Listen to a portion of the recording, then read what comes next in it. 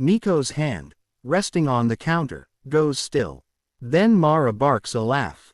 You went straight for the neck, didn't you? She says. Those numbers would have me eating boiled roots by winter. Elias flushes. Too low, he mutters. Sorry. Don't apologize, Miko says under her breath. That was good. You told her what you wanted, not what you thought she'd give. Now you meet in the middle. That's the dance. Mara taps her fingers on the counter, then shrugs. Quartz, 5, she says. Basilisk, 3.5. Noctilium, 20. Final offer. Elias opens his mouth to accept on reflex, but this time, something in him resists. 20 is still less than Hearth and Sons, but not by much. And she expects him to take it. He can see that now in the way her chin tilts, the set of her shoulders. It's a script. She pushes, he relents, they both walk away feeling they've done their part. But Miko's earlier aside about overlapping performances echoes, roles, choices. Noctilium, he says, surprising himself with how level his voice sounds, decays if stored too long, doesn't it? Loses potency if the seal's compromised. That vial's been opened. Mara's eyes flicker, just once, to the tiny smear on the glass lip. He'd only noticed because his mage sight snagged on the faintest leak. Only to test it, she says. Make sure it was the real thing. And it is, he agrees. But you know as well as I do that the shelf life is shorter now. I'll be using it soon, so I don't mind. But if I weren't here, you'd be sitting on a depreciating asset. The phrase sounds bizarre in his own mouth, something he's heard Doran mumble once, but it lands. Miko makes a tiny, gleeful sound that might be a purr of approval. Mara clicks her tongue. You drive a harder bargain than your face suggests, she says. 17. 16, Elias says, before he can overthink it. The air between them hums, a tension not unlike that just before a spell snaps into place. Mara studies him for one more heartbeat, then sighs, long and put upon, the sigh of someone who will absolutely tell this story later in the tavern as, and then the scrawny mage actually stood his ground, can you believe it? Fine, she says. 16. But you come to me first next time, you hear? Don't let those fancy quarter shops gut you. I'd rather fleece you myself. Honestly. High praise, Miko murmurs. Elias, dizzy, nods. Deal, he says. They exchange coin and goods. His hands only shake a little. As they walk away, Miko bumps her shoulder lightly against his arm. Not bad for your first time, she says. You flubbed the opening, but you recovered. 10 out of 10 for noticing the open seal. I thought I was rude, he says. You were direct, she corrects. There's a difference. Rude is when you tell someone their wares are garbage. Direct is when you tell them you know exactly what their wares are worth. Merchants respect that more than simpering. I nearly apologized, he admits. Don't, she says. Not in a haggle. Apology is a gift. Save it for when you actually hurt someone, not when you ask not to be cheated. They move from stall to stall. At the next one, a sour-faced man selling supposedly rare alchemical salts, Miko makes him do more of the talking, only interjecting to whisper quick translations. He says, imported from the eastern sands, she mutters, but he's got our Doc Cart's brand stamped on the crate. Local, you can use that. Elias does. The circle could get these for 12 crowns a sack, he says calmly when the man quotes 25. And they'd be delivered to my door. So go to your circle, the man scoffs. Elias shrugs, turning away. I might, he says. I just thought you'd prefer 14 crowns now to none at all when they undercut you next season. The man blinks, thrown off script. 17, he tries. 15.5, Elias says. And I don't tell my colleagues how cheap you went. The man glares, then grudgingly shakes on it. You're terrifying, Miko says afterward, sounding almost proud. I'm just repeating phrases I've heard other people use, Elias says, dazed. I don't even know if the circle plans to change suppliers. Doesn't matter. she says. He didn't know that. That's the point. He frowns. This is lying. This is bluffing, she says. You're not swearing an oath in a temple, you're playing a game where everyone knows the rules. He lied first, about the origin. You lied better. If that makes you uncomfortable, remember this. He would have happily taken more money from you than it was worth. They buy dried herbs, bits of monster carapace, vials of innocuous-looking but powerful liquids. With each exchange, Elias experiments, tentatively at first, then with growing confidence, with different micro-roles. Aloof, mildly disinterested mage here, eager but, on orders from his master, there, quietly unimpressed scholar elsewhere. He watches how merchants respond, puffing up, deflating, adjusting their tones, their offers, their posture depending on what they think they're facing. The realization begins to seep in. It's all reactive. No one is operating from a place of perfect, unassailable authority. They're all reading from scripts, improvising when the other actor goes off book. There is no mystical pool of people who know what they're doing. There are just people who've practiced looking like they do. Look at that one, Miko says at one point, nodding discreetly toward a stall where a tall, confident man in fine clothes is loudly proclaiming the virtues of his dragonbone amulets to a cluster of wide-eyed tourists. He's got you beat on volume, but watch his hands. Elias squints. The man's fingers, he notices, tremble slightly each time someone asks a pointed question. That's when he leans in, amplifies his sales pitch, tries to drown out doubt with noise. He's nervous, Elias says slowly. He's hoping no one notices the tremor. He's hoping no one notices the amulets are carved from cow bone, Miko snorts. He's selling confidence. The trinkets are just props. Confidence is a commodity. As a spell, Elias turns that idea over in his mind as they move on, feeling something shift inside him. He thinks of council members blustering over budget lines, of Alara's mentors speaking with absolute certainty about theoretical frameworks that later turned out to be full of holes, of Serafina's casual bravado masking, he knows now, a very real worry about keeping people alive. He thinks of himself, quaking inside his robe, reciting technical jargon in a tone he hopes sounds like expertise. Everyone's just improvising, he says quietly. More or less, Miko says. Some with better costumes. So when I walk into a room and feel like I'm the only one who doesn't know what's happening, you're wrong, she says. You're just the only one honest enough to admit it. The rest are faking, which means you can fake too. I hate faking, he says reflexively. You love illusions, she counters. You build them around yourself all the time. This is just being more deliberate about it. Later, when they stop at a small food stall so Miko can refuel with something that isn't fish, she tosses him a coin and makes him order both their skewers.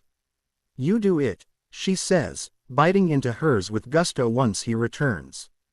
You've earned your wings. I just purchased grilled meat, he says. It isn't exactly. You spoke to a stranger without apologizing, she says. That's huge. I said, please, he protests. I didn't say, sorry. There's a difference. Her tail does a little pleased twitch.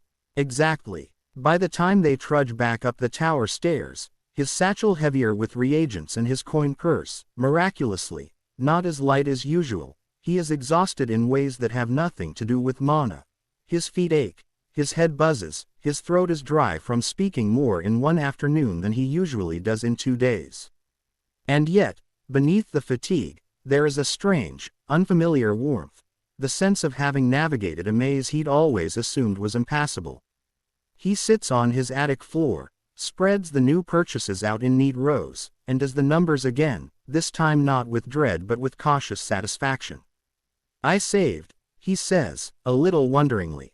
Almost a third, maybe more. Alara, peering over his shoulder as usual, nods, impressed. Miko texted me, she says. He blinks. Sent me a note via Street Runner, she amends. Your mage has left the tower.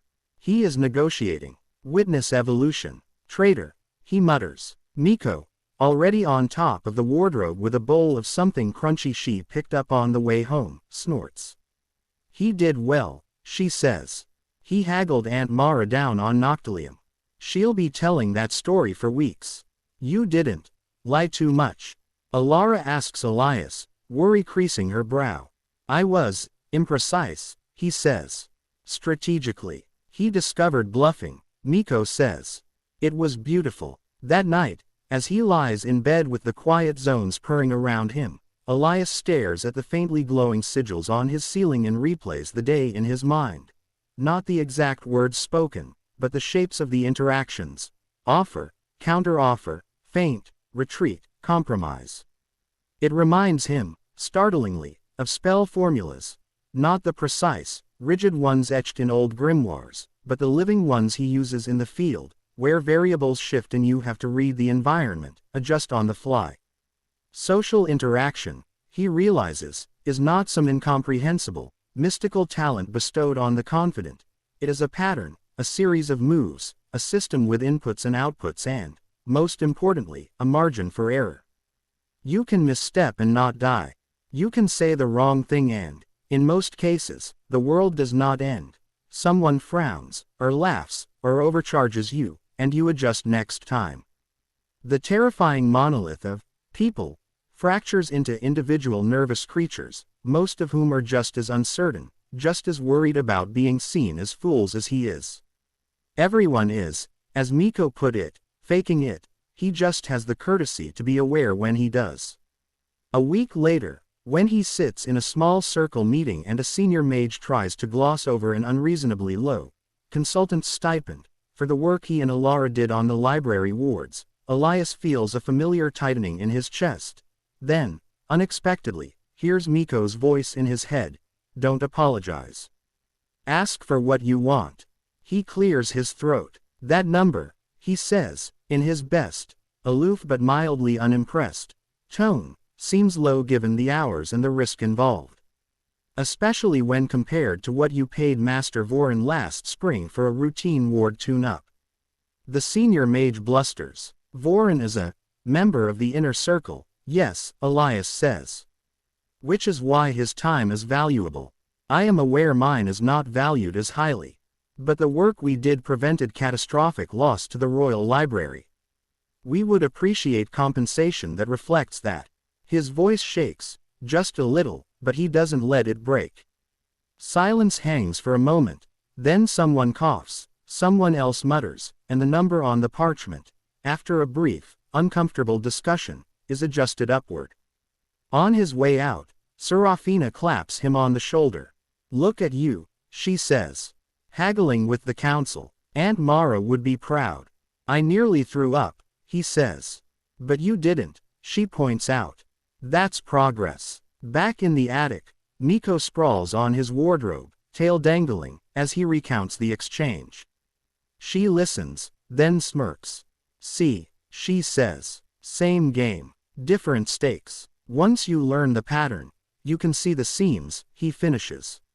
He hesitates. It's still exhausting. Of course it is, she says. You're not built for it. You're a cave creature. But now you know you can walk into the sun and not die. That's better than thinking you're allergic to it. He looks up at her, at the sideways tilted ears, the sleepy-lidded eyes that nevertheless miss nothing. Thank you, he says quietly. For stealing my coin. And making me play. Her tail flicks, embarrassed. You're welcome, she says, then adds quickly, don't get used to it. I'm still going to rob you of sleep at 3 in the morning. I know, he sighs. But at least now, if you knock something over in the market, I might be able to talk us out of it. That's the spirit, she purrs. And as he settles into his cushions with a ledger of new expenses that, for once, do not make his hands shake, Elias allows himself a small, private smile. The knowledge that in a world of overwhelming variables, there is at least one arena where he can see the pattern, play the game, and walk away with both reagents and a little more self-respect.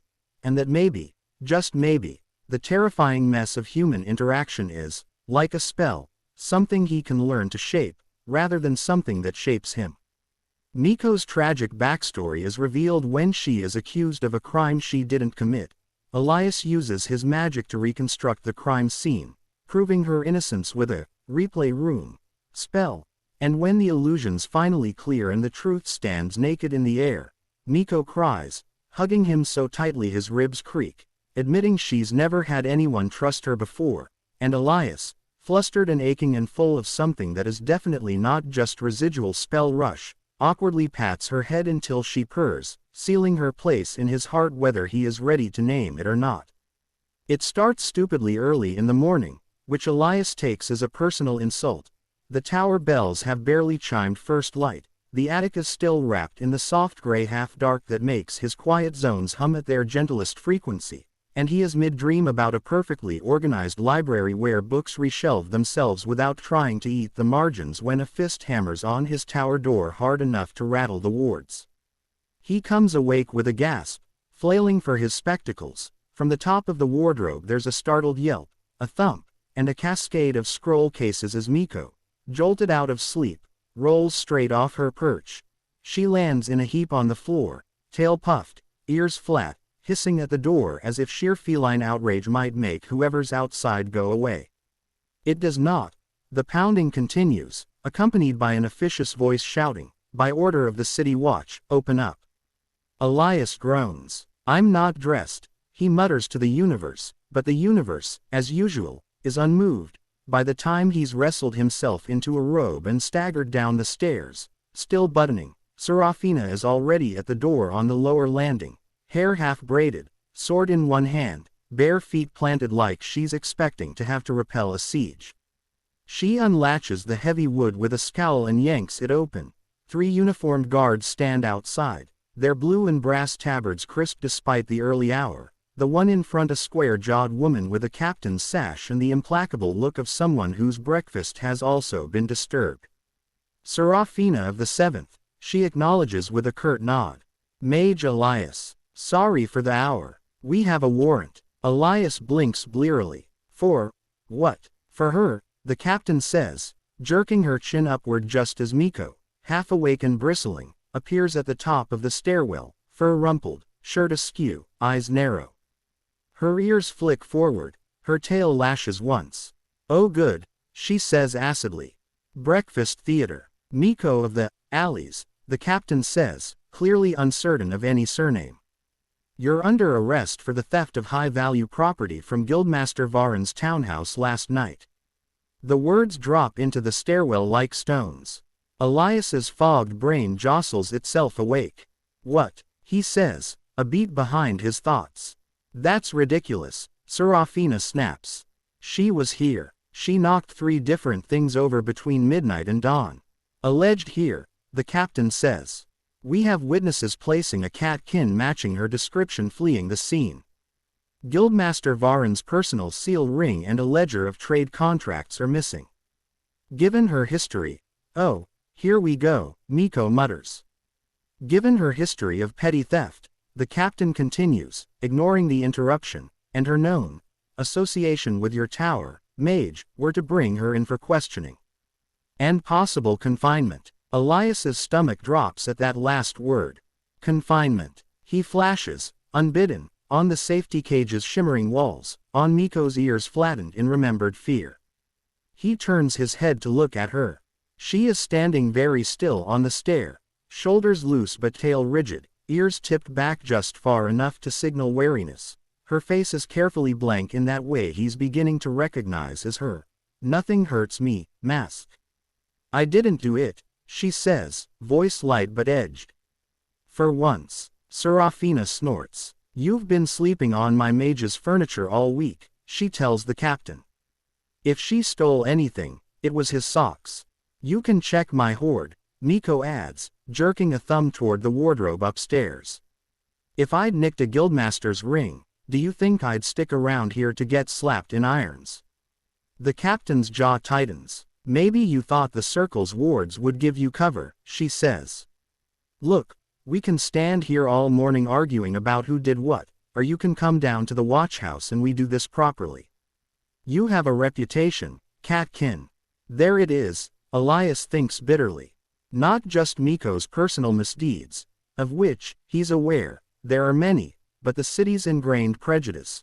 Catkin in leather, on rooftops, are seen as thieves first and citizens second if at all. It's easy, when a noble's shiny thing goes missing, to point at the nearest set of ears. He's seen it in passing, from the safe distance of his tower, and shame prickles now that it's at his own doorstep. You're making an assumption, he says, more sharply than he intends. The captain's gaze snaps to him. I'm following orders, she says. If she's innocent, she'll be cleared. No, she won't, Miko says softly. Not if you decide I look guilty enough. There's something in her tone, flat, resigned, that makes Elias's gut twist. I'll come, she says, before he can marshal his arguments. It'll be faster than listening to you butcher my character in my own stairwell. But I'm not walking into a cell alone. Her eyes flick to Elias, pupils slightly dilated. It's not quite a plea, not quite a challenge, but something dangerously close to trust. He swallows. He had work planned today. A delicate recalibration of Alara's adaptive wards, a dozen tiny errands, a long, luxurious stretch of not dealing with people. He looks at her, at Serafina's set jaw, at the captain's practiced indifference, and hears himself say, I'll come too. The watchhouse is a squat, unlovely building near the center of town, all thick stone walls and narrow windows, its interior a maze of corridors and cramped offices that smell of ink, sweat, and old arguments. They take Miko's knives at the door. She submits with bad grace, baring her teeth in a parody of a smile. I'll remember where you put those, she tells the guard. Don't scratch them. Elias wants to protest the indignity, but Serafina, who's been here in more official capacities, shakes her head slightly. Pick your battles, her look says. They are shown into an interrogation room. Bare table, 3 chairs, wards etched faintly into the walls to dampen magic, a single narrow window high up. Miko slouches into a chair with exaggerated bonelessness, tail hanging limp, ears at half-mast. Elias sits beside her, feeling the room's dampening field buzz uncomfortably against his own wards.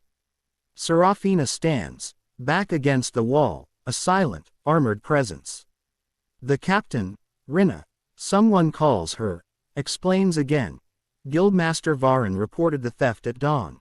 His knightservant heard a noise, glimpsed a small, shadowy figure with ears, fleeing out the study window. Neighbors saw a catkin woman on the rooftops near midnight.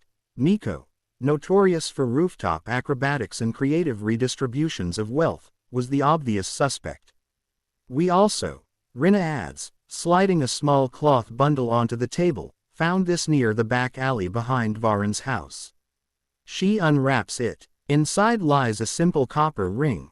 Miko's. Elias recognizes it, the one she wears on her thumb when she bothers with jewelry, worn smooth by years of fidgeting. Miko stiffens. You took that off me at the door, she says. No, Rina says. We took your knives. This was handed in by a patrolman on night shift. So someone dropped it, Miko says. Amazing. The streets are full of rings now. The patrolman says he's seen you wearing it, Rina continues inexorably. The seal ring is still missing. The ledger too. We have motive, opportunity, witness descriptions, and your property at the scene. Tell me why I shouldn't process this as an open and shut. Because I didn't do it, Miko says. I was here. Ask the raven. Birds are not admissible witnesses, Rina says dryly. Elias's fingers curl on the tabletop. What about us? He says. Serafina saw her. I heard her. She knocked half my crystals off the wardrobe at 3 in the morning. We can't verify your account, Rina replies. You're her friends. The word comes out slightly incredulous, as if she doesn't quite understand how that category formed. You have a vested interest. So does the patrolman who doesn't like catkin, Miko mutters. Elias's mind skitters, frantic, along the edges of his knowledge, looking for a tool, a precedent, anything. He hates this feeling of helplessness in the face of institutional inertia, the weight of, that's how it is, pressing down. Magic, He thinks wildly. There must be magic for this. Divinations, truth spells, but those are notoriously unreliable across different species, and most legal systems won't touch them without 10 witnesses and a priest. Memory extraction. No, invasive, dangerous, ethically dubious as hell. Then, like a lantern flaring on in a dark shelf, a phrase surfaces. Environmental echoes in complex word matrices, the title of a dusty treatise Alara had pressed into his hands weeks ago. "You're the only one I know who'll appreciate this," she'd said, eyes bright. The author thinks space itself remembers. At the time, he'd made a few notes, nodded along, and filed it under, interesting but impractical. Now, staring at the bare stone of the watchhouse wall, he realizes, impractical for day-to-day use. Possibly perfect for a case like this. He leans forward. Guildmaster Varen's study was warded, yes. He asks. Rinna blinks at the non-sequitur. Lightly, she says. Basic alarm glyphs on the windows, anti-tampering on the safe, a flame-damping rune near the curtains. Why, those wards, Elias says slowly, excitement and dread knotting in his gut, logged changes. Not intentionally, but as a side effect. Every spell embedded in a space leaves a residue, a sort of echo of what happened around it. If we can access those echoes, we can reconstruct the last few hours before the theft. Rinna frowns. You're talking about forensic illusion, she says. That's theoretical. Less so than it used to be, he replies. Alara and I, Curator Fenrithiel, from the Royal Library, we've been experimenting with a bounded projection space, a replay room. You feed it enough anchor points from a location, floor dust, air currents, ward residue, and it builds an illusory model of what happened there, limited to gross movements and mana disturbances. It's not perfect, it can't be used for fine detail like exact words, but we can see if the figure who took Varen's ring was, in fact, a catkin, or if your witness just saw ears in the dark. Miko's head jerks up, eyes wide. You can do that, she breathes. Maybe, he says honestly. I've only run it on controlled environments so far. Replaying a dropped book, a miscast charm. But the principle scales. We don't have time for academic experiments, Rinna says. We have a crime. We have a suspect you're about to shove into a cell based on. Sort of looked like her. And a conveniently placed ring, Serafina cuts in, voice sharp. Let him try. If it fails, you're no worse off. If it works, you either get proof she did it or proof she didn't. Either way, you get closer to the truth. Rinna hesitates. The watch, Elias knows, is not fond of fancy magic they don't control, it complicates paperwork. But she's not blind to the optics of hauling a catkin thief in on circumstantial evidence alone, not with a circle-affiliated mage and a night watching. You'd need access to the study, she says slowly. And time. And the guildmaster's permission. He's not fond of strangers near his things. Elias's jaw sets. Then get it, he says. His voice doesn't raise, but something in it, the same thread of steel he tapped when he haggled with the council, lands. If you're going to lean on me being circle when it's convenient, you can't flinch when I actually offer you circle-level magic. Rinna's eyes flick to his staff, to the faint, quiet power coiled around him. Fine, she says at last. We'll go to Varen, under my supervision. Miko stays in holding until we see something useful. No, Miko says instantly, the word out before she can sand off the edges. I am not going in a box while you all go gallivanting through some rich man's study. You won't be in a box, Elias says quickly. You'll be in a room. With bars, Rinna adds. Like a box with air holes, Miko says. Her nostrils flare. Her tail is a rigid line. Elias thinks of her earlier comment. I'm not walking into a cell alone, and the way her voice had gone tight around it.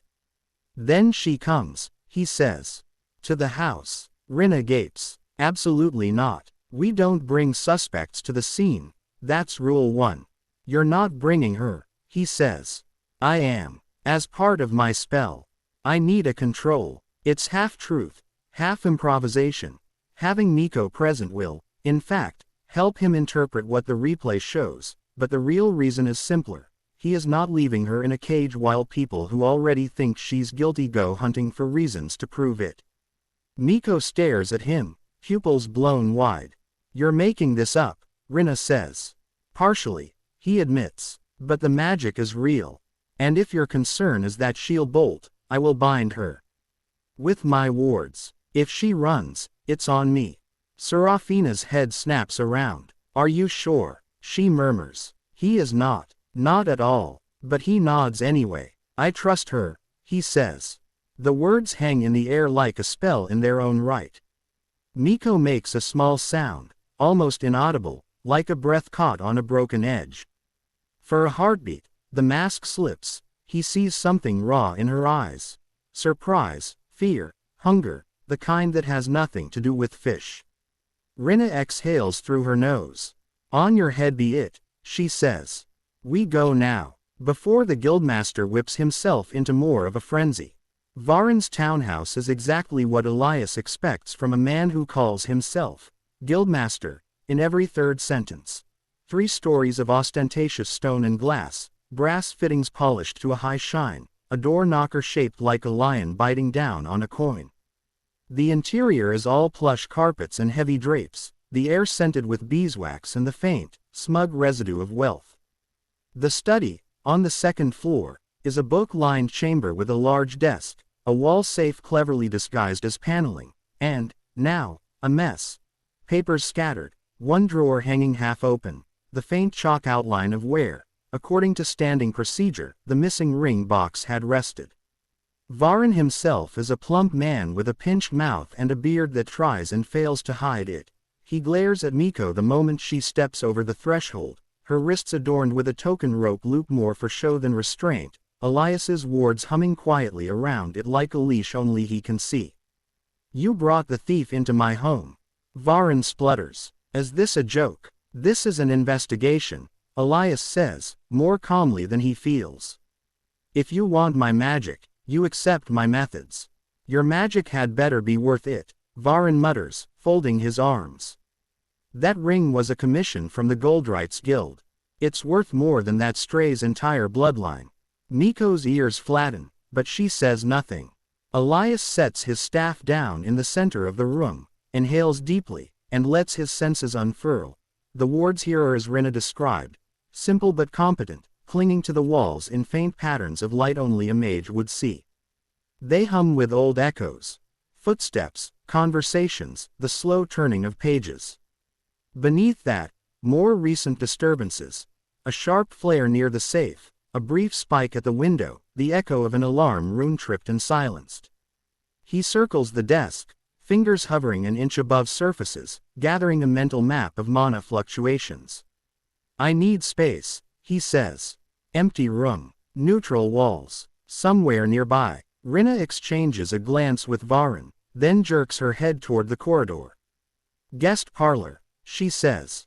We can clear it. Within 15 minutes, a smaller room down the hall has been stripped of its delicate furniture, leaving bare walls and a polished wood floor. Elias steps into the center, Alara at his side. She'd arrived breathless at the townhouse, having heard from a runner that your mage is doing something stupid at the watch house, and refused to be left out of the experiment. Miko hovering near the doorway with Serafina a solid presence at her shoulder. You're sure about this? Alara murmurs, eyes bright with a mix of concern and academic glee.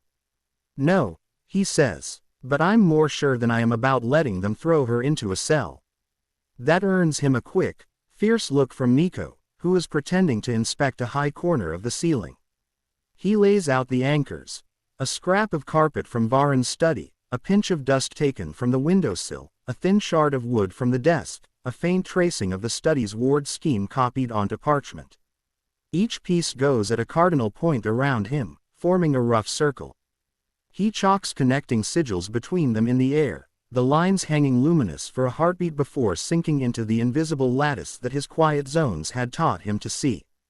Replay room, he murmurs, half as an invocation, half as a dedication. Environmental echo recursion matrix, engage. The spell rises around him like a tide. Unlike the redding nook, which calms, or the safety cage, which contains, this field reaches outward, fingers of mana stretching along the anchor lines back toward the study, sinking into the grooves of its wards, coaxing out the echoes stored there. The air in the parlor shivers, then thickens, as if the room is inhaling the memory of another space. The walls blur, their paint and plaster melting into translucent overlays, shelves appear where there are none, a desk ghosts into being at the far end, the impression of a window ripples on one side. The replay room takes shape, a pale, almost monochrome copy of Varen's study, formed of light and dust and mana. "Stay outside the circle," Elias says through clenched teeth. "If you cross the boundary, you'll disrupt the projection." Miko and Serafina hover at the edge, close enough to see, far enough not to interfere. Alara stands just within, her own wards wrapped tight. Elias raises his staff and speaks the key phrase that tells the spell where to start. "Last night." One bell before the theft. The illusory room stirs. At first, there is only the ambient twitch of chairs moving infinitesimally as someone sat in them hours ago, the faint ghost of Varen's mana signature pacing by the window. Then, slowly, figures resolve, pale outlines, slightly blurred at the edges, as if sketched in smoke. Illusory Varen sits at his desk, signing a document. A servant echo enters, leaves a tray, exits. Time in the replay has that odd, jumpy quality of a badly cut play. The spell interpolates, skipping over unimportant periods. Elias watches, focusing on disturbances, the flare at the safe, the window. "There," Alara murmurs, pointing as the Varen shadow stands, moves to the safe, retrieves the ring box, holds it up to the light. He inspects it, sets it down, leaves. The room empties. The projection fast forwards, the light shifting in the illusory window. Then, another flare, a small shadow at the window, no, at the sill. Something moves. The replay slows automatically, zooming on the area of greatest disturbance as per the parameters he'd designed. A figure hauls itself over the sill, landing lightly on the floor. For a heartbeat, the spell's resolution fuzzes. The wards here were weaker, but then the shape clarifies. Short, yes. Agile. Hooded. Ears, wrong. Not triangular and high on the head like Miko's, but rounded, further back, a human in a cowl with fake ears sewn on. The replay shows them moving with practiced care, skirting the obvious ward lines. They go straight for the desk, not sniffing around like a thief of opportunity but like someone who knows exactly where the good things are. They open the specific drawer where the ledger was. The projection blurs the pages. Letters and numbers are beyond its scope, but the mana signature of the object is distinct as it leaves. The figure tucks it under their cloak. Then to the safe. Their hand hesitates over the lock, fingers dancing in a pattern Elias recognizes with a jolt. The same sequence Miko had boasted about using to crack an experimental warded chest in his attic, an old thieves' pattern, but this person fumbles it, taking longer, moving less gracefully. The safe wards flicker, then yield. The ring box comes out. The figure pockets it. As they move back toward the window, their hood slips just enough for the projection to catch a fragment of their face. A sharp nose, a scar across the chin, the unmistakable glint of a gold ear cuff shaped like a ship's wheel. Hodrick, Rinna breathes, naming one of the watch's least favorite freelance procurers. Smuggler. Varen's sometime associate. Not me, Miko says hoarsely, staring. Her tail is rigid, her ears locked forward. That's not me. I know, Elias says, even as a smaller part of his brain says, someone used your style.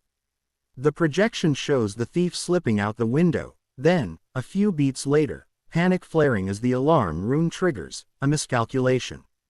The echo of Varen bellowing distorts the air as he bursts in, sees the empty space where the box was. The replay pauses there, obedient to Elias's command. He lets it hang, evidence made light. Varen, who had been watching with arms folded and lips curling every time the hooded figure moved like Miko, now stares at the ear cuff. His face drains of color.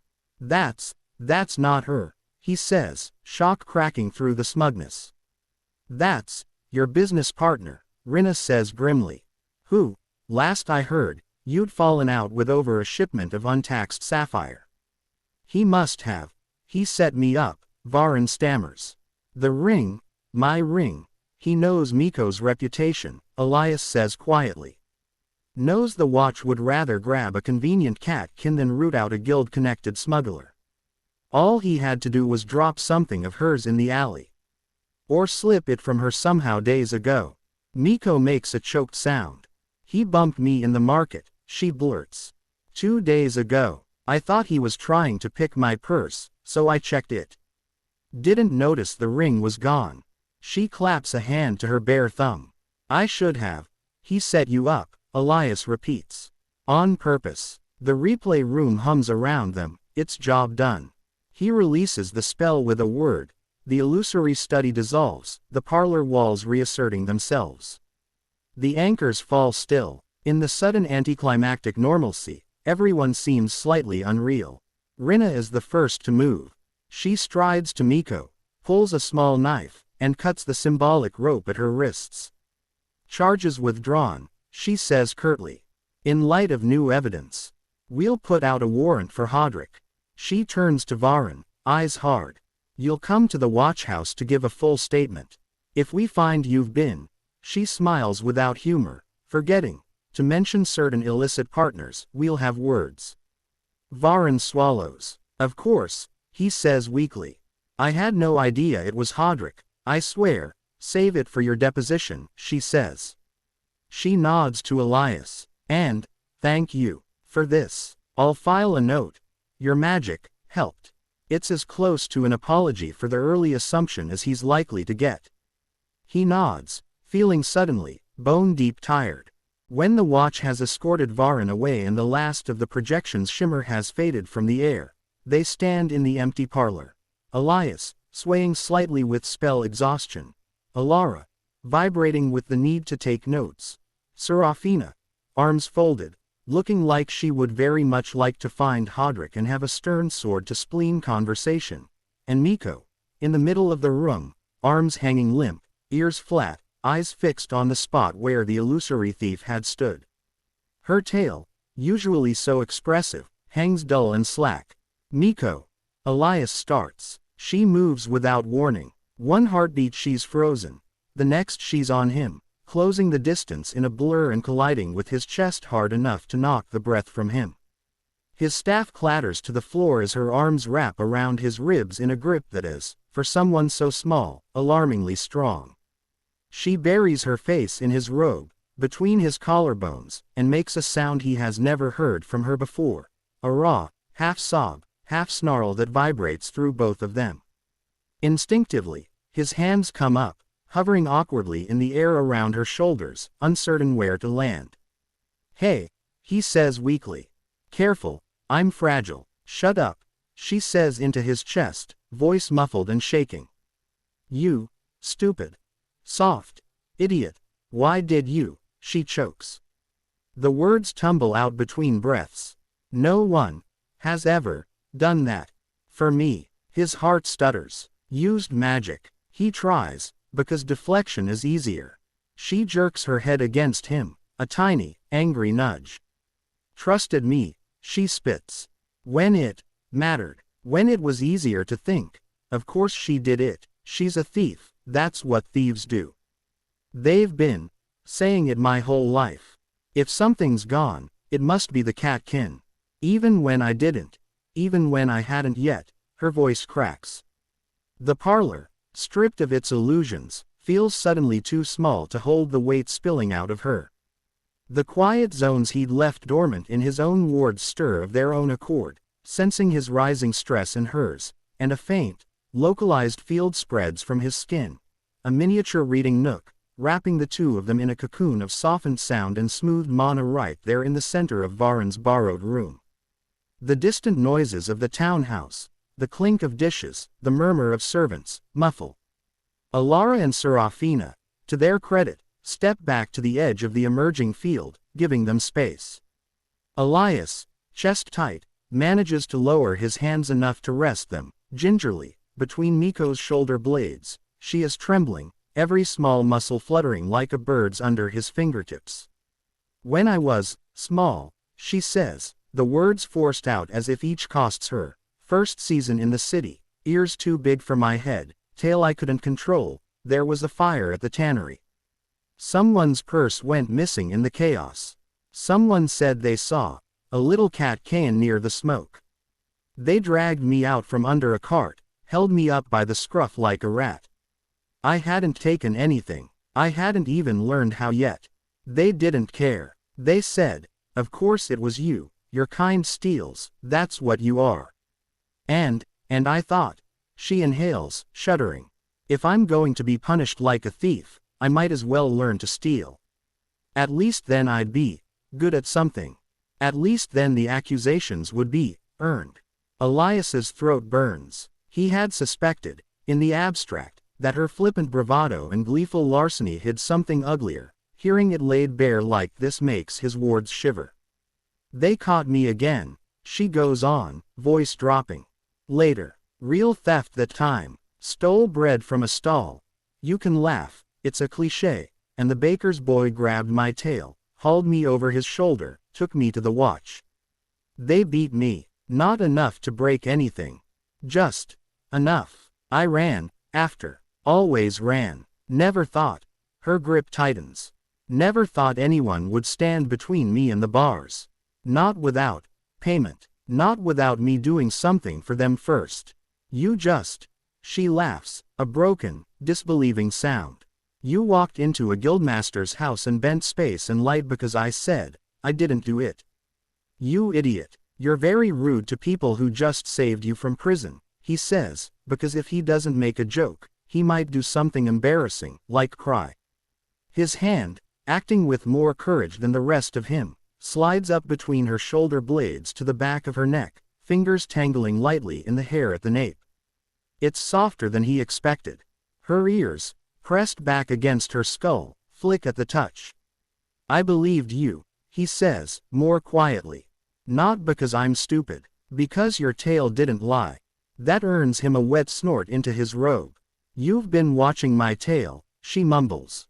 Pervert. It hits me in the face when you jump off things, he protests. I can't help it. Excuses, she mutters, but the edge has softened. She pulls back a fraction, just enough to tip her head up and look at him, eyes rimmed red, lashes clumped from unshed tears, her cheeks are damp. He has never seen her like this, unarmored, without the mask of cocky indifference. She looks young. You really trusted me, she says, still as if the concept is too large to fit. Even when the evidence looked bad. I trusted the version of you who knocks over my focus crystals at 3 in the morning and then acts offended that gravity works, he says. That version doesn't steal from me. Or my friends. And she said she didn't do it. His hand is still on her head, he realizes belatedly, fingers resting between her ears. It seems rude to yank it away now. Tentatively, awkwardly, he lets his fingers move, scratching lightly at the base of one ear the way he's seen people pet actual cats. He expects a swat, or at least a withering remark. Instead, Miko, to his everlasting bewilderment, goes very, very still. Her eyes flutter closed, her shoulders, drawn up around her ears, drop a fraction. And then, from somewhere deep in her chest, a low, involuntary purr starts up, vibrating through her and into his fingertips, a sound of complete, unself-conscious pleasure that has absolutely no right to exist in the same world as the story she just told. Oh, Alara says softly from the edge of the field. That's adorable. Shut up, Miko whispers, not opening her eyes.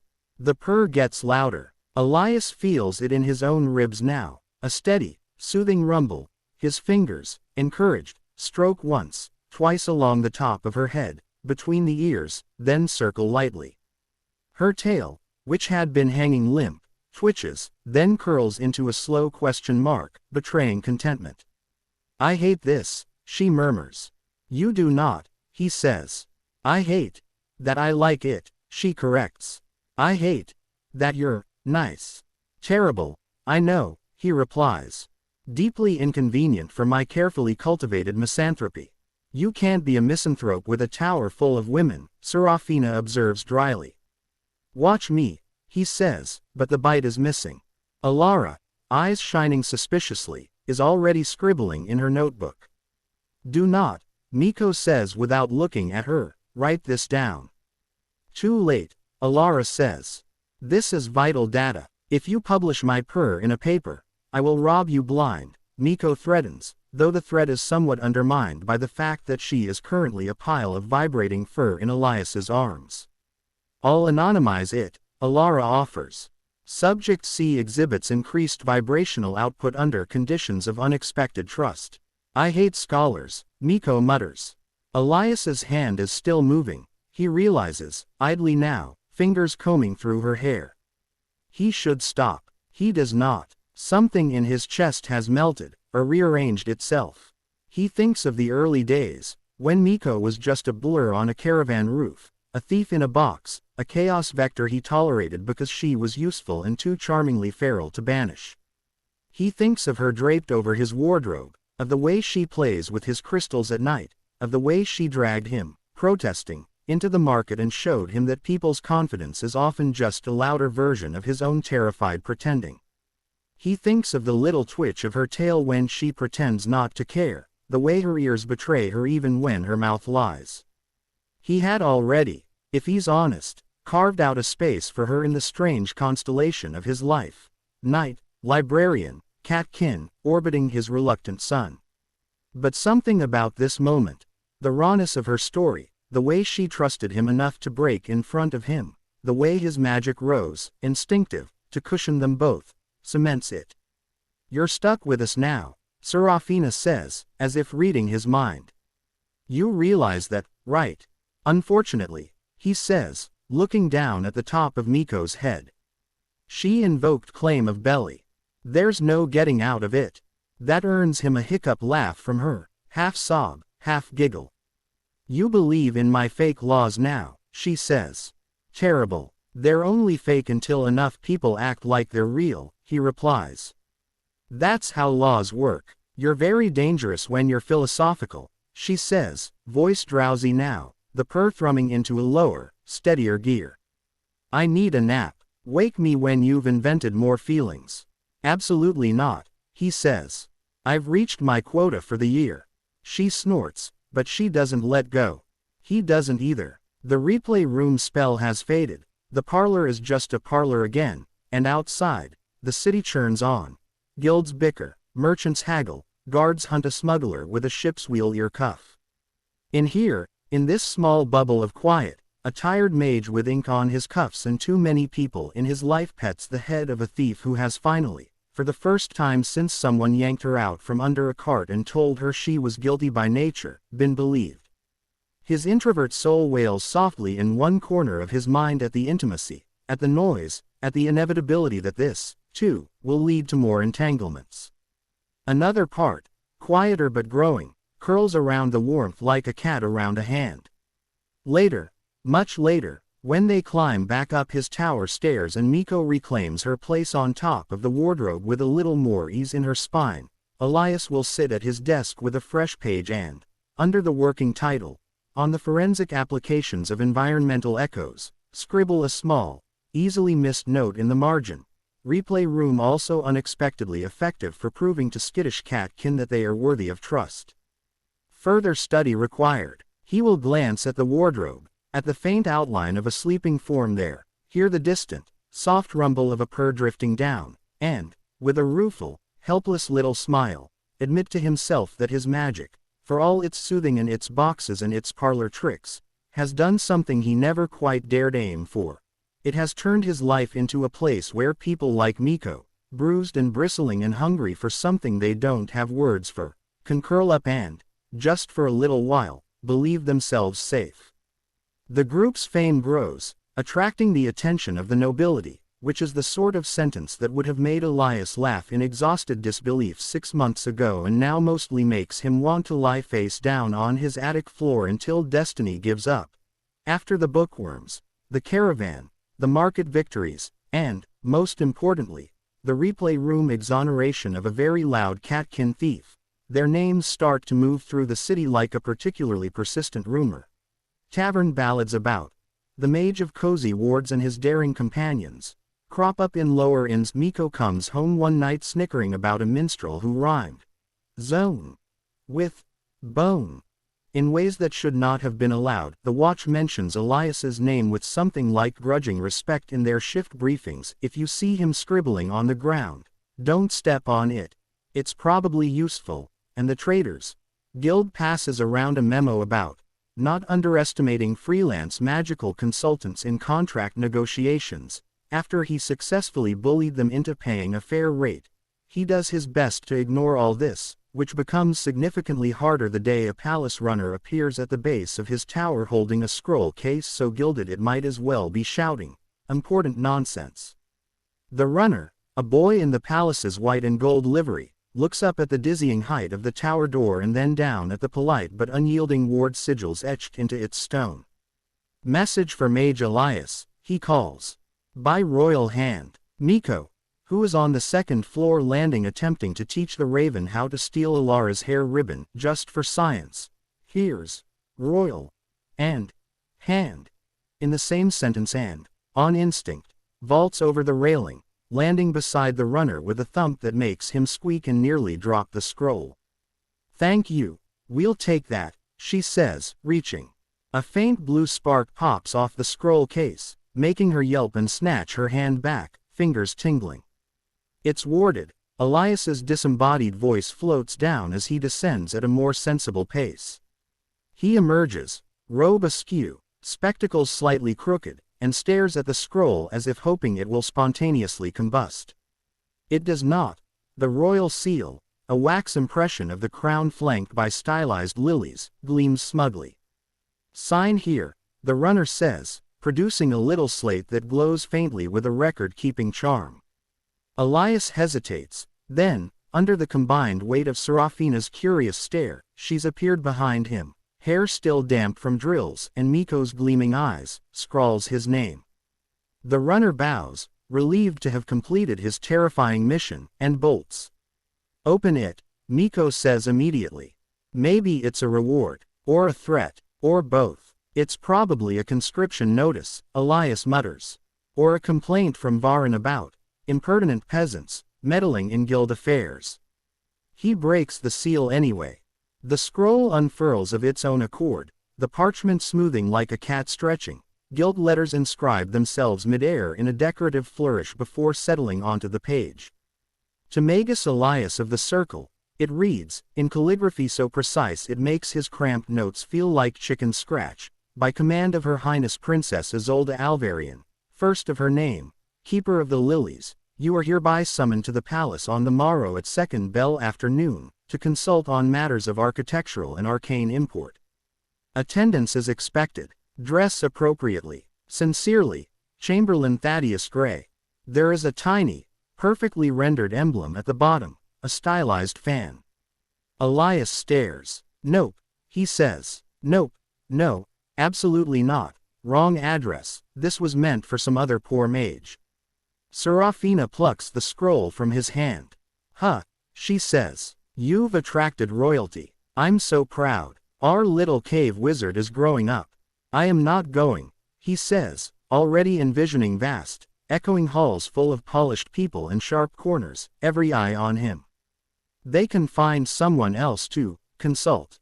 You can't ignore a royal summons, Alara points out from the stairs, clutching a stack of books to her chest. That's lèse majesté. Also, they have very rare volumes in the palace archives. If you go, you could, she catches herself before saying, sneak me in, but the gleam in her eyes says the rest. Miko, meanwhile, is practically vibrating. Palace means nobles, she says. Nobles mean jewelry. Jewelry means, she coughs. High society. You can't pass this up. Also, I want to see if their roofs are as climbable as they look from the river. No one is climbing the palace roofs, Elias says.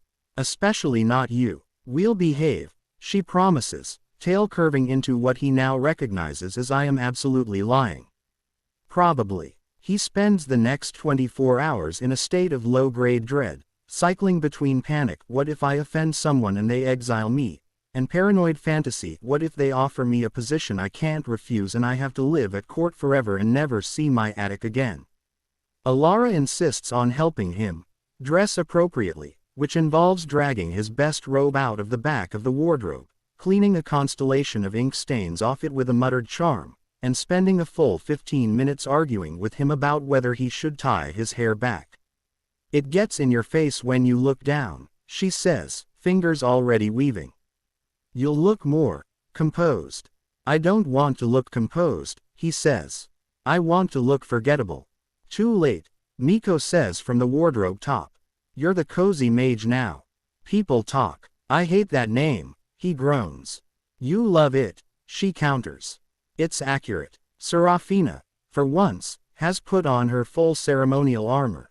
The polished breastplate with the seventh's crest, the good cloak, hair actually braided all the way instead of the usual half-hearted tie.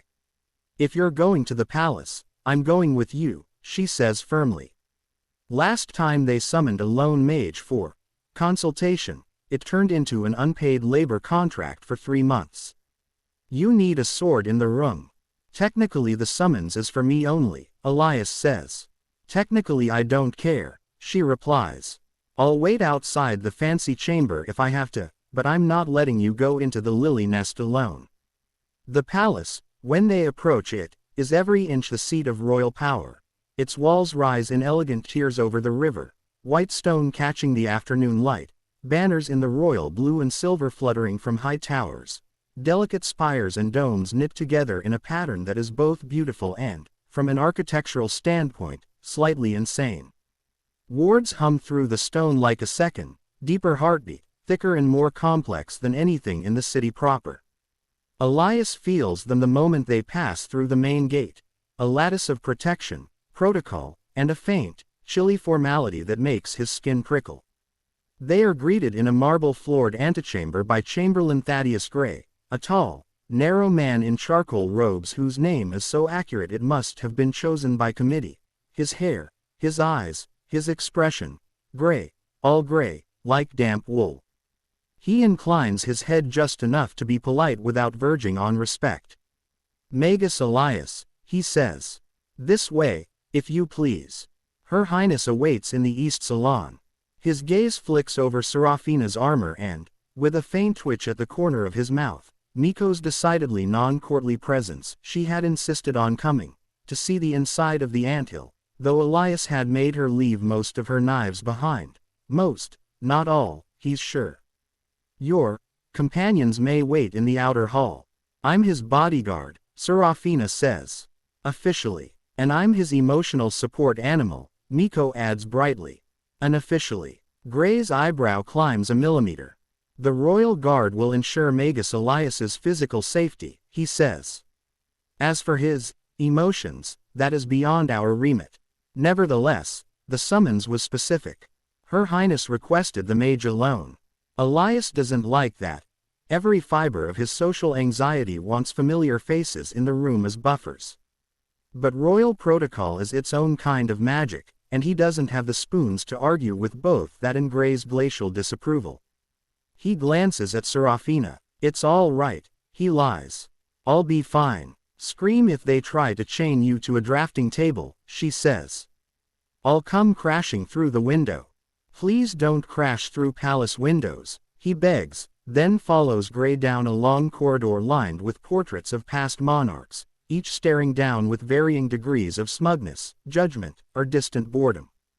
The East Salon turns out to be less a salon, and more a royal suntrap, a high-ceilinged room with tall arched windows overlooking the river, cushioned divans scattered artfully around low tables laden with delicate tiered trays of small cakes, gauzy curtains billow in the breeze, carrying in the scent of lilies from the gardens below.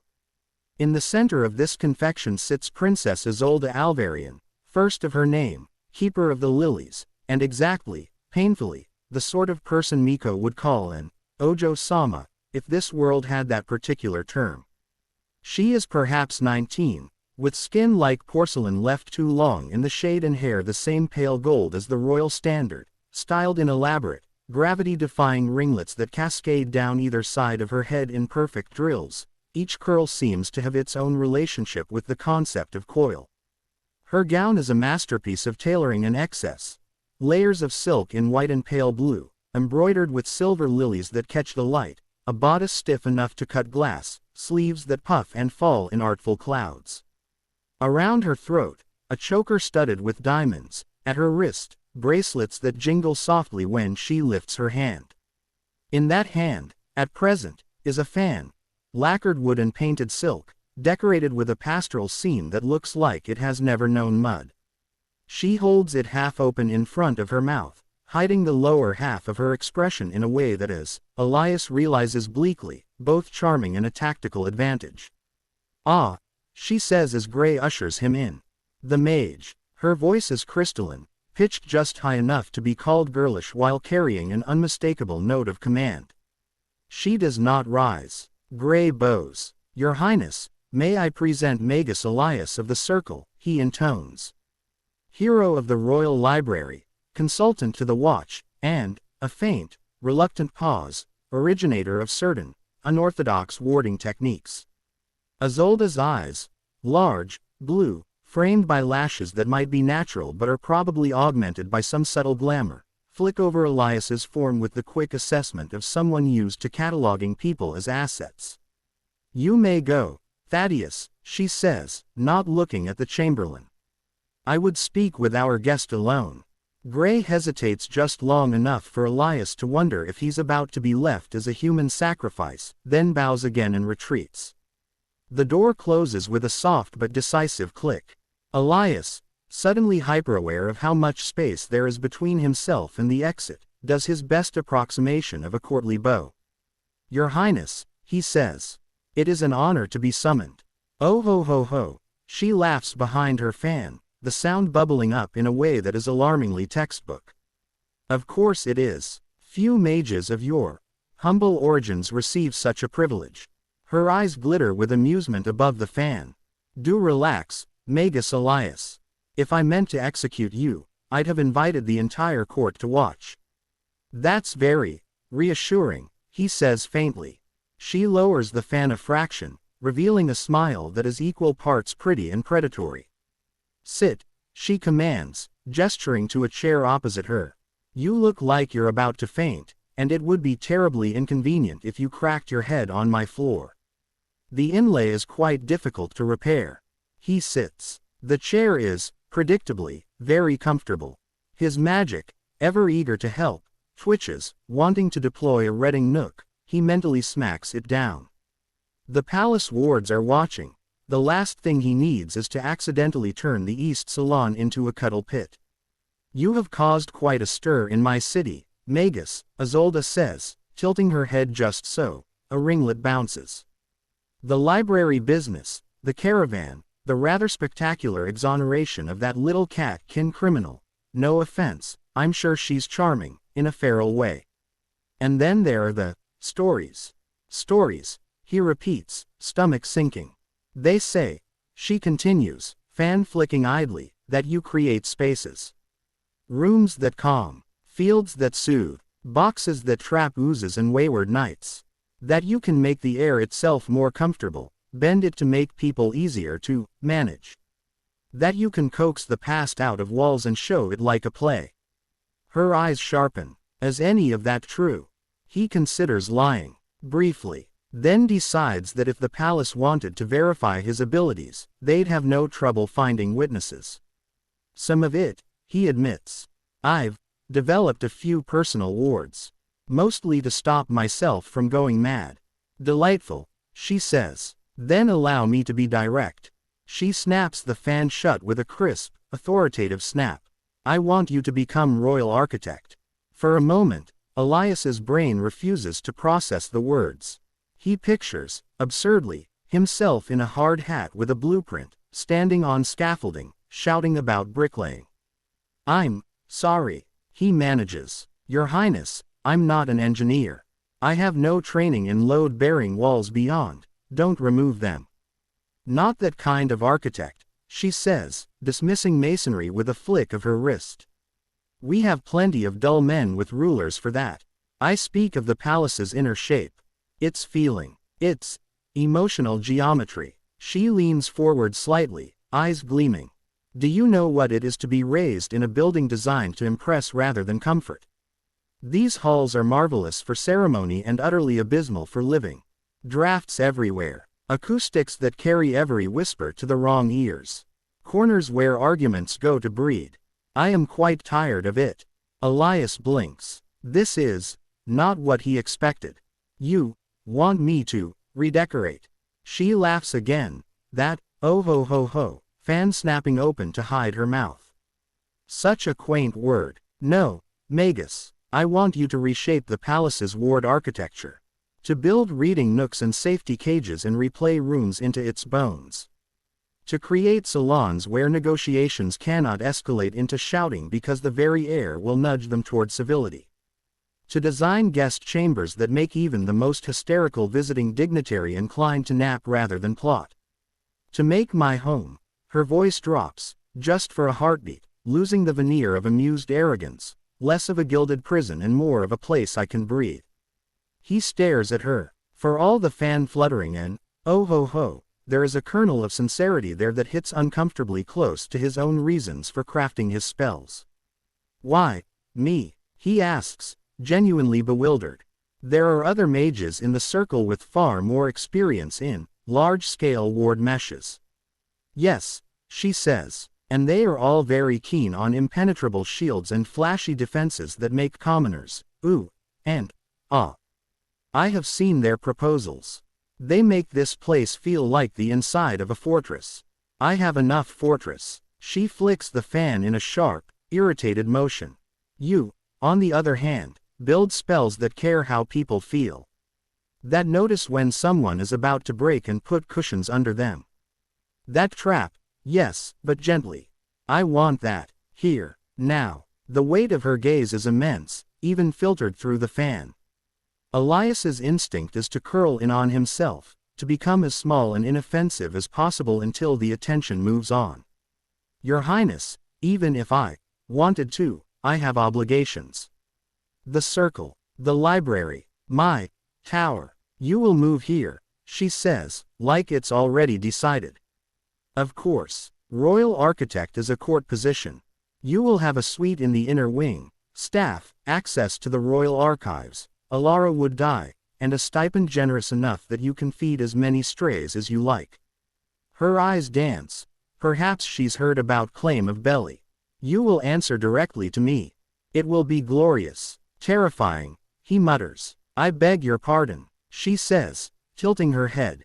Is it the staff? We can reduce the number assigned to you. Fewer eyes. It's the answer directly to me part. He says before his self-preservation filter can kick in. With respect, Your Highness, I do not do well around people. Or politics. Or expectations. Or drill curls. The last bit slips out. He winces. Her brows shoot up. For a horrible second he thinks he's insulted royalty and will be executed on the spot. Then she lifts the fan just enough to hide her mouth, shoulders twitching. Oh ho ho ho, she says, the laugh a little uneven. You are refreshingly blunt. I'm catastrophically maladjusted, he says. I live in a tower because interacting with more than 3 people at once makes my soul try to flee my body. You are a lot. I am the princess, she points out. I am supposed to be a lot. It's in the job description. And I am a mage who accidentally built a harem of disasters, he blurts. It's not in my job description but appears to be in my curse. A what? She asks sharply. Nothing, he says quickly. Misspeak. My point is, I cannot be at court full-time. I would die, or you would kill me for hiding in cupboards during balls. You could work at night, she muses, tapping the fan against her chin. Like a bat, I could be the only one who sees you. Very romantic, he chokes. Absolutely not. She laughs again, clearly enjoying his fluster. You refuse, she says, sounding less offended and more intrigued by the concept. Just like that, with profound gratitude for the offer, he says carefully, every word chosen like he's disarming a trap. I must decline the full position. I can consult, occasionally, on specific projects, but I will not move into the palace. Her eyes narrow. For the first time, she looks less like a spoiled girl playing with a new toy and more like what she is, a political creature, weighing costs and benefits. Most people, she says slowly, would fall over themselves to accept a royal appointment. There are minstrels in the city who would write 3 ballads about being asked. Most people, he says, are not me. Apparently not, she murmurs. She studies him over the edge of her fan, then sighs, an elegant, put-upon sound. Very well, I cannot, and will not, force someone whose magic is so intimately tied to comfort into a role that would make him miserable. It would counteract the purpose. Relief hits him so hard his knees go weak. Thank you, Your Highness, he says, sincerely. However, she adds, and his heart plummets again, I will not simply let you wander off like some stray dog I failed to adopt. You will be attached to the crown as consulting royal architect. She savors the phrase. You will design one prototype, a single space in this palace where your peculiar talents can shine. If it pleases me, we will discuss further commissions on a case-by-case basis. You will remain in your ridiculous tower, with your knight and your elf and your cat, and when I send for you, you will come. Within reason. Define. Within reason, he says weakly. If the city is not on fire and you are not currently unconscious, you will come, she says. In exchange, you will have formal protection as a minor court official, priority access to certain materials. She waves a hand, as if gold and rare reagents are trivial, and the satisfaction of knowing that a princess sleeps better because of you. You really know how to sweeten a deal, he says dryly. She smiles, this time without the fan. I get what I want, she says. Eventually. Ask my tutors. He thinks of Aunt Mara's stall, of haggling for Noctilium, of learning that everyone is playing a part. Princess Isolde, he realizes, is as much a role as any. The Ojo-sama, the haughty girl with the fan and the oh-ho-ho. Underneath that, there is a young woman who feels trapped in her own home and has, perhaps, read one too many fairy stories about mysterious mages reshaping castles. Accepting the consultant role would mean more summons, more social minefields, more work. It would also mean access to the royal archives, new ward frameworks to study, the chance to make the palace less of a place that grinds people down. One prototype, he says. My choice of location. Her eyes flash. Within reason, she repeats. No privies. I was thinking a smaller version of my reading nook, he says. A place in the palace where anyone, servant or noble, can go and be, not watched. I'd call it a silence room. Everyone would immediately want to go there to gossip, she says. You'd have to ward for that. I can build in a selective muffling, he says, mind already racing.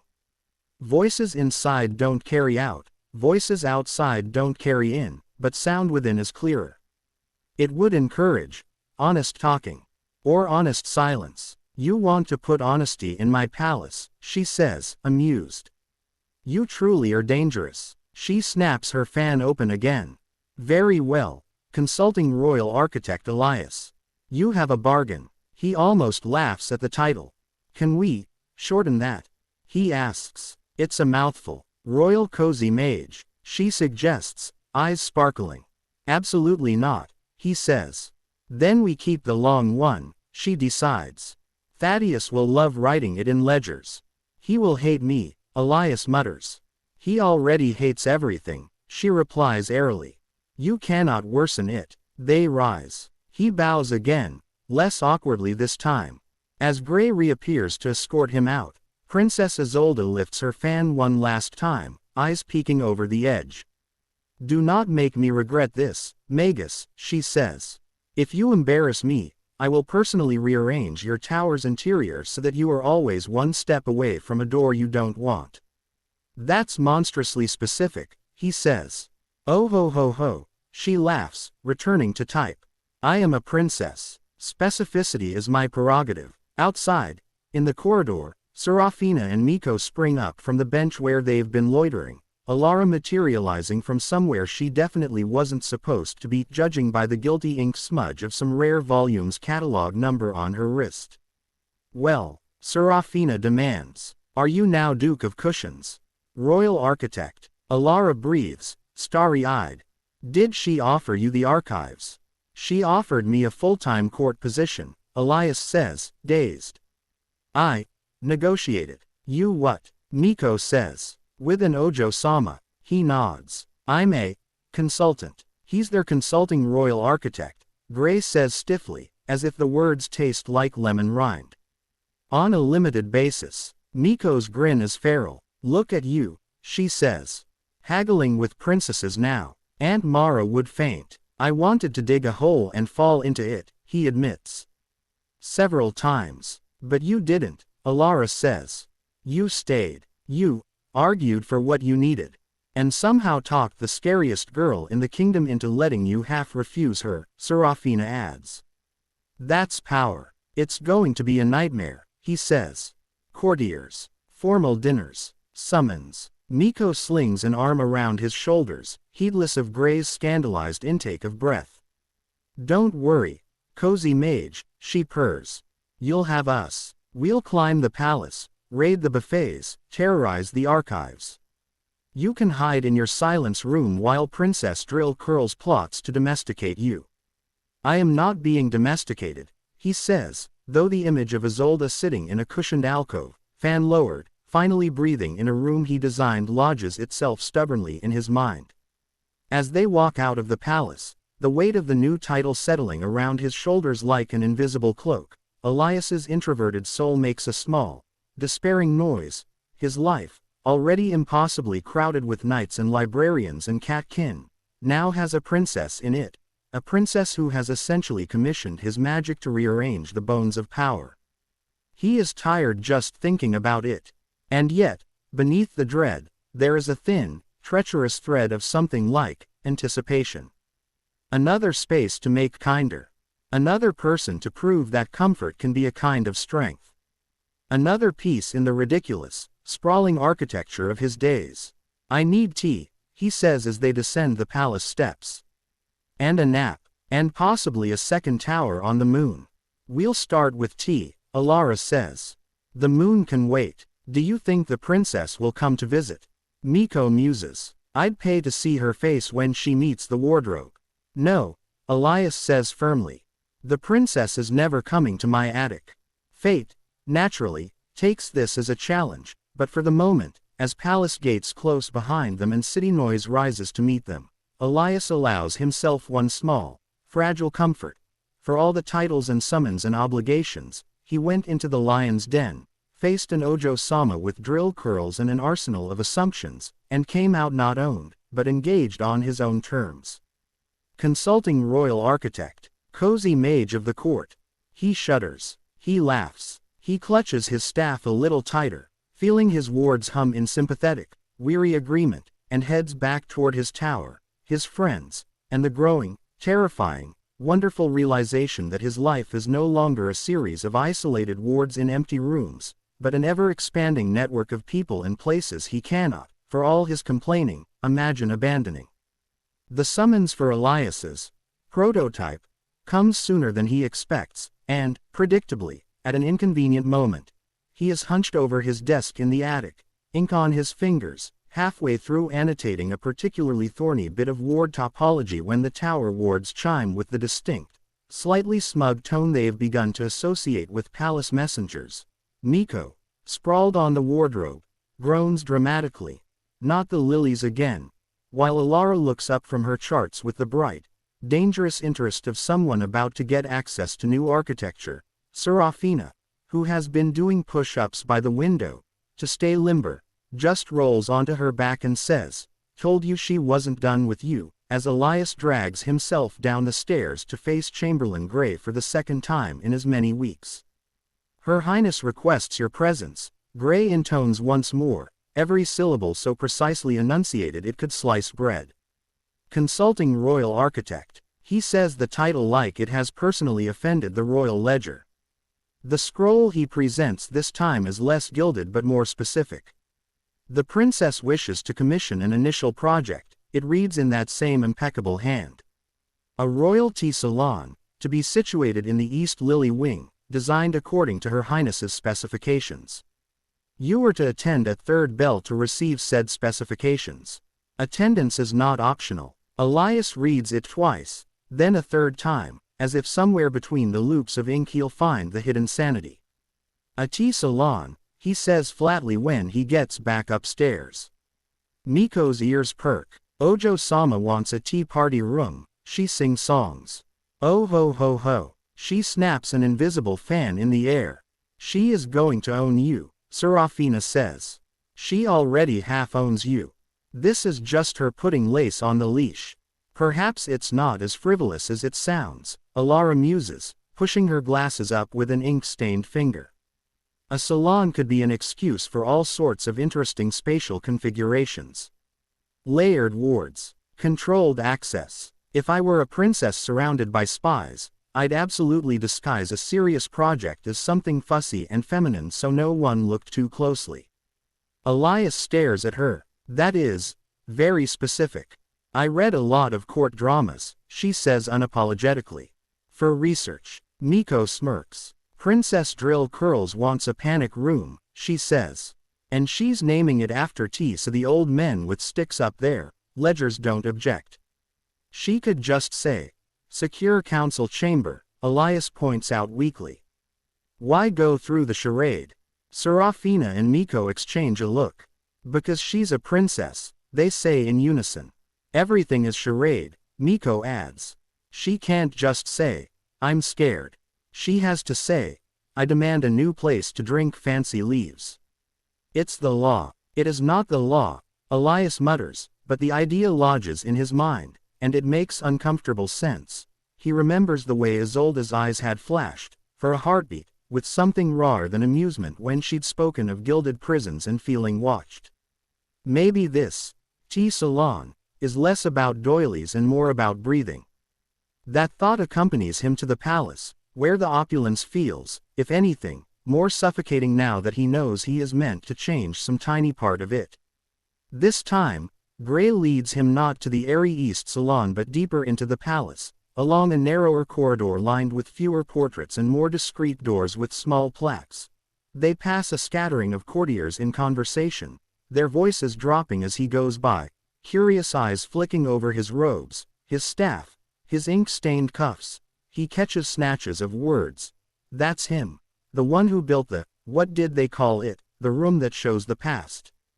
Claims he can make you confess just by rearranging the chairs, and feels his shoulders hunch despite himself.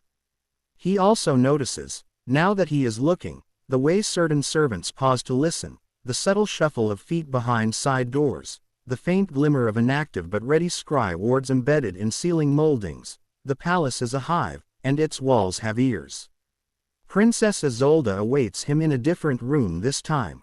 A smaller chamber off the main royal apartments, its windows narrower, its furnishings more personal. Bookcases with actual dog-eared volumes. A writing desk with loose papers revealing a surprisingly messy handwriting that does not match the formal scripts on official summons. A harp in one corner. She is perched on a window seat. Hair is elaborately coiled as ever, fan in hand, but her shoes are kicked off beneath her skirts, bare toes curling into the cushion. At the sound of the door, she snaps back into full Ojo-sama mode, fan rising, posture straightening, feet tucking neatly away. By the time he bows, she is regal perfection once more. Magus Elias, she says. You are punctual. Good. I dislike tardiness. It wastes everyone's time, and I have very little patience for being kept waiting in my own home. Your Highness, he replies. The notice said you had specifications. Indeed. She gestures to a table where a rolled blueprint lies weighted under a porcelain teapot. As he approaches, she flicks the fan aside and unrolls it with surprising deftness for someone whose hands usually wave small objects around for dramatic effect. This, she says, tapping a neat rectangle outlined on the parchment, as currently a storage chamber for ghastly vases my grandmother collected. No one would miss them if they all fell into the river.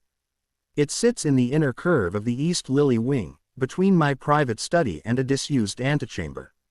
One narrow window, facing the inner courtyard. 2 doors. One to the main corridor, one to a servant's passage. She glances up. I want you to turn it into the most exquisite royalty salon in the kingdom. On the surface, the explanations that follow are fluff. I require a place to entertain select guests in a more intimate setting, she says, eyes half-lidded. A jewel of a room, away from the great halls and their dreadful echoes. Somewhere I may hold small gatherings, just a few ladies and I, to savor high-quality blends without being accosted by every boor with a title. It must be beautiful, of course. Her tone grows languid as she sketches with her fan in the air. Lilies on the walls, perhaps, and a chandelier like falling starlight. Soft carpets. Low chairs that don't make one feel like a child at a table designed by giants. And it must be very, very private. The word lands with a little extra weight. Elias, who has been half listening, half studying the blueprint, looks up. Private? How? He asks. Soundproof, she says promptly. Obviously, no one hears what is said within unless they are invited to. And proof against prying eyes. She flutters her fan toward the ceiling, where, in this room as in almost all the palace, faint traces of old scry wards cling like cobwebs. I am quite tired of being watched under the guise of security. The royal guard assures me it is for my protection. It feels, rather, like being a particularly decorative songbird in an overbuilt cage. She snaps the fan shut a little too hard. Your sanctuary magic, she tries the phrase out as if tasting it could resolve that. He latches onto the word. Sanctuary. Do not pretend you don't know what I mean, she says sharply. Those rooms you build, the ones everyone keeps talking about. The library ward where noisy librarians become docile kittens, the box that keeps oozes and knights from smashing through walls, the replay room that let you humiliate a guildmaster in front of half the watch. There's a flicker of satisfaction in her eyes at that last one. Nobles, it seems, are not immune to enjoying the discomfort of guilds. You make spaces that are different from the rest of the world. I want one like that. For me. She leans forward, lowering her voice. And for no one else. Elias's throat feels dry. That sounds less like a tea salon, he says cautiously, and more like a sanctuary. A panic room. She clicks her tongue, fan flicking open again with a snap. Words, she says dismissively. Panic room. Sounds like I am afraid. Princesses are not afraid. We are gracious hostesses in exclusive salons. Do you understand? The subtext is so glaring he almost laughs.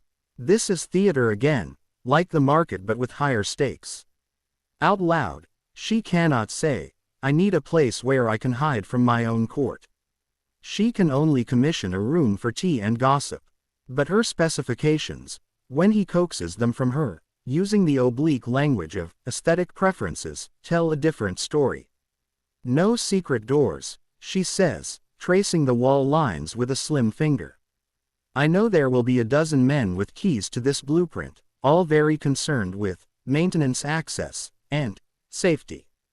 They will want peepholes and hidden passages so they can respond quickly to threats. I have enough of that. I want exactly 2 entrances. One main door that I can lock from the inside, and one contingency. Her gaze flicks to him. A contingency, he repeats. A way out that only I know of, she says. And perhaps one other, later, if they earn it.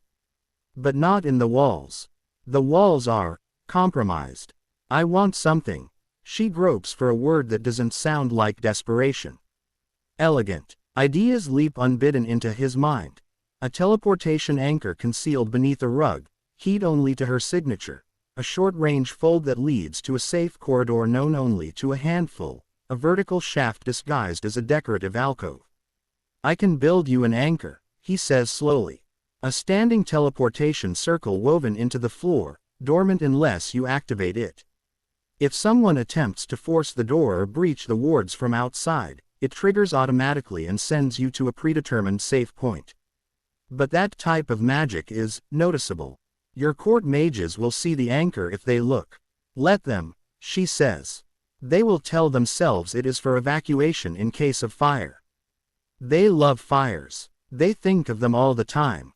She rolls her eyes. What they will not see is the rest. The rest, he echoes. I want a room where their spells cannot reach me, she says, and this time the words come out fast, as if she can't hold them back. Do you know what it is to live with compulsion glyphs tucked into the molding? With curse catchers in every doorway. With a father who insists on screening every guest with truth charms while pretending it's for my own good. With ministers who layer detection runes under the carpets so they can tell if I pace too much during meetings and write long, patronizing notes about my agitation. She laughs behind the fan, a brittle, oh ho ho, that doesn't reach her eyes. Of course you don't. You live in a tower with a raven and a wardrobe that hates you. But the fan drops a fraction, he sees the tightness around her mouth. I want one room. One. Where no one can scry me. Where no one can listen unless I let them. Where I am not a symbol, but a person. The arrogance is still there. She is a princess, it is bone deep, but around it, he glimpses the same rawness he saw in Miko's face in the replay room, in his own reflection on bad nights. The exhaustion of being constantly perceived, constantly evaluated, never allowed to drop the mask. You're lonely, he says before his filter can catch it. Her shoulders go rigid. The fan snaps fully open, hiding everything from the nose down. I am a member of the royal family, she says frostily. I am never alone. Exactly, he says. That's the problem. For a heartbeat, silence carves out a small, sharp-edged sanctuary of its own. Then she flicks the fan, dismissing the thought with an exaggerated laugh. Oh ho ho, you are very presumptuous, Magus, she says. I summoned you to build me a room, not to psychoanalyze me. Do not get ideas above your station. Her words are haughty, but her eyes, over the edge of the fan, are measuring him, gauging how much of herself she can risk.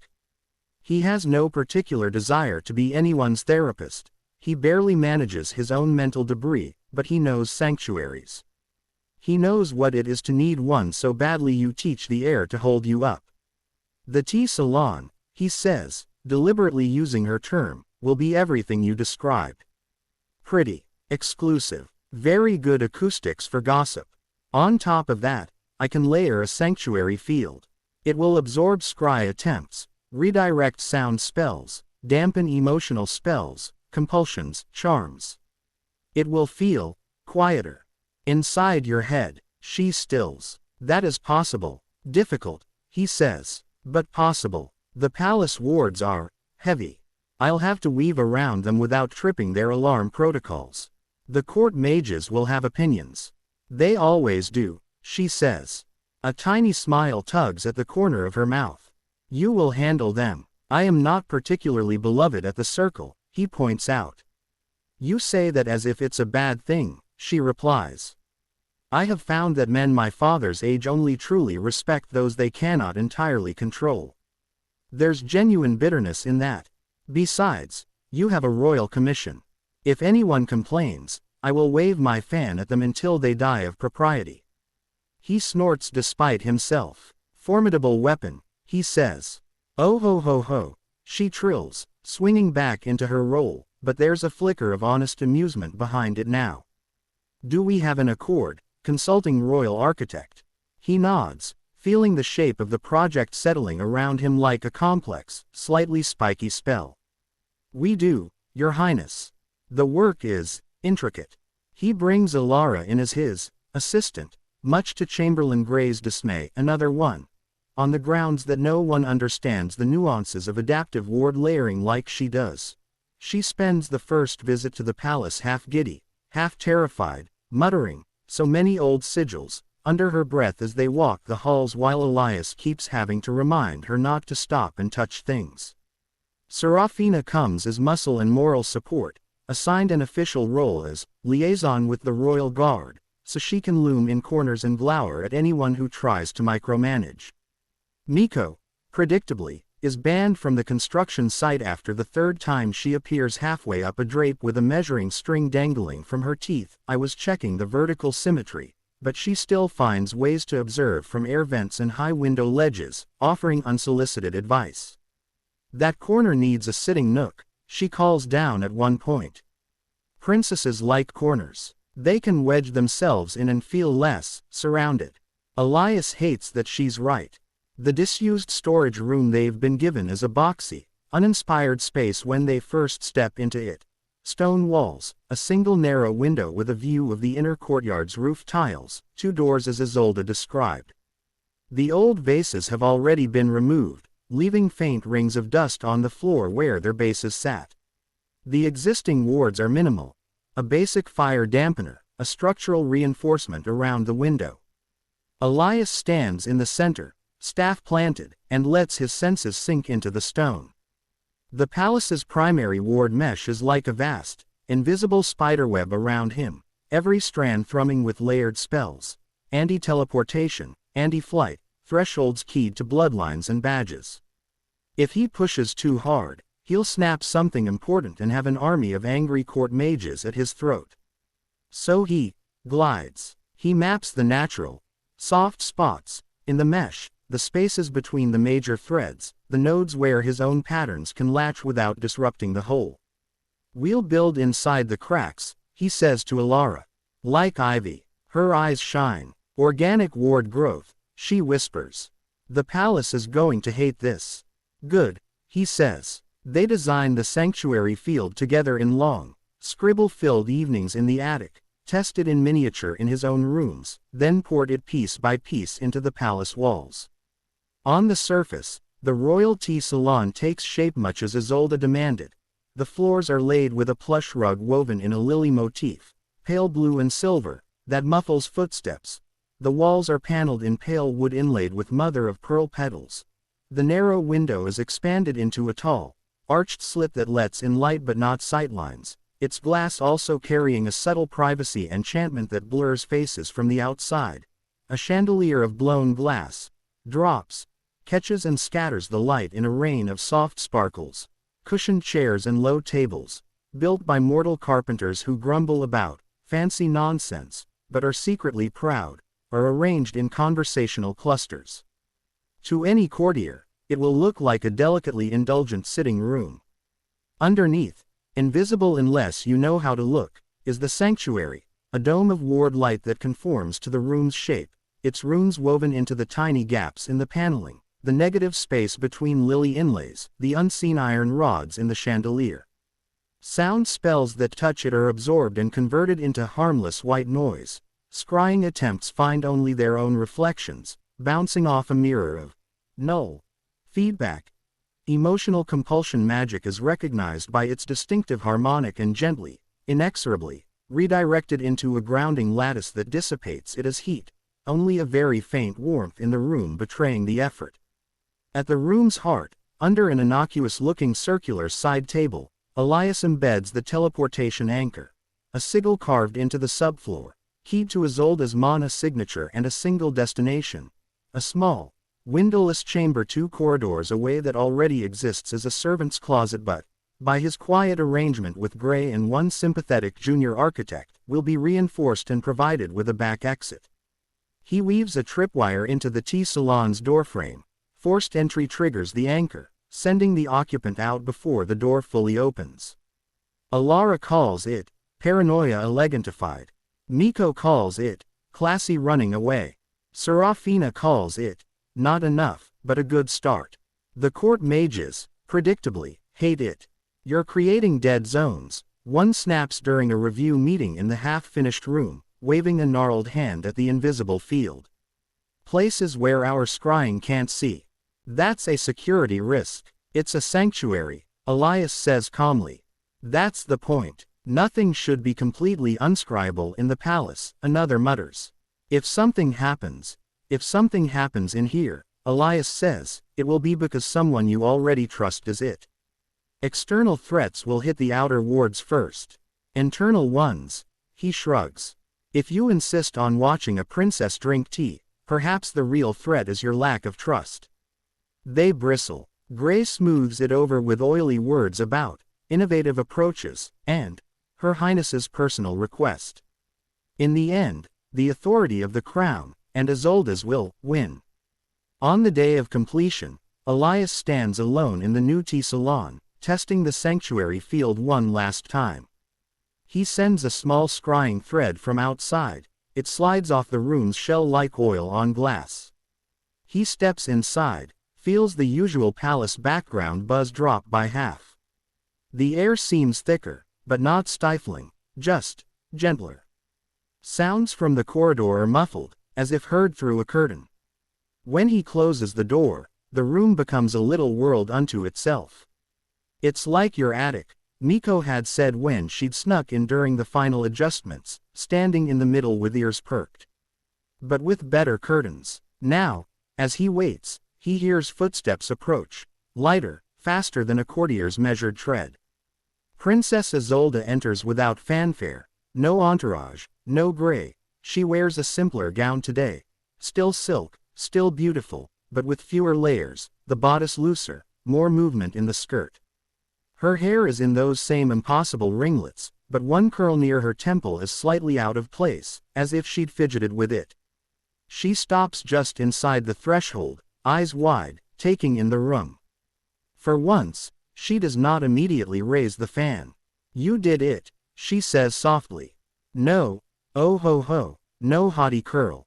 Just plain astonishment. It's pretty, Elias says, suddenly self-conscious. The lilies were your idea. The chandelier was Alara's. The rug, hush, she says, crossing the space to the center. She stands there, turns slowly in place, skirts whispering against the rug. Her eyes fall closed. She inhales, exhales. He feels the sanctuary field register her presence, adjust minutely to her mana. The wards recognize her as the primary occupant and shift into a low, steady hum, like a cat settling into a lap. No echo, she murmurs. My voice doesn't come back at me twice. And the wards, her eyelids flutter. It's like a blanket over the wires. Scrying won't penetrate, he says. Sound spells will get white noise. If someone tries to force the door, the anchor will trigger. You'll land in the safe closet. How will I explain that to anyone who sees me appear out of a broom cupboard? She asks dryly, opening one eye. You won't, he says. Because only you will be keyed to the arrival point. I can hide a secondary glyph under your ring, there, on your left hand. If you twist it twice counterclockwise, it will send you back here, as long as the room is still intact. This is beginning to sound less like a tea salon and more like sorcery, she says. It is sorcery, he points out. Refined sorcery, with cushions. She huffs a laugh. She drifts to one of the low chairs and sits, fingers trailing over the embroidered lilies on the armrest. Can they hear us? She asks, nodding toward the wall. The court mages. The guard. My father's spies. No, he says, not with magic. If they press an ear to the door like common eavesdroppers, they'll hear muffled sound but not words. The field scrambles structure. You'll always know when someone is at the door, the threshold glyphs will glow. No one can sneak in without triggering the anchor. She leans back, letting her head rest against the cushion. For the first time since he met her, she allows her posture to sag. Her shoulders slope, the rigid line of her spine softens. The fan, still in her hand, dangles loosely. Her eyes, without the usual performative sparkle, look tired. Do you know, she says conversationally, how many secret reports mention my laughter? He blinks. I can't imagine why that would be noteworthy. Her Highness laughed inappropriately during the debate on tithes, she recites, voice mimicking an older man's pompous cadence. Her Highness's levity is unbecoming in matters of state. Her Highness's mirth may be perceived as disrespect. She rolls her eyes. They catalog my moods like weather. Do you know how absurd it is to have your giggles footnoted? Deeply, he says. They're going to hate this room. Good, she says, and there's real malice in it. Let them write. Her Highness retreated to her tea salon for an hour. No one knows what she did there. Their quills will snap. She tilts her head, studying him. Why? She asks suddenly. Did you make it so beautiful? The question throws him. Would you prefer ugly? He says. Royal panic closet, decorated in dungeon chic. Functionally, you could have given me a box, she says.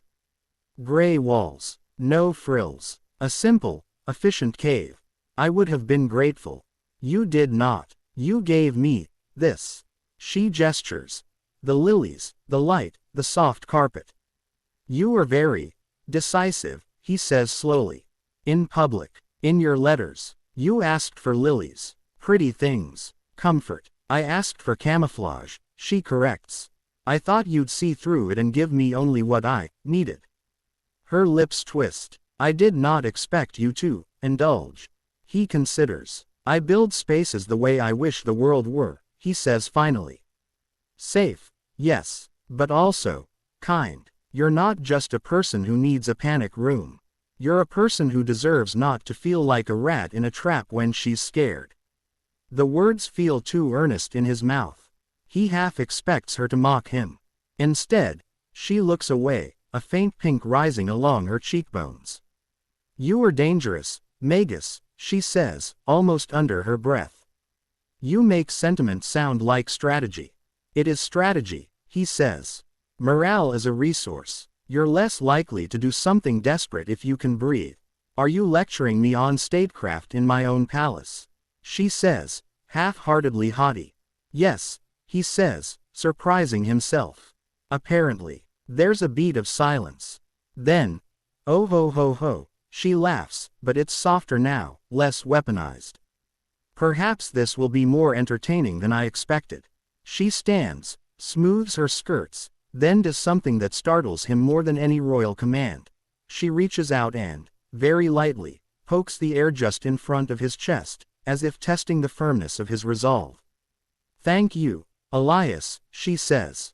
Not Magus, not consulting royal architect. His name, used like a small, sharp privilege. For taking my frivolous request seriously. Sanctuary is never frivolous, he says. It comes out without thought. Her eyes soften, for just a heartbeat. I suppose you would know, she says. Your tower is full. Increasingly, he sighs. Yes. A flicker of envy crosses her face so quickly he would miss it if not for the sanctuary field enhancing his awareness of the room's emotional currents. Must be nice, she says.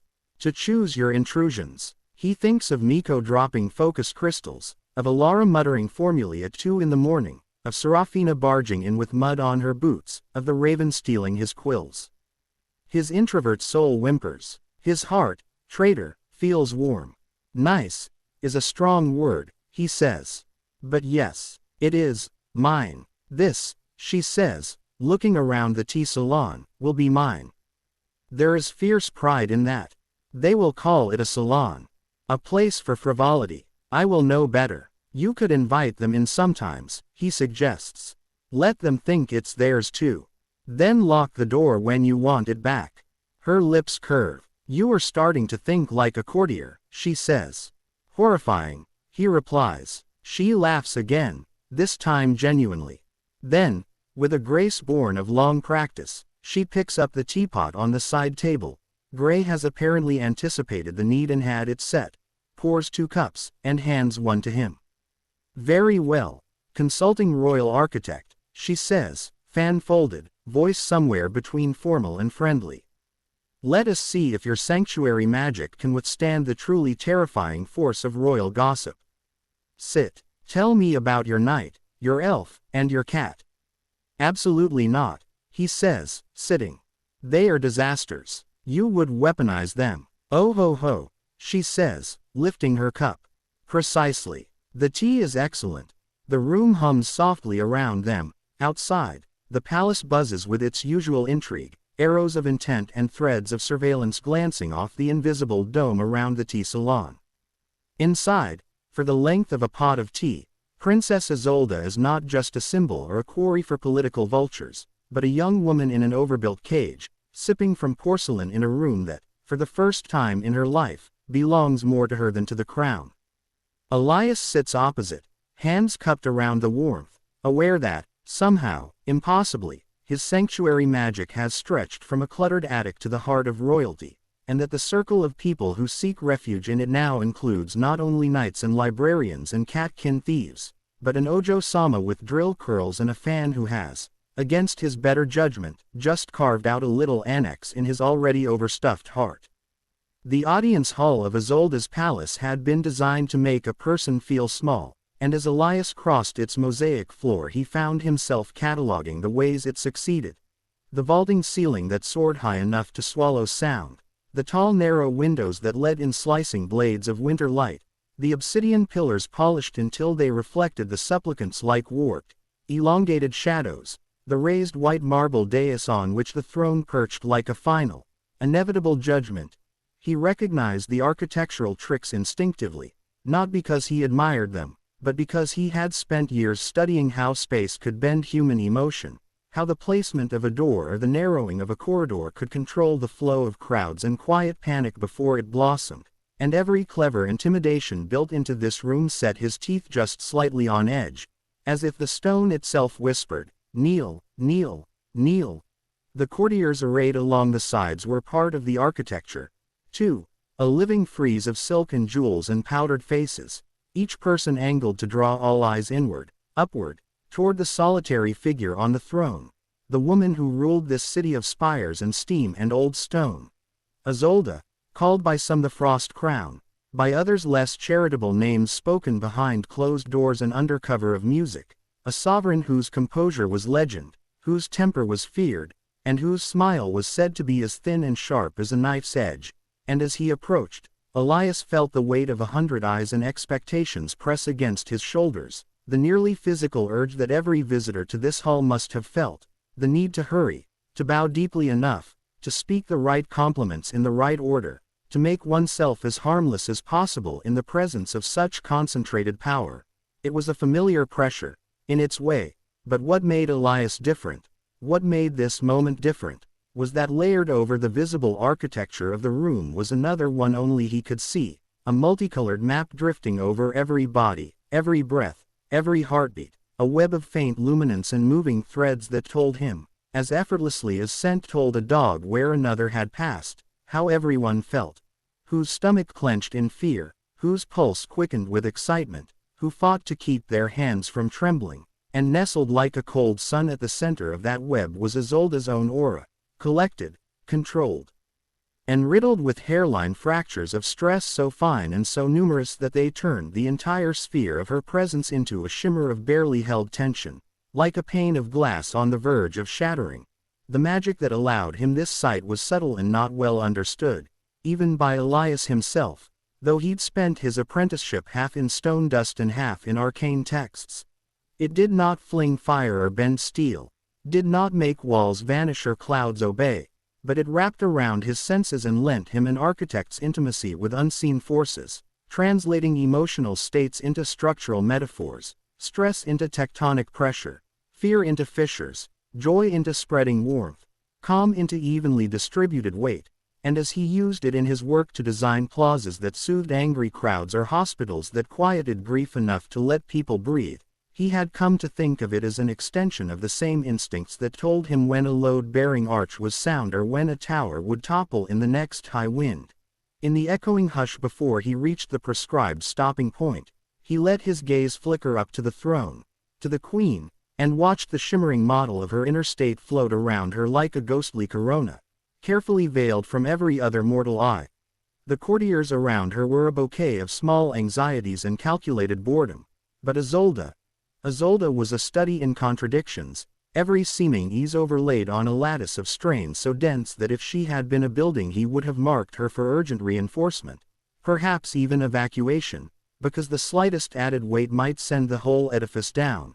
Her posture was perfect, shoulders relaxed, head tilted just so beneath the weight of a silver and ice circlet, expression neutral with the faintest hint of a disinterested smile playing around her lips as she listened to a minister drone about grain levies. Yet the aura his magic laid over this picture pulsed with bright, tight threads of stress that wrapped her ribcage like two tight bands, shimmered along her jaw, threaded up her neck. Stress not like the prickling of an impending temper tantrum, but the chronic, grinding sort, born of months or years of carrying more than a single person's share of burdens. For a moment, as he walked, Elias forgot his own reasons for being there, forgot the rolled-up plans in the case strapped to his back, the summons sealed with the royal seal, the kernel of nerves he'd so carefully tamped down, and instead found himself wondering, with a detached professional curiosity, how in all the gods' names she had managed to stay upright for so long without crumbling, because any building mapped with those fracture lines would be declared unsafe and cordoned off, not brightly lit and placed at the center of the city's gaze. The Lord Steward's staff rapped once, twice, a sharp crack that echoed from stone and summoned every wandering thought to heel, and the minister finished his litany, bowed almost to the floor, and scuttled sideways out of the line of sight like a man evading the sweep of a spotlight, leaving Elias alone in the long path that led up to the throne, the air between him and Isolde empty and exposed, a gauntlet of polished stone and unblinking eyes, and the ritual words boomed out around him. Elias Caro, master of the third circle of the Architects' Guild, newly appointed to the service of Her Radiant Majesty Isolde, sovereign of the 7 wards, keeper of the titles went on, as they always did, a waterfall of honorifics that seemed designed more to fill silence than to convey information, and as they thundered off the meticulously carved stone, Elias's awareness settled into a peculiar clarity, like the hot stillness before a summer thunderstorm. He listened to the cadence of the steward's voice, watched the flickers of anticipation and tedium roll through the audience around him. And above it all remained fixed on the almost invisible tightening of Isolde's fingers against the carved arms of her throne as each title was recited, the perfectly timed inhale and exhale, not too deep, not too shallow, each breath smoothed by habit until it was indistinguishable from ease to anyone who lacked his vantage point, and somewhere between, defender of the western marches, and lady of the shimmering sea, a thought that had been quietly growing roots in him all morning finally flowered. He was tired of playing along. He was tired of lies built into rooms and into rituals, of structures designed to put one person forever above all others and call that normal. Tired of pretending he did not see what he plainly saw, that the queen on the throne was not a statue but a person on the edge of collapse, and that everyone else in the room was so busy worshipping the image that they did not notice the mortar crumbling beneath it. He reached the inlaid brass circle that marked the least distance any supplicant was permitted to approach and stopped, as he was supposed to do, the staff's echo fading into a silence heavy with expectation, all of it telescoping into the next movement. This was the moment when he ought to drop to one knee, bow his head to the stone, and speak some flowery declaration of unworthiness and gratitude for being in the presence of majesty, the same choreography that had been drilled into him the night before by a nervous guild representative who had kept dabbing sweat from his upper lip as he rehearsed the words Elias was to say, and for a heartbeat his muscles nearly obeyed out of sheer habit, because deference had been built into him since childhood as surely as arches were built into doors. But his gaze, both ordinary and augmented by magic, remained locked on Isolde, on the thin, tight band of stress that flared a fraction brighter with every minute she sat in that heavy chair enduring performances like this one, on the way the light around her seemed braced, forever braced against the possibility of someone failing her, disappointing her, betraying her, and something in him, some stubborn beam that had not yet warped under the pressure of this world, refused to bend. Instead of falling into a bow, he inclined his head in a brief, civil nod that one might offer an equal, or at least, another human being, and then straightened, hands loosely at his sides, feet planted, spine a straight line of quiet refusal, and in the sudden, knife-edged silence that followed his failure to kneel, every pair of eyes in the room seemed to bulge a fraction wider, every breath catch and hold, the atmosphere shifting as if the palace itself had sucked in air and forgotten how to exhale. Nobody spoke. Not even the steward whom Elias could sense quivering with horror just behind his left shoulder. The man's aura a flare of orange panic, and even the rustle of fabric stilled as the court collectively tried to understand what, exactly, they had just seen and whether they could trust that their senses were not deceiving them. Isolde did not move for the space of 3 heartbeats, her expression frozen in that indifferent half-smile, and Elias watched, fascinated despite himself, as the bright, tight lines of stress that laced her aura shuddered, like the first ripple on a pond when a stone disturbs the surface, the initial reaction a spike. Yes, there it was, a quick flare of anger, sharp and hot as a fresh crack ringing through stone. But almost immediately, to his amazement, instead of building into a destructive wave, it flickered, destabilized, and opened like a fault line to let something else seep through, something that his magic translated as a complex mixture of startlement and relief, as if an unanticipated gust of wind had found its way through a sealed chamber.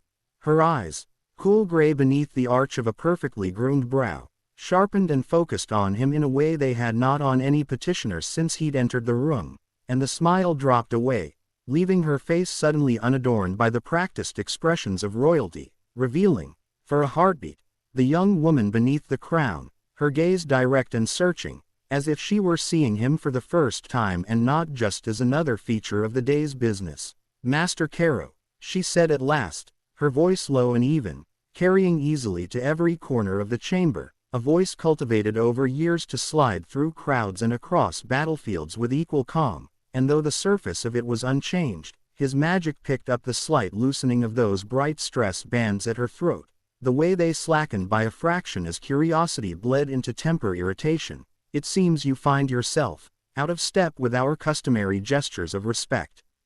The murmur that rose from the courtiers at her understatement was quickly silenced by a small lift of her hand, the glitter of rings catching in the light, and Elias felt the wave of their collective anxiety lap against his own steadiness like panicked crowds pressing against a well-placed barrier. He could bow then, he thought, salvage what remained of propriety, mumble something about nerves or foreign customs, but the moment had sharpened him too much for pretense, and the sight of those 2 bright fractures lacing her aura, the knowledge of how long she must have been holding herself together under the unrelenting weight of this performance, made the expected abasement feel obscene. "I respect skill and effort, Your Majesty," he said simply, his own voice sounding unnervingly loud to his ears in the cavernous hall but emerging steadier than he felt, "but I don't bow to theater. Not when I can see how much it costs the person behind the curtain."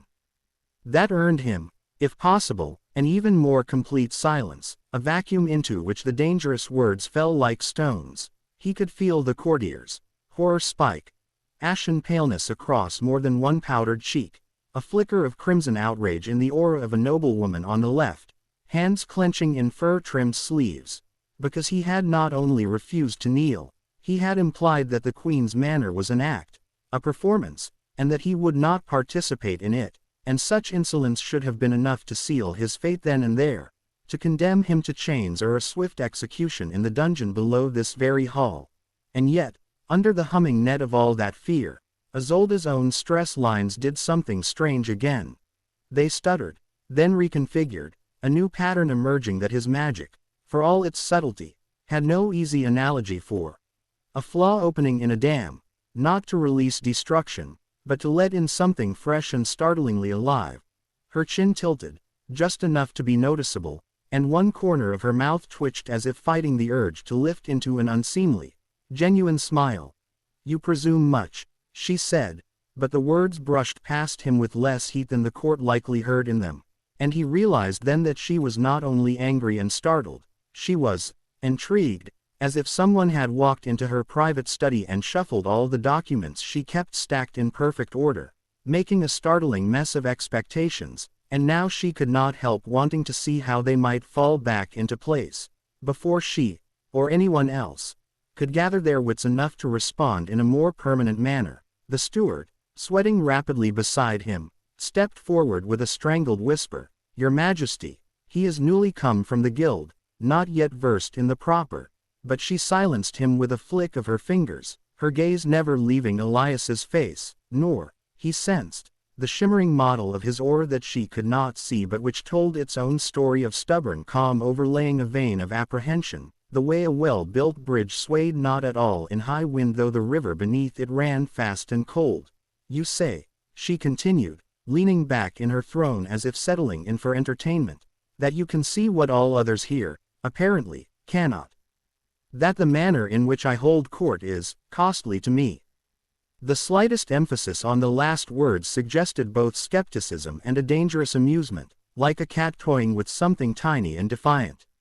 She narrowed her eyes. Is this merely an architect's poetic turn of phrase, or are you claiming some hidden sight to justify your rudeness? Elias considered lying, but there seemed little benefit now, and some reckless part of him, the same part that had refused to bend, thought that if anyone in this wretched hall deserved the truth, it was the woman whose aura shone with such tightly controlled exhaustion that he was amazed she had not collapsed already. I'm not a poet, he said, and a few people in the audience actually flinched at the familiarity of the construction, as if the lack of ornate preamble was another affront, and I am claiming precisely what I said. My magic lets me see how stress moves through people, how it settles, how it strains. It's how I build spaces that don't break their occupants. It's how I know that sitting on that throne, in that pose, in this hall, under these expectations, has been grinding you down for years. The last sentence came out more bluntly than he'd intended, its impact ringing through the hall like a dropped tool in a quiet workshop, and if he had ever wondered what it would be like to speak forbidden truths to power, he now had his answer. It felt like standing in a half-built tower as a storm rolled in, unsure whether the lightning would choose you or some safer path. Isolde's fingers tightened again on the carved arms, the small motion belying the neutral mask she had lifted back into place as he spoke, and for the first time since he had entered the hall, he saw a thread of something like genuine anger flare through her aura, not the impersonal annoyance of a monarch chastising a fool, but the sharp, vulnerable resentment of a woman who had paid dearly for the stability of this realm and did not care to have her private suffering exposed to the air like a wound. For a moment he thought he had gone too far, that she would call for the guards and have him dragged out, that the story of Elias Caro would end in some dank corner of the palace no architect ever designed, but then, as quickly as it came, that anger fractured again and scattered, its energy released not in vengeance but in a brittle little laugh that startled the entire audience more than any shouted order could have. It was brief, almost soundless, just a soft, incredulous huff of air through her nose, but it was so unlike the polished, musical chuckles she dispensed like coins at banquets that the courtiers stared as if she had begun speaking an unknown language. You are either extraordinarily foolish, she said when the ghost of that laugh faded, and now the faintest glimmer of irony warmed her words, are very sure that I will not order your tongue cut out for speaking this way in my hall. Elias lifted one shoulder in a tiny shrug, more informality layered atop an already tottering pile of improprieties. Foolish, likely, he said. But also, tired, your majesty. Of pretty lies. Of designing facades that hide cracks instead of letting people fix them. And you look. He did not say broken, that would be too cruel, too raw, overburdened. Someone ought to be allowed to say that to you without having to crawl to do it. The court sucked in another collective breath, drowning out the soft scrape as a distant guard shifted his weight, but Isolde's gray eyes had gone very clear and very still, like deep water on a windless day. For the barest instant, the stress map around her flared and then dimmed in pockets, as if relieved to find a word for itself, the tension in her jaw easing microscopically, and the aura of thrill he sensed then, sharp and bright as a fresh breeze tunneling through a sealed stairwell, nearly made him sway, because embedded in her surprise, in her bristling pride, in her annoyance at being so nakedly red, was something else. A fierce, secret pleasure, the thrill of being seen not as a symbol carved in ice but as flesh, as bone, as a person whose limits had actually been observed and acknowledged. The sensation was so vivid that he almost missed the flash of mischief. Yes, mischief, like a quick dart of gold through her aura. That followed, a nimble rearranging of emotional weights that any architect would have recognized as someone adjusting a load, finding a way to make an unexpected development serve a structural purpose. He was in danger here, he knew that, but Isolde, far from striking him down or dismissing him, was seizing on the disruption he presented as another tool, another stone to fit into the pattern of her rule, and he braced himself without yet knowing quite how she would deploy him. "Very well, Master Caro," she said, and a faint buzz of unease ran through the hall at the almost conversational cadence of her tone, as if they were two acquaintances discussing a renovation instead of sovereign and subject in a room built for intimidation. "If you will not bow to me as others do, we shall have to find another arrangement by which you might demonstrate your usefulness." Her gaze drifted pointedly to the bulging leather case at his back. "You have brought designs." It was not a question. He nodded. "For the new floodgate expansion and the additional housing in the lower wards, as requested." "Ah, yes." She tilted her head, as if recalling something only distantly interesting. "And in your expertise, how swiftly can such works be completed?" This, then, was the test, the pivot from abstract defiance to concrete negotiation, and here Elias felt the familiar grounding of his craft return. He knew how to speak about stone and labor and time, knew how to calculate the weight of water against a wall or the strain placed on workers asked to triple their hours. "With the labor force we have, and if we don't want to kill half the masons or have the structures collapse in 5 years," he said, 18 months, perhaps 24 if we do it properly. A faint murmur of discontent rose from some of the nobles, and Isolde's eyes cooled, reminding him that whatever secret thrill she felt at being treated honestly, she still bore the crown and all the sharp needs that came with it. "The river has not been kind these past seasons," she said. "And the lower wards are impatient. They would have their protections and their new roofs by the next festival. That is 6 months from now. You will ensure it." It was an unreasonable demand, and they both knew it. The court held its breath again, poised between expecting him to grovel and agree, as so many before him had done when faced with her impossible timetables, or to falter and attempt to argue delicately, only to be crushed beneath the polite weight of her will. Elias did neither. "No," he said, plain and unadorned, and if the previous silences in that hall had been sharp, this one was an abyss, jaws gaping, waiting to swallow him whole. Somewhere to his right, someone let out a strangled squeak that might have been the birth or death of a scandalized gasp. Isolde's head snapped a fraction back, eyes narrowing not with simple fury, but with incredulous fascination, the way an engineer might stare at a support beam that refused to behave according to the known laws of physics. "No," she repeated softly, the words stretched thin. "You would deny me, in front of my court, in my own hall." "I would refuse to lie to you," he clarified, standing his ground though his heart now hammered against his ribs, his own aura no doubt sprouting bright threads of tension. Even if she could not see them, he could feel them in the tightening of his hands, the prickling of his scalp. "We can throw up walls in 6 months that look like protection, that make a fine show for visiting dignitaries and whatever festival you have in mind. And then, in the next great flood, they'll crumble and drown 1,000 people. If your goal is to impress for a season and then preside over a disaster, yes, I'll do it in 6 months. If you'd like the city to survive instead, then we need more time.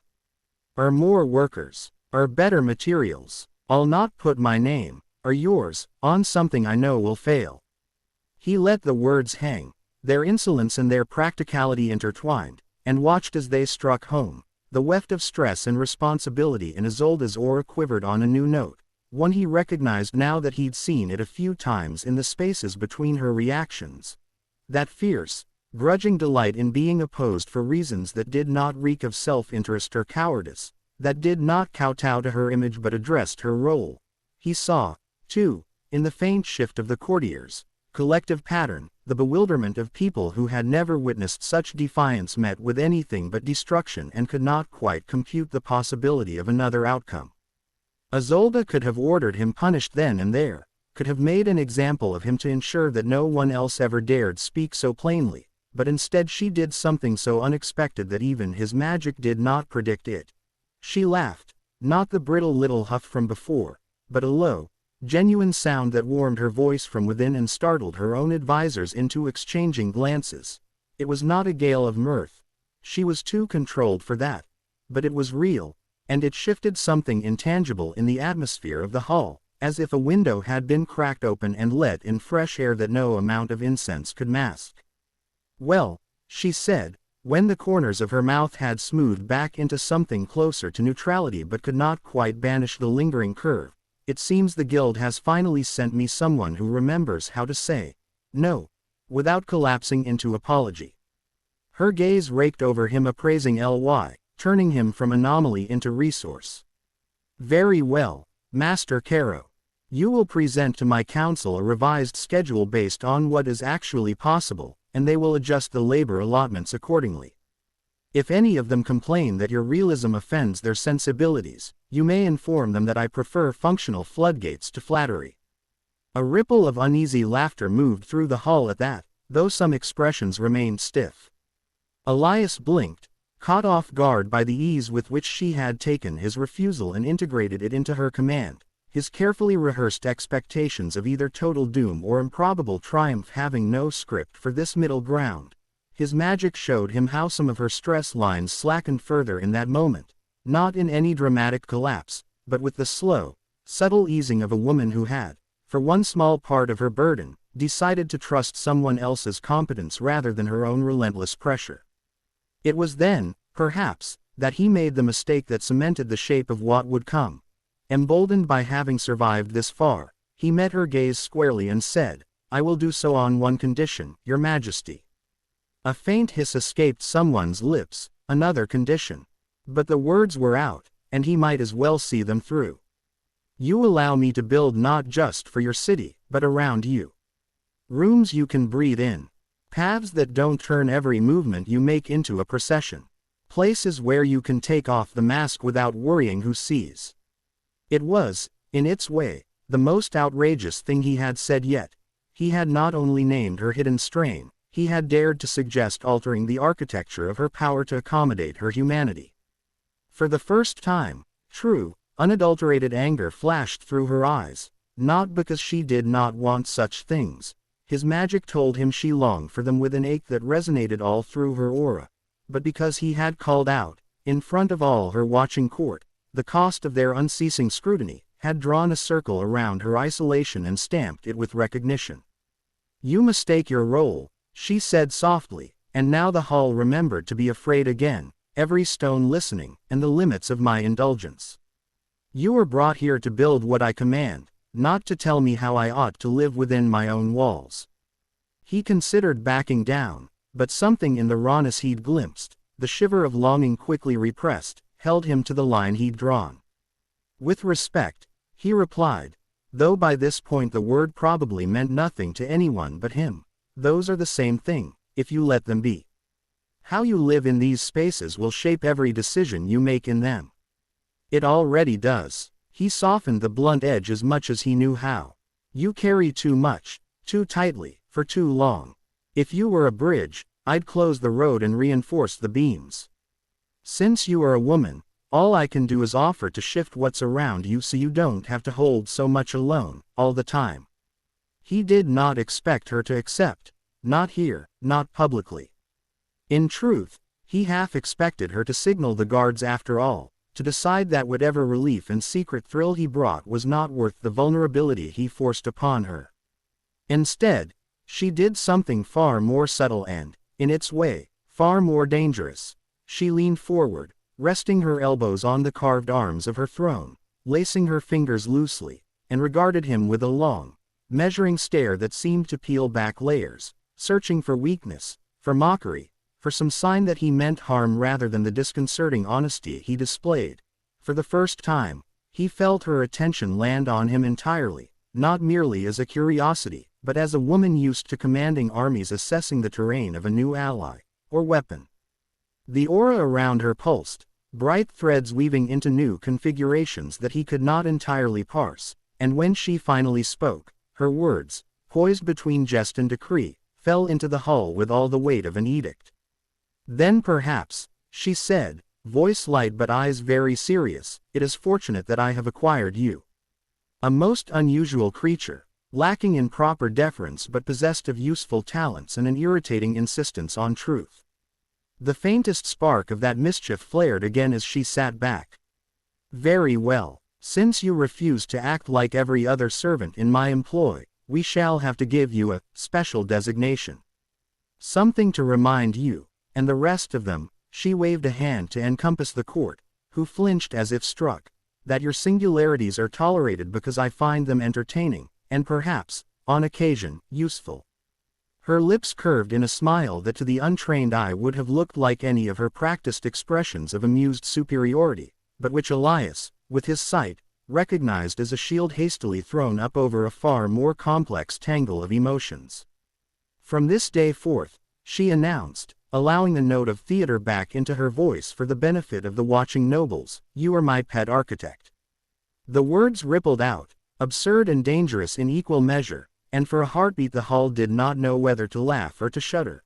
Elias, for his part, felt his jaw actually drop in a most undignified fashion, a hot flush of incredulity and indignation racing up his neck and lighting his own aura with jagged sparks.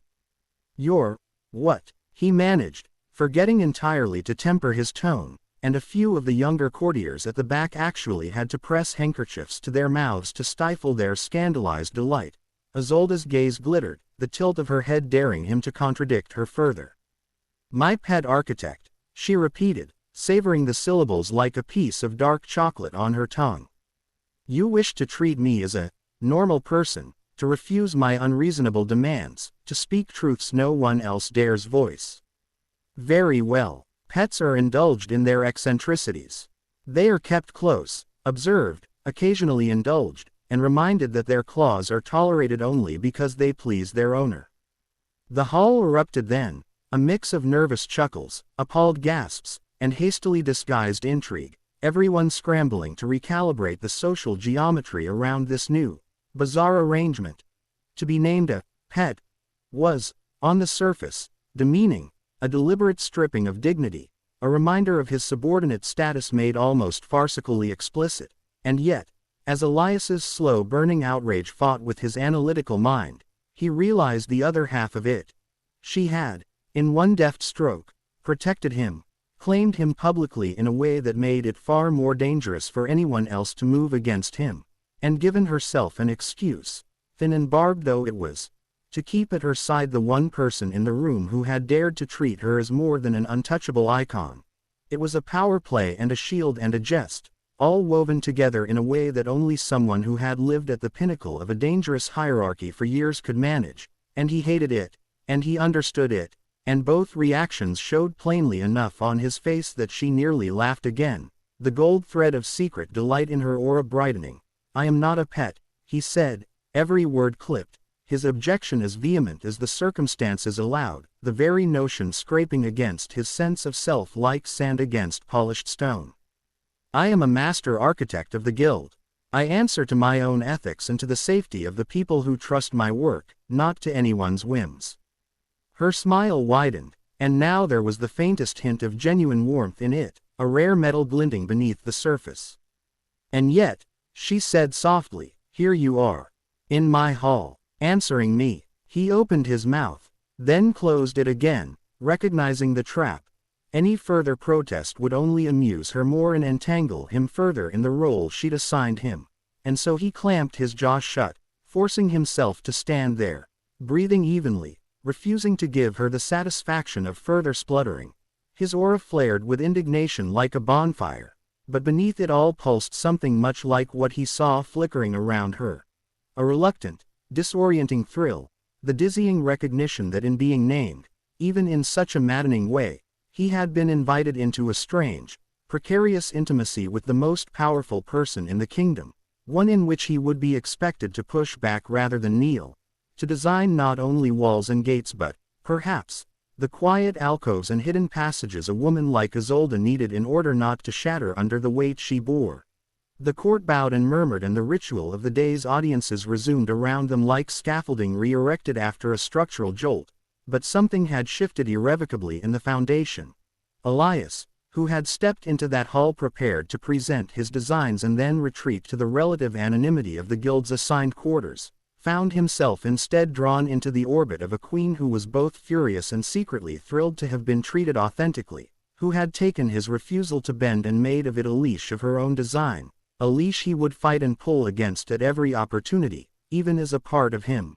Watching the slow, subtle easing of the stress lines in her aura when they argued over load-bearing columns or the placement of private doors, understood that being her so-called pet architect might be the only way he could do what he had set out, in the raw, unguarded impulse of that first defiance, to do.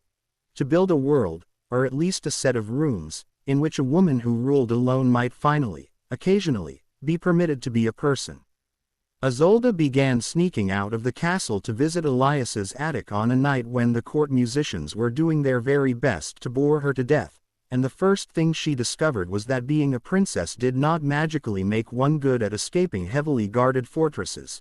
The second thing was that she was absolutely, spectacularly terrible at disguises, though this realization arrived too late to save her dignity or her reputation in the streets below. The idea had taken root 3 weeks earlier, when she had overheard 2 junior scribes whispering about the mad attic alchemist, who lived just beyond the outer market, a man with shelves of forbidden tomes and half-finished contraptions, someone who worked without anyone's permission, who answered to no steward or chancellor, who was unbothered by protocol or titles because he kept company only with dust motes and stray cats and the odd, adventurous fool who could find their way up his skewed, narrow staircase. Isolde had quietly memorized the directions, and the very next night she had stood before her mirror, heart-pounding, wrapping herself in a thick brown cloak that smelled faintly of cedar and old lavender sachets and tugging a shapeless wool cap over her golden hair, completely convinced this was enough to hide the fact that she was, unmistakably, the most recognizable woman in the kingdom. To improve the disguise, she darkened her eyebrows with soot, added a smudge across her nose that made her look as though she had tripped and fallen face first into a fireplace, and, against the advice of every sensible instinct she possessed, tied a cheap, fake mustache beneath her nose, which drooped sadly at the corners like a pair of tired caterpillars. She practiced lowering her voice in the mirror. "Good eve, fellow commoner. I am but a humble nobody passing by, pay me absolutely no notice," and thought, with a thrilled little rush, that she sounded almost convincing, not realizing that no one outside had ever heard the princess speak in anything but careful, musical tones and deference-demanding forms of address. When she finally crept through the servants' corridor, past the warm, yeasty air of the kitchens and out the postern gate that the guards believed no member of the royal family even knew existed, the night air hit her like a blessing. The city spread below, a sprawl of lamplight and shadow, chimneys breathing faint smoke into the sky, waves of laughter and argument and bargaining drifting up from the market square where the late stalls were closing and the taverns were just beginning to fill, and Isolde, for the first time in her life, walked into it without a single attendant or herald or guard at her side. This should have been thrilling, and for a few heartbeats it was. Her blood sang, her steps lightened, her heart pounded with the exhilaration of being only a cloaked figure among many. But then she noticed the stares, long and unblinking, following her as she passed, the way conversations paused and resumed in lower tones as she went by, the way one fruit seller leaned toward another and whispered something that made them both explode into barely muffled laughter, and she did not yet understand that the combination of an overly fine cloak, perfectly polished boots, a cheap market stall cap, a pair of emerald earrings glinting beneath her hood, and an absolutely tragic fake mustache did not read as anonymous peasant to anyone with working eyes.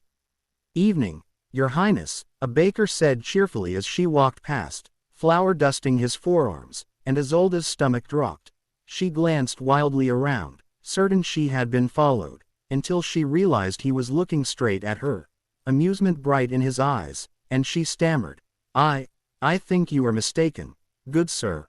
I am merely," and then her voice rose helplessly into its usual lilting register as she finished, "a humble nobody passing by," which only made him chuckle. "Of course," he agreed solemnly, then called after her, "Watch your step on Tinker's Row, humble nobody, the cobble at the corner is loose again," and she fled, cheeks burning beneath her hood, clutching the sides of her cloak as if she could pull it tighter and somehow smother her own ridiculousness. Despite the complete failure of anonymity, no one stalked her, and it turned out that being obviously recognized and yet kindly ignored was its own kind of freedom. The city had long since grown used to the idea of a restless princess who sometimes pressed her face to upper windows and watched them going about their lives like a queen in exile from her own story. And now that she was actually among them, the people seemed content to let her pass, whispering and grinning but never barring her way, because for all her foolishness and softness, they knew she had once ordered the kitchens to triple their bread batches during a bitter winter and had stood on the walls with the engineers during a siege, asking questions no one expected a royal to ask. Finding Elias's attic, however, was another matter entirely. The scribe's directions had included helpful phrases such as, "just after the alley that smells of cabbage," and "before the house with the angry paint," and Isolde, whose experience with cabbage was limited to dainty soup and who had never in her life seen paint that could be described as angry, ended up wandering the crooked backstreets in anxious circles until a boy carrying a crate of chickens pointed wordlessly up and to the right, where a narrow, lopsided building leaned against its neighbors as though exhausted, its roofline broken by a single, stubborn dormer window leaking warm light into the darkness. The staircase to the attic was as treacherous as the rumors claimed, boards groaning under her weight, one step missing entirely and requiring a careful little hop.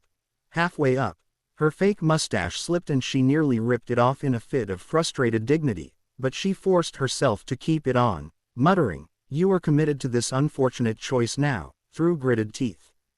When she reached the top and knocked, the door opened after a long creak of hinges to reveal a man of indeterminate age, his hair a wild mixture of colors that might have once been black but were now streaked with silver dust and inks, a smudge of something blue on his cheek, spectacles perched halfway down his nose, who took one unhurried look at her and said, in a voice of wry amusement, "Good evening, Princess Isolde. I see you have come in disguise." The word struck like a pin to the puffed balloon of her confidence. She stood there, mouth opening and closing uselessly, then blurted, "How did you know?" And immediately regretted asking, because Elias only raised a single brow and gestured vaguely at her entire person, as if this were self-evident. "Come in," he said, stepping aside with the air of someone who had long ago given up being surprised by anything, before the stairs decide they can no longer bear your royal weight. The attic was not at all what she had expected. Instead of a cramped, musty space, it unfolded in dusty, glorious chaos, every surface layered with papers, vials, brass gears, candles, loose quills, and half-finished mechanical birds whose tin wings twitched when she passed too near, as though they were trying to remember how to fly. Ropes crisscrossed the rafters, hung with drying herbs and mysterious glass baubles that flickered faintly from within, and the angled ceiling was patched with mismatched boards, some painted with constellations, others scribbled over with notes. An entire wall was nothing but books, shelves sagging under the weight, spines cracked and titles fading, some in languages Isolde had only seen in decorative calligraphy on the oldest maps in the royal library. "Oh," she breathed, the word escaping like a sigh of pure, unfiltered longing, for in that instant she forgot her humiliation, the castle, even her own name. She was simply a mind hungry for stories, standing before an altar of them. Elias watched her with a faint softening of his usually detached expression, then said, "If you're going to gawk, at least shut the door. The draft is murder on my calculations."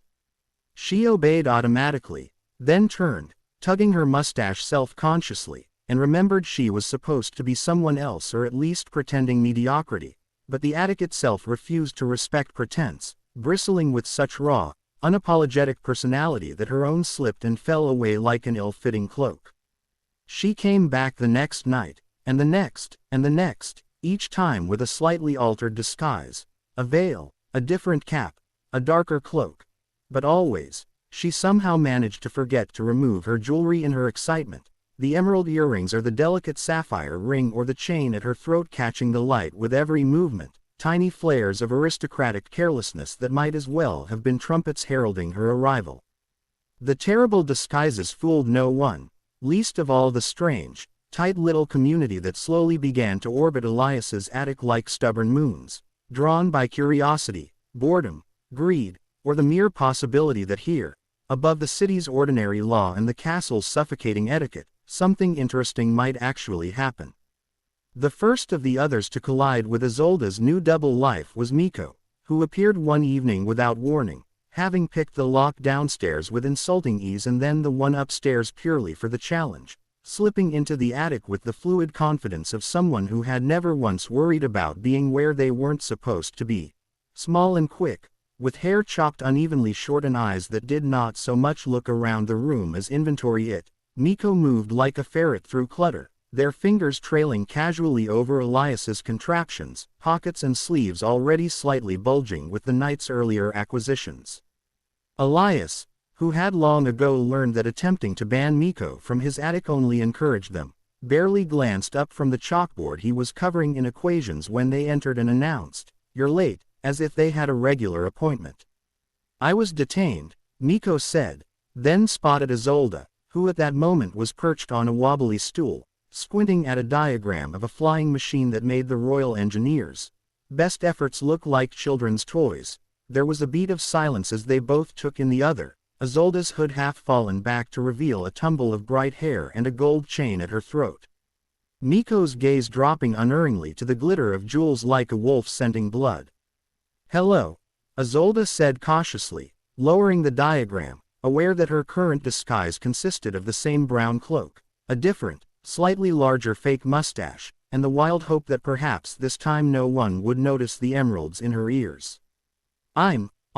Nobody important."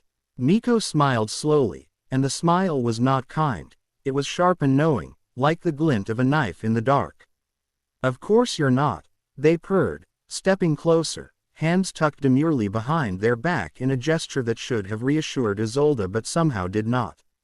"No one important wears earrings worth more than this entire building, or a ring that could buy my own inn, or a cloak with stitching that fine. You are clearly a humble washerwoman, accidentally drenched in fortune, and I, a benevolent soul, will gladly relieve you of the burden." Their gaze fixed with unwavering focus on the jewels at Isolde's ears, and she bristled, instinctively lifting her hand to protect them, the movement cutting through the studied nonchalance she had been trying to cultivate. "These were a gift," she snapped before she could stop herself, sounding exactly like the princess she was, and Miko's eyes flashed with triumph at the confirmation, their fingers twitching as if they could already feel the cool weight of gold sliding into their palm. "From whom?" they asked lightly. "The king, the queen, or one of those foreign princes who send you sparkly things and letters that smell like desperation?" Isolde opened her mouth, then closed it, cheeks flushing. She had never encountered anyone who spoke about foreign princes that way, let alone in the context of contemplating whether their gifts might be pawned. "They are not for sale," she said stiffly instead, drawing herself up, which only had the effect of making the gold at her throat gleam more obviously in the candlelight. Miko took another step closer, and now their voice lost some of its teasing lilt, turning practical, almost businesslike. "Everyone says that until they see the coin," they pointed out. "Look, I could get you a very fair price, sweetheart, especially for that ring. I know a fence on Lantern Street who's been dying to offer something shiny enough to tempt the nobles' staff. And you, with your innocent face and fancy diction, would be perfect." "Miko," Elias said mildly from the corner, not bothering to look up. "I have, in fact, counted every tile in this roof and every board in this floor, and I can promise you that if you remove so much as a single earring from this room, I will know, and then you will discover just how vindictive a man who owns 3 untested alchemical mixtures and a very tall ladder can be." Miko rolled their eyes exaggeratedly but retreated a step, offering Isolde a bow so extravagantly mocking it tipped over into something almost courtly. "As you wish, Master of Dust," they said to Elias, then to Isolde, "we will revisit this conversation later, when you have grown bored of playing dress up and are ready to invest in your own freedom." Isolde bristled again, because something in that sentence struck too painfully close to a truth she was not yet ready to examine, and she responded with more heat than she intended. "I have freedom," she fired back. "I am here, aren't I? And my jewelry is not a bargaining chip in anyone's little schemes." Miko's grin widened, delighted rather than offended by her spark of temper. "You keep wearing those stones into this neighborhood and they're everyone's bargaining chip," they said, then added, with a glance around the cluttered attic. How do you not trip over her outrage, Elias? It's so large and shiny. I stack it in the corner with the unfiled manuscripts, Elias replied absently, still scribbling, and Isolde, torn between indignation and a startled urge to laugh, chose indignation because it felt safer. The clashes with Miko became a nightly ritual whenever their visits overlapped. Miko would appear through some window Isolde hadn't realized opened, dematerialize from a shadow, or simply saunter up the stairs with a stolen key, eyes already scanning for the glint of gold, and Isolde would immediately tuck her hands under her arms or reach for her throat, unwilling to admit how much satisfaction Miko clearly drew from this small, predictable panic. They sparred with words as much as with gestures, Miko taunting her about the number of pairs of shoes she probably owned, Isolde retorting tartly about the number of people whose pockets Miko had probably emptied that morning. And to Elias's quiet astonishment, the princess who had arrived in his attic trembling with excitement and terror gradually grew sharper under the thief's relentless prodding, her retorts gaining bite, her posture losing some of its habitual stiffness as she learned to parry mockery not with offended silence but with quick, pointed humor of her own. If Miko was the spark that set her temper alight, then Serafina was the cold bucket of water that followed, duty-bound to scold her and apparently determined to do so every time Isolde so much as breathed in an unauthorized direction. Serafina was technically Isolde's assigned escort within the castle, a knight sworn to the royal family, but the line between guard and jailer blurred more each year, and when she finally traced the rumors of the princess's disappearances to the broken staircase up to Elias's attic, she ascended it with her hand on the hilt of her sword, every step a thunderclap of indignation.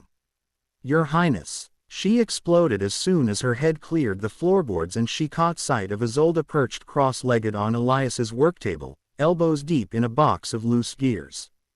By all the saints and the very specific rules handed down by the Council of Wardens, what are you doing here, unaccompanied, in the middle of the city, in this fire hazard? The last words came out strangled as she took in the haphazard candles, the precariously balanced stacks of parchment, and the tangle of ropes dangling dangerously close to open flame. Serafina's armor gleamed even in the attic's dim light, every strap polished, the crest at her shoulder unmarred by so much as a fingerprint, and she looked as out of place among the dust and clutter as a temple statue dropped into a tavern brawl. Isolde froze mid-reach, a cog between her fingers, and groaned softly. Serafina, she said, as if calling on some higher power for patience. How did you left through the servants' corridor 4 nights in a row, Serafina shot back, stalking fully into the room, helm tucked under one arm, brown hair pulled into a severe braid that swung like a pendulum of disapproval behind her. The kitchen maids talk. The postern gate guard is hopeless at lying. Half the market vendors have been boasting all day that the princess visits them dressed as a disreputable chimney sweep with excellent jewelry. Did you truly think I would not notice? Miko, lounging on a beam overhead with their legs swinging, laughed aloud at that, nearly dropping the tiny trinket they were twirling between their fingers. Disreputable chimney sweep, they repeated, delighted.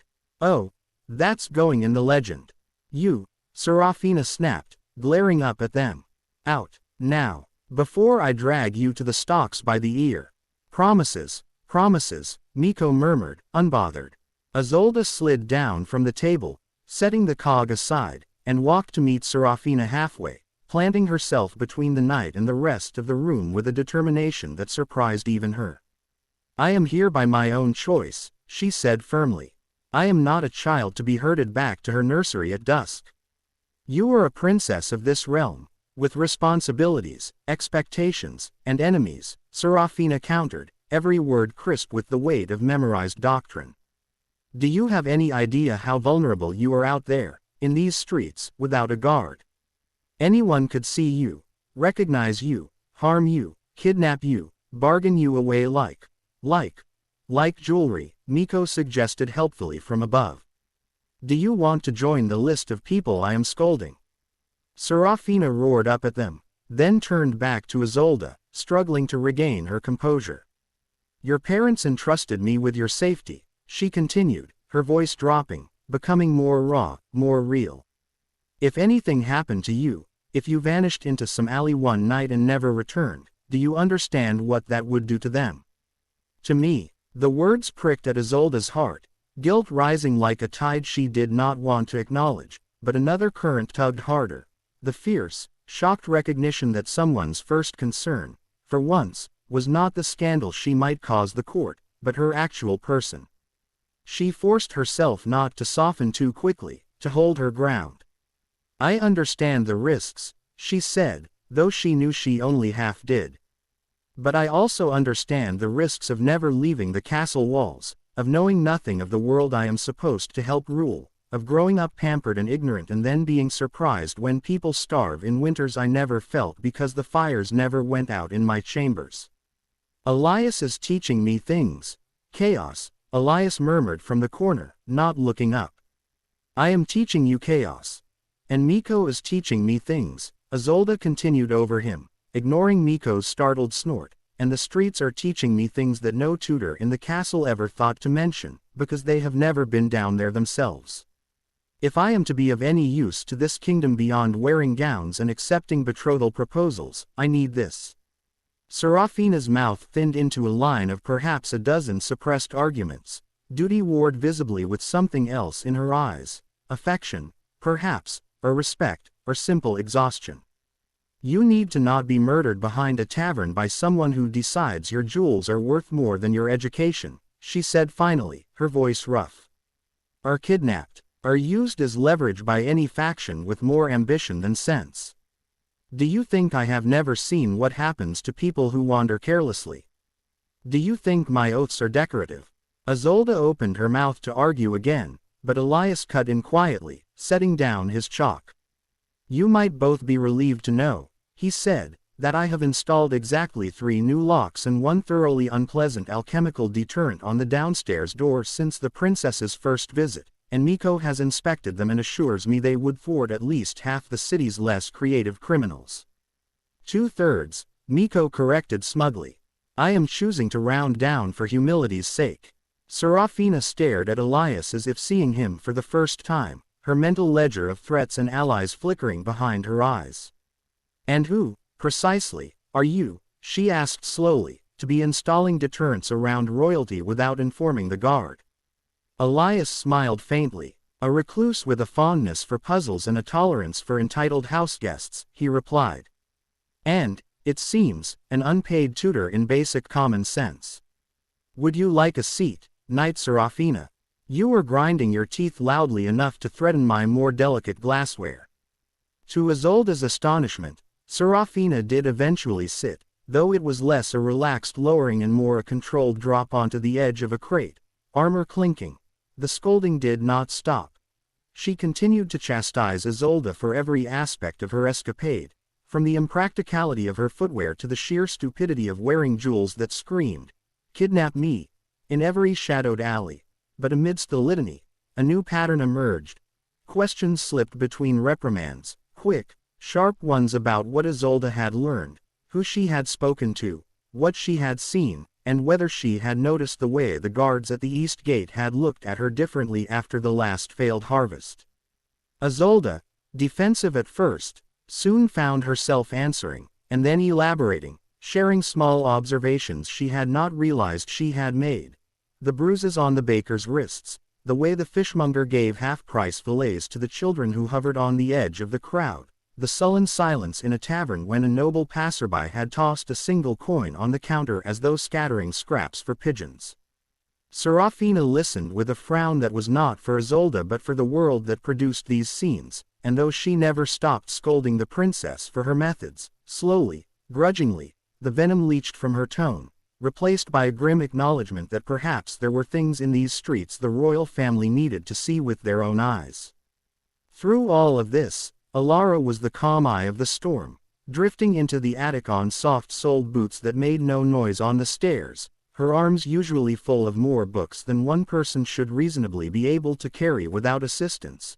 Elias had once met her in the university archives, arguing with a fossilized librarian about access to restricted shelves, and had invited her to the attic on a whim born of equal parts pity and admiration when she'd muttered, "Fine, I'll just start my own archive," under her breath. Alara's hair was perpetually escaping whatever attempt she made to confine it, strands falling into her eyes as she pushed her spectacles up her nose for the 20th time in an hour. When she first saw Isolde in the attic, fake mustache slightly askew, Miko peering down from the rafters as if considering whether gravity was worth obeying, and Serafina in full armor radiating disapproval, her only reaction was a slight tilt of her head and the simple, guileless question, "Does the castle library have any rare books you're allowed to lend out?" The abruptness of it cut clean through the tension like a knife through silk. Isolde blinked at her, taken off guard, more accustomed to having people bow or gasp or launch into elaborate apologies for intruding in her presence. What? She managed. Rare books, Alara repeated patiently, shifting the stack in her arms. Specifically pre-imperial histories, any surviving alchemical treatises from the Third Era, or, ideally, original scrolls on star charting before the Southern Reform's standardized notation. I've exhausted what the university can offer, and the city's private collectors are all very insistent that one must have credentials, and permits, and not be a danger to the spine of a first edition, before they let you so much as look at their shelves. She said this last part with such heartfelt bitterness that Isolde almost laughed. I suppose that depends on how you define allowed, Isolde said slowly, then, because it seemed relevant, added, and also on whether you consider removing things by stealth and returning them before anyone notices to be a legitimate form of borrowing. Alara's eyes lit up behind her spectacles in a way that made Elias, who had been inching a fragile apparatus away from her elbow, pause warily. I consider it the highest and purest form of borrowing, she said fervently. If a book is never missed, it was never truly appreciated where it was. Think of it as rescuing knowledge from neglect. This one, Miko muttered approvingly from the rafters, I like. She understands acquisition. She is not to teach you new crimes, Serafina interjected sharply, pointing at Isolde without quite daring to point at Alara, because even knights were superstitious about beings who spent too much time with old magic and older texts. You were already surrounded by bad influences. On the contrary, I merely wish to redistribute access to inconvenient information, Alara replied serenely, as if they were debating the correct way to shelve a volume rather than the ethics of theft. Princess Isolde, if you have even partial access to the royal collection, I am prepared to offer you an entire annotated index of the Knight archives in exchange, plus my notes on the alchemical mislabeling scandal of last decade, which has enormous implications for anyone trusting university catalogs. Isolde's heart gave a traitorous little leap at the phrase, Knight archives. She had heard of them only in whispers, a supposedly mythical set of shelves hidden behind the official library stacks, containing anything the royal censors had deemed too dangerous, too radical, or too boring for general consumption. You've been in the Knight archives? She breathed. Alara blinked. Of course, she said. The lock is ornamental and the warding is 20 years out of date. Elias helped me update it once.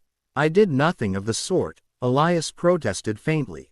I tripped, knocked over a candle, and you reinterpreted that as an invitation to rewrite half the protections. Alara waved a hand. Semantics, she said, then looked back at Isolde, eyes bright with academic hunger. So, rare books, castle library, what can you get me, and how soon? In the weeks that followed, the attic did indeed become a war zone of personalities, a volatile mixture of royal impatience, scholarly obsession, streetwise cunning, and armored morality, all crammed into a space that was never meant to hold more than one eccentric and his collection of half-blown glass orbs. Arguments broke out over everything from the ethics of magical experimentation to whether the city's bread was being unfairly taxed, from whether wearing a fake mustache increased or decreased one's likelihood of being robbed to whether the stars cared in the slightest what happened in their little corner of the world. Isolde would stride in, cloak half unfastened, cheeks flushed from the night air and the thrill of slipping past guards who had long since given up pretending they did not notice. Miko would already be there, perched in some improbable location, all sharp angles and sharper comments, eyes darting between whatever new trinket Elias had left unattended and whatever new piece of finery Isolde had foolishly worn. Serafina would arrive shortly after, sometimes having followed Isolde, sometimes having followed rumors, always ready with a fresh list of infractions and an updated tally of the number of rules the princess had violated that week. And Alara would appear when least expected, drifting through conversations like a ghost who had gotten distracted by a footnote, listening with half an ear before suddenly interjecting with, "That reminds me of a footnote in the 4th volume of the Eastern Bestiaries. Princess, do you have any manuscripts from the coastal monasteries?" There were nights when voices rose so high Elias feared the building itself would decide to crumble out of sheer exhaustion.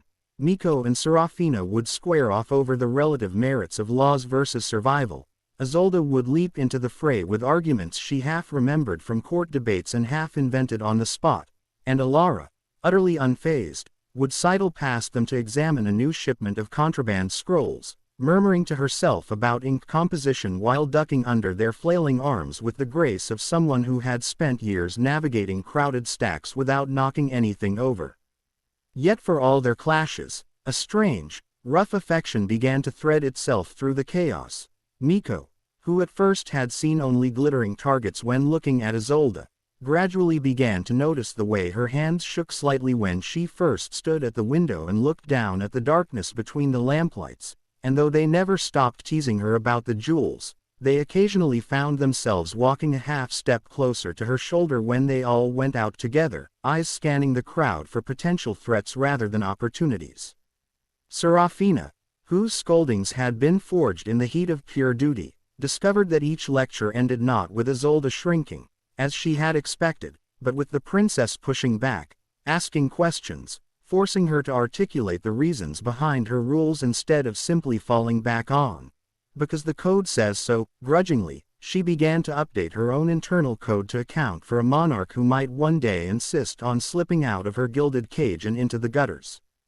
Alara, who had initially treated Isolde as nothing more or less than a mobile library card, slowly realized that the princess was not only willing but eager to put herself at risk in order to obtain knowledge for others, smuggling out not just the histories Alara craved but also practical texts, medical treatises, crop rotation guides, articles on sewage management, that Elias then quietly circulated among healers, farmers, and plumbers who could make use of them, and her respect for Isolde's courage grew in proportion to her horror at the state of the royal classification system. And Elias, who had for years believed himself content with solitude, found that he was, in fact, strangely fond of the nightly upheavals, the way Miko's laughter ricocheted off the rafters, the way Serafina's armor clanked reassuringly whenever a strange noise sounded from below, the way Alara's absent-minded humming filled the spaces between the creaking boards, and the way Isolde's questions never stopped coming, each one a spark that lit another corner of his own long-shelved curiosity. The attic, never particularly orderly, surrendered entirely to its new role as battlefield and refuge, ideas and tempers colliding under its sagging roof.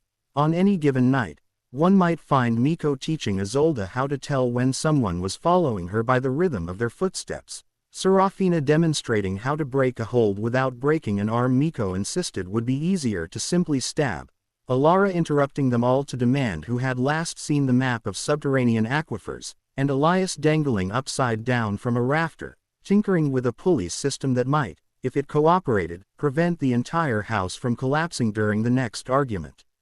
Outside, the castle still gleamed, aloof and serene, its rules unchanged, its courtiers blissfully unaware that their princess was spending her nights in an attic war zone where a thief lusted after her jewelry, a knight chastised her every move, a scholar hounded her for rare books, and a half-mad alchemist quietly encouraged them all by setting out more chairs. Inside that cramped, chaotic room, however, something fragile and fierce was taking shape, forged from clashing wills and competing loyalties, a new understanding of what it might mean for a princess to step down from her tower, for a knight to question the limits of her oaths, for a thief to protect something rather than steal it, for a scholar to share rather than hoard, and for an attic full of oddities to become the unruly, undeniable heart of a changing world. The royal ball was supposed to be, in Isolde's words, a harmless, glittering exercise in tedium, an evening of ceremonial waltzes, practiced smiles, and polite conversations about things that did not matter, a performance she could endure with the same weary grace she used for council sessions and ceremonial blessings. But nothing in Isolde's life had been entirely harmless since she'd started sneaking up to Elias's attic, and so it was perhaps inevitable that when danger finally came for her in earnest, it chose a night of velvet and crystal and fragile appearances, and that the one person most unfit for courtly spectacle, dragged there very much against his will, would be the one to save her with a spell that turned the polished marble of the great hall into a sea of sticky marshmallows. The invitations had gone out a month before, embossed with gold leaf and the royal seal, announcing a ball to celebrate the signing of a new trade agreement with 3 neighboring duchies. Merchants cheered, diplomats preened, tailors and dressmakers rubbed their hands together, and Isolde, upon reading her own name in the calligraphed list of distinguished hosts, had tried very hard not to calculate how many hours of small talk it translated into, then failed and spent an evening in Elias's attic lying flat on the floor while Miko tried to balance spoons on her nose and Alara catalogued her complaints as if they were a new form of political data. It was Isolde's idea to invite Elias, although in truth, invite was a diplomatic way of saying, pester the royal household until they produced an official summons he couldn't ignore. She had argued, with the careful logic she used in council, that the kingdom's most eccentric independent alchemist, who had quietly aided in distributing improved medicine formulas and sanitation plans through the city, ought to be formally thanked in a public setting, and that a grand ball was the ideal pretext. The king and queen, intrigued by the mysterious attic dweller who had somehow become their daughter's unofficial tutor and unofficial bad influence, agreed, and so Elias received, on an otherwise ordinary morning, a thick envelope bearing the royal crest and the fatal words, "You are cordially requested to attend their majesties' ball as a guest of honor." Elias held the parchment between 2 fingers as if it were a mildly venomous snake, reread the line about guest of honor, and said, in a voice of deep foreboding, "Absolutely not." 3 hours later, Serafina was in his attic explaining, with the inflexibility of someone whose sense of duty had no off switch, that royal requests were very close cousins of royal commands, and that he would be fitted for proper attire by the castle's tailors by the end of the week. Alara, bright-eyed at the prospect of seeing the royal library's forbidden sections in person, immediately volunteered to assist in social acclimatization, making notes on a scrap of paper titled, "Elias, Things Not to Say to Dukes," while Miko laughed themselves nearly sick on the rafters at the image of the attic alchemist in silken brocade. Isolde, for her part, looked half apologetic and half delighted as she perched on a stack of books. "Think of it as an experiment," she told Elias. "A field study on the mating rituals of nobles. They don't mate, they negotiate mergers," Elias muttered, but even his protests could not withstand the combined force of 1 princess, 1 knight, 1 scholar, and 1 gleeful thief, and so on the night of the ball he found himself standing in his tiny attic feeling deeply betrayed by his own reflection. The tailors had coaxed him into a dark coat that actually fit his shoulders, with subtle silver embroidery in the shape of constellations along the cuffs, a compromise between his refusal to wear anything with jewels and their refusal to let him appear in public looking like he'd lost a fight with a flour sack. His unruly hair had been wrestled into something marginally tamed, and though he had managed to avoid a proper cravat by feigning strangulation during the fitting, a soft gray scarf sat at his throat as a concession. "You look almost respectable," Miko said, circling him like an appraiser, their own clothes transmuted for the evening into the livery of a palace footman acquired through methods no one asked about. "Very tragic. I give it until the first spilled drink before you look like yourself again." "I am not going to this spectacle to be seen," Elias said tightly, fiddling with his cuffs as Serafina, armor gleaming, waited impatiently by the door. "I will stand in a corner, accept whatever perfunctory thanks the royal family wishes to bestow, and then leave at the earliest possible moment."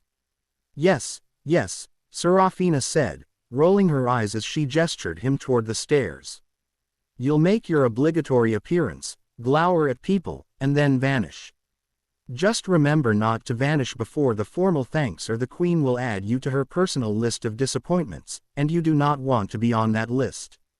Isolde, already dressed in a gown of midnight blue that caught the light as if starlight were woven into the fabric, waited for them at the base of the attic stairs, her nervous energy held in check by years of training. When Elias saw her, for a heartbeat he forgot to be resentful, because the sight of her, steady and radiant and just a little bit terrified beneath the painted calm, reminded him why he was doing this at all. "I had to promise Alara that I'd smuggle her into the restricted astronomy wing later," she murmured as they walked together through the servants' corridor toward the grand staircase, skirts whispering against polished stone.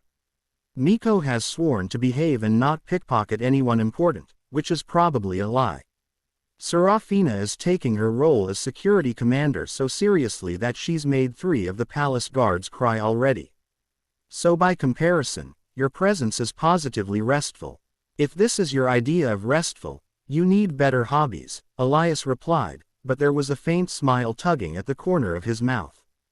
The great hall blazed with light when they entered, chandeliers dripping crystals like captured stars, every wall hung with tapestries depicting the kingdom's victories and virtues in dramatic thread. Musicians played from a raised gallery, their instruments weaving together into a polished, unrelenting melody that filled the high-ceilinged space. Nobles in silks and satins and gowns whose fabric probably cost as much as a small village's yearly grain tax circled the floor in precise, practiced patterns, their laughter rising in chiming waves. The scent of beeswax, perfume, and roasted meats thickened the air. Elias felt as if he had been dropped into a painting he wanted very much to step out of. His eyes flicked automatically to exits, to the positions of guards along the edges, to the narrow servants' doors half concealed behind draperies. Old habits, honed in cramped attics and questionable taverns, were never fully silenced, no matter how many candles and jewels people hung from the ceiling. Serafina peeled off almost immediately, slipping with purposeful strides into the flowing pattern of security she had arranged, her gaze sharp as she checked the posted guards, the door wards, the vantage points along the balconies. She had argued, bitterly and unsuccessfully, against having Isolde as the star of the evening. You were a beacon for every malcontent with a fondness for knives, and had compensated for losing that argument by turning the ball into a military operation in all but name. Alara, who had come ahead with a delegation from the university, spotted Isolde and Elias from across the room, beamed, and immediately began angling toward them through the crowd like a ship tacking through high seas, her gown already slightly ink-stained at the hem. Isolde braced herself for an enthusiastic request about archival access, but before Alara reached them, the royal steward raised his staff and called for attention, his voice carrying effortlessly over the music.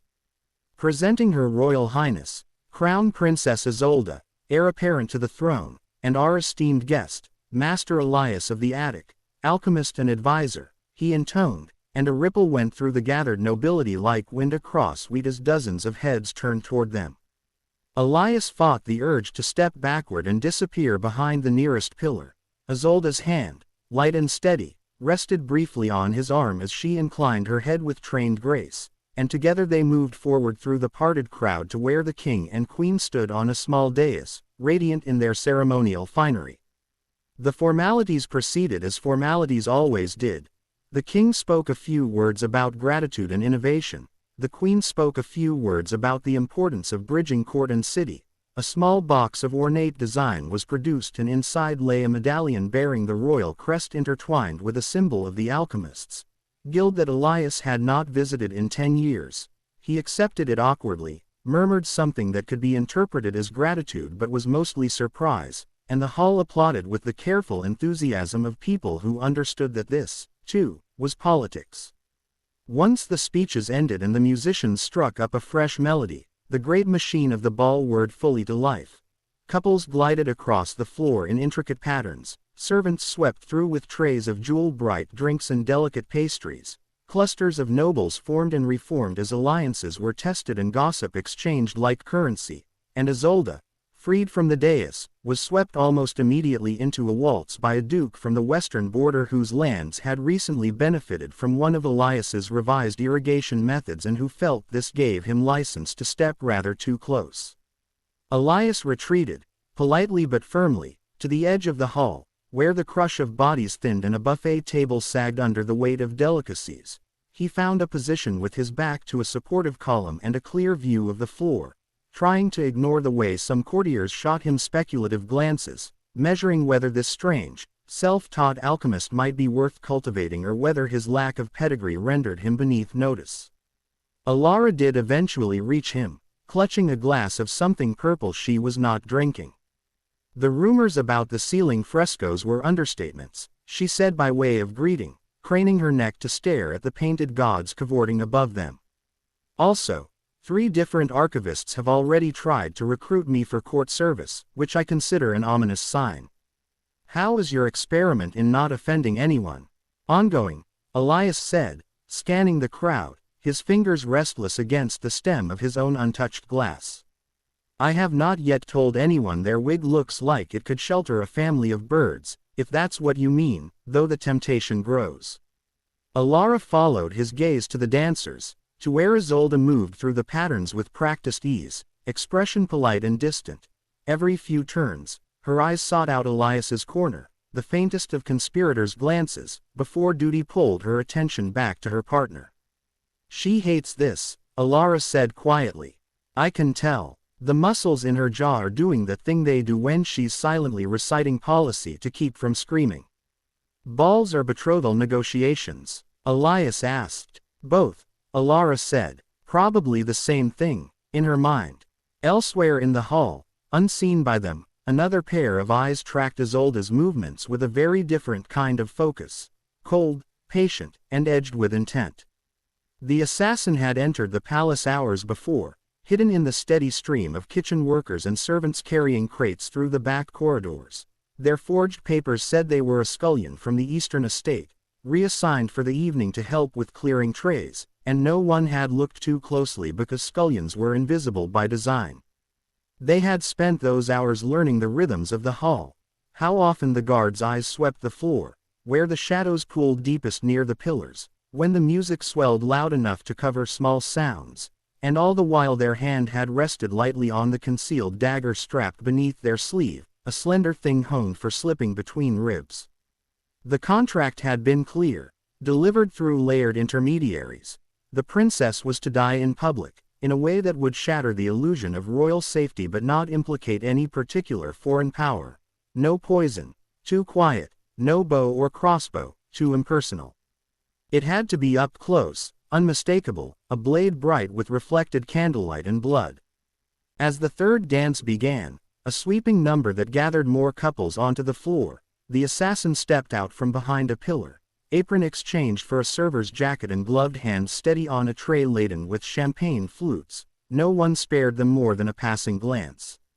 Serafina, making her circuit along the perimeter, did feel a prickle at the back of her neck as the servant passed, some instinct warning her of danger, but at that exact moment a minor lord stumbled, wine splashing onto the hem of a duchess's gown, and a small knot of commotion drew her attention. She paused long enough to ensure no duel would erupt over the spilled vintage, and by the time she turned back, the assassin had already slipped deeper into the current of the crowd. Isolde, twirling under the duke's hand, was doing her best not to grind her teeth. Her mind had long since abandoned the steps her body executed automatically and was busy cataloging all the ways in which this ball could have been used more constructively. At the next turn, she caught sight of Elias leaning against his column, a still point in the swirling chaos, and the tightness in her chest eased slightly. He looked as out of place as she felt, which, in a strange way, made her feel less alone.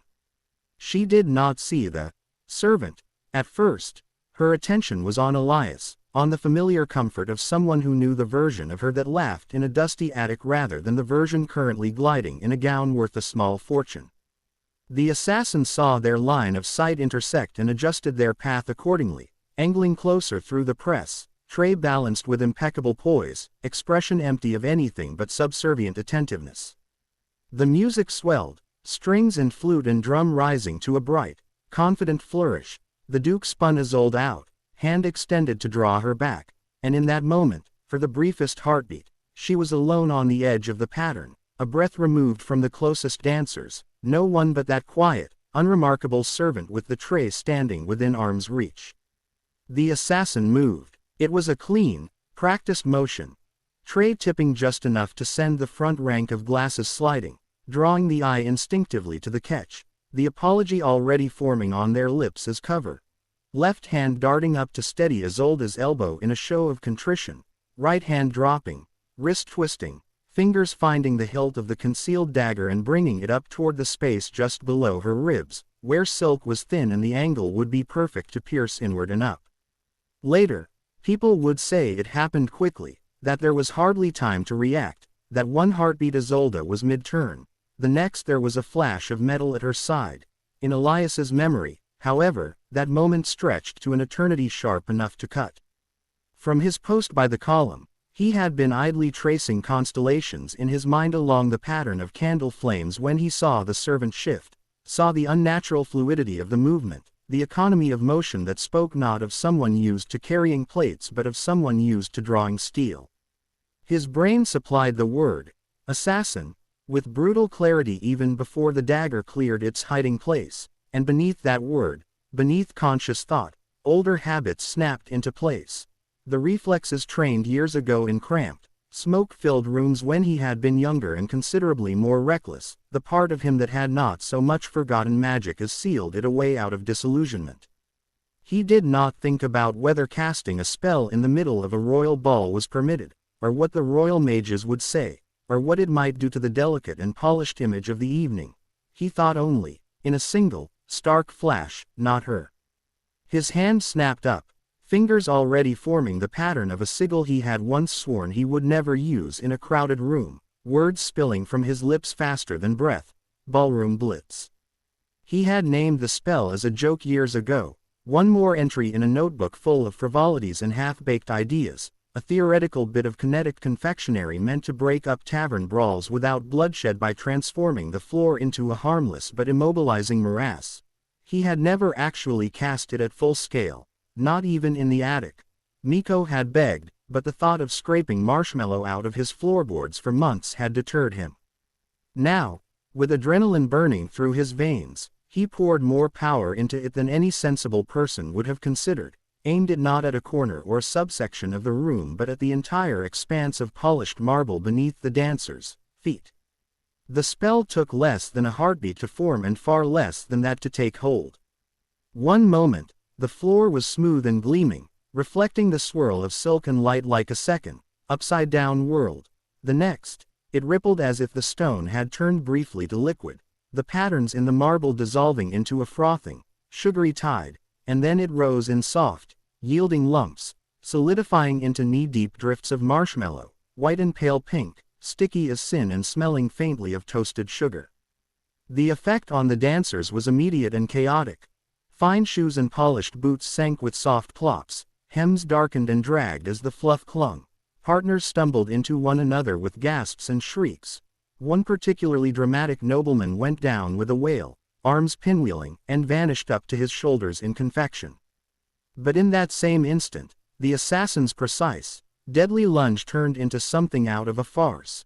Expecting solid ground, they pushed off with all the force and commitment of someone who had made this movement 1,000 times before, only to have their leading foot plunge into unexpected softness. Instead of slicing inward toward Isolde's ribs, their body pitched forward as if yanked by an invisible hand, the dagger's trajectory skewing wildly.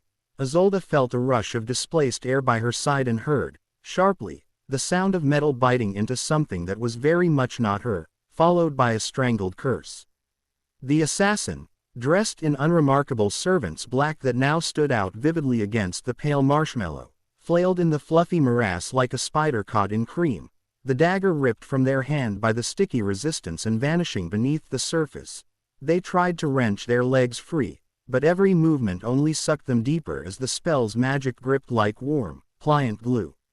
For a heartbeat there was silence, a stunned, disbelieving hush as hundreds of people processed the transformation of the royal ballroom into a confectioner's nightmare. Then, like music returning after a skipped measure, the hall erupted in noise. Nobles screamed, laughed hysterically, or did both at once. The musicians on the gallery, whose platform had been spared the worst of the sugary tide, trailed off mid-phrase in a cascade of dissonant notes. Servants stared, wide-eyed, at the obscene waste of sugar-like substance coating what had been the pride of the castle's stonemasons.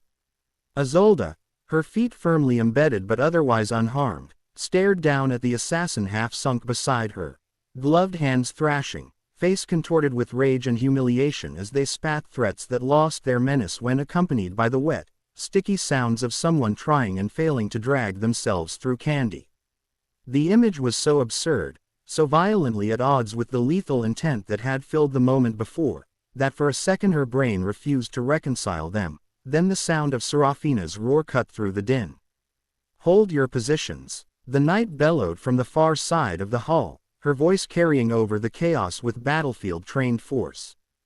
"Guards to the princess." She waded into the marshmallow like a ship plowing through drift ice, each step a struggle as the sugar clung to the joints of her greaves and cuisses, turning her polished armor into something halfway between a knight and a particularly aggressive cake.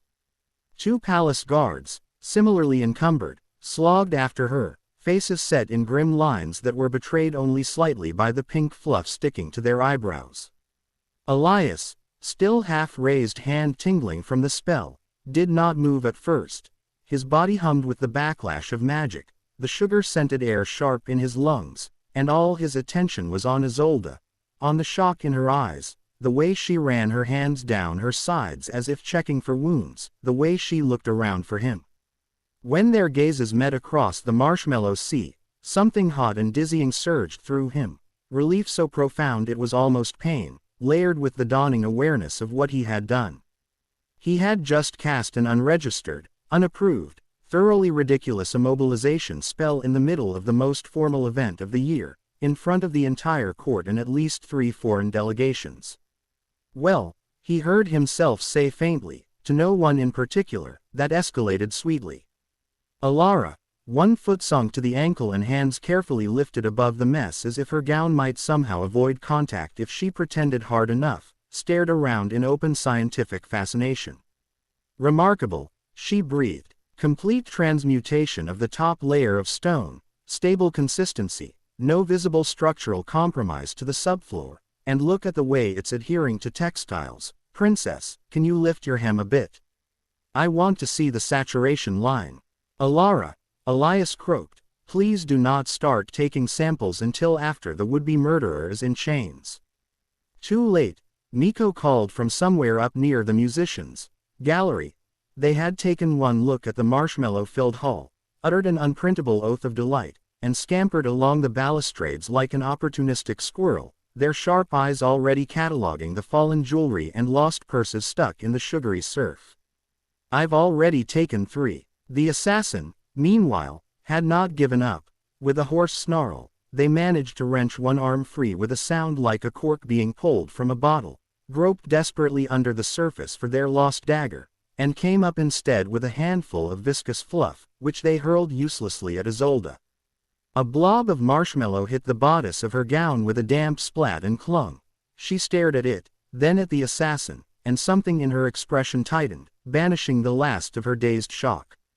For the first time, fully and consciously, she understood that someone had just tried to kill her, not in theory or possibility but in fact, blade and blood and intent, and that she was alive only because Elias had turned the floor into a confectioner's trap. Serafina reached her then, breathing hard, sugar-caked to her knees. She planted herself between Isolde and the assassin, hand on the hilt of her sword, eyes blazing. "Are you hurt?" she demanded, not even glancing toward Elias yet. No," Isolde said, voice a little unsteady but growing firmer with each word. "I'm fine. Sticky, but fine." She swallowed, forced herself to keep looking at the assassin instead of collapsing into the nearest pair of arms. "They aimed for my ribs." The floor moved. "Yes," Serafina said grimly, following her gaze to the trapped figure. "We will have words about that later. For now," she signaled to the guards, who slogged forward, together, with much undignified heaving and a liberal application of brute force. They pried the assassin from their marshmallow prison, the spell fighting them every inch of the way, until the would-be killer stood panting, clothes smeared and dangling with sticky strings of sugar, dignity in ruins. Bound wrists were easier than bound ankles in this mess, so Serafina had the guards secure the assassin's arms behind their back with chains etched in suppressive runes, then shoved them back down into a shallow patch of fluff for good measure. "You are under arrest for attempted regicide," she snapped. "And for ruining a perfectly good floor." "I was hired," the assassin spat, sugar and saliva flecking their lips. "You're all fools. This won't." Whatever grand villainous line they had been planning was cut off as a generous chunk of marshmallow, dislodged from the ceiling by the earlier magical shock, chose that exact moment to detach and land squarely on their head, smothering them in a floppy white cap of humiliation. Around the hall, now that it was clear the immediate danger had passed, the mood began to shift from terror to a sort of disbelieving hilarity. Once people realized they were not in fact being devoured by some mutant sugar beast but merely stuck in an inconvenient dessert, laughter bubbled up in pockets, at first nervous and then freer, as nobles compared the ruin of their shoes and tried to rescue embroidered hems from the encroaching fluff. Of course the princess would be saved by confectionery, someone tittered near the door. "It's poetic, really. I heard the alchemist did it," another voice replied breathlessly. "The one from the attic. They say he shouted something and the floor obeyed." "Ballroom blitz," a third voice supplied, eager to share the fresh gossip. "That was the incantation. I was standing right next to him. I swear it on my grandmother's pearls. He just raised his hand and said, 'Ballroom blitz,' like he was naming a dance, and then, this." "Ballroom blitz," the first voice repeated, delighted.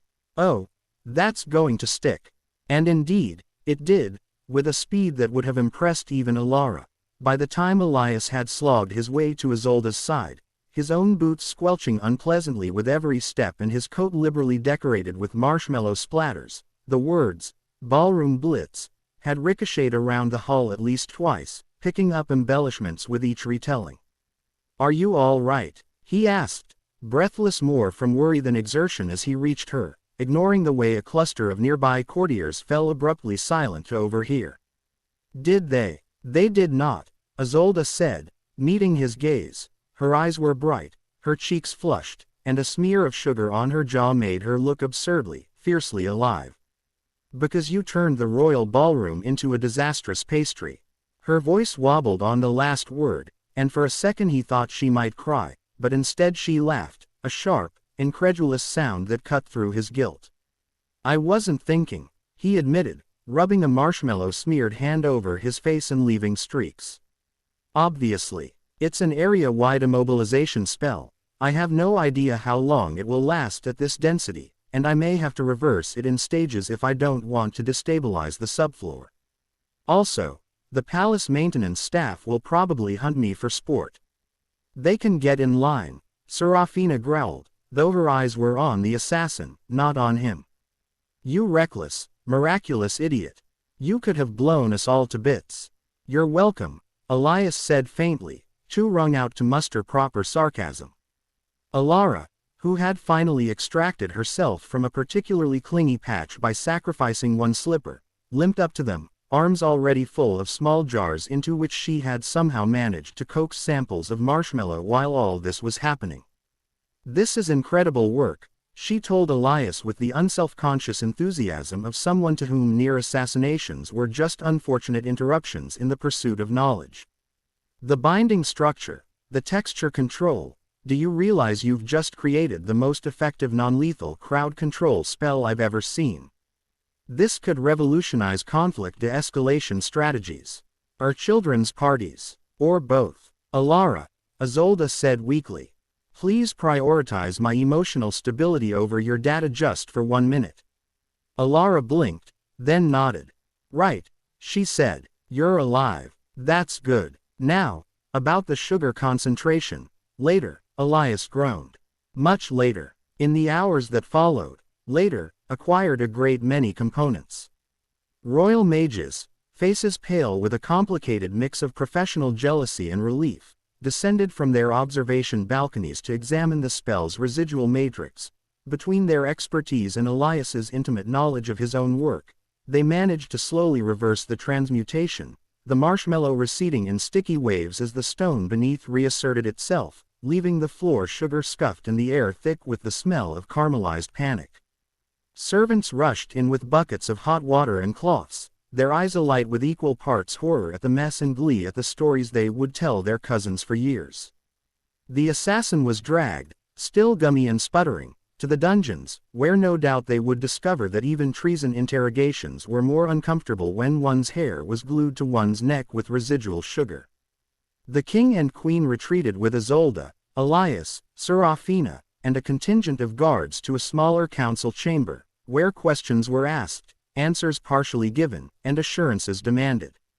"You saved our daughter," the queen said at one point, eyes shining suspiciously. "In a manner that will haunt my dreams and my upholstery bills, but you saved her." The king, who had a quiet fondness for absurdity, added, "The chronicles will have to find a dignified way to describe Marshmallow, but I suspect the bards will not bother." Serafina, once she was assured that Isolde had not so much as a bruise, let loose with the scolding she had been restraining in favor of professionalism, informing Elias that if he ever again cast a high-output, untested area spell in a room full of diplomats she would personally throw him off the East Tower, but even her anger had a brittle edge of relief. Isolde listened to it all with a strange, almost detached calm. The enormity of what had nearly happened did not fully settle until hours later, when she stood alone in her chambers, dress peeled off and piled in a sticky mound, staring at the faint pink line of sugar the bath had not fully erased from her skin where the dagger might have gone. When she closed her eyes, she saw, unbidden, the assassin's outstretched hand, the glint of steel, and then, ridiculously, inescapably, the sight of that same figure floundering in a sea of candy, arms pinwheeling, feet sucked down, dignity dissolving under a rain of marshmallow. By morning, the kingdom had already begun to turn the incident into legend.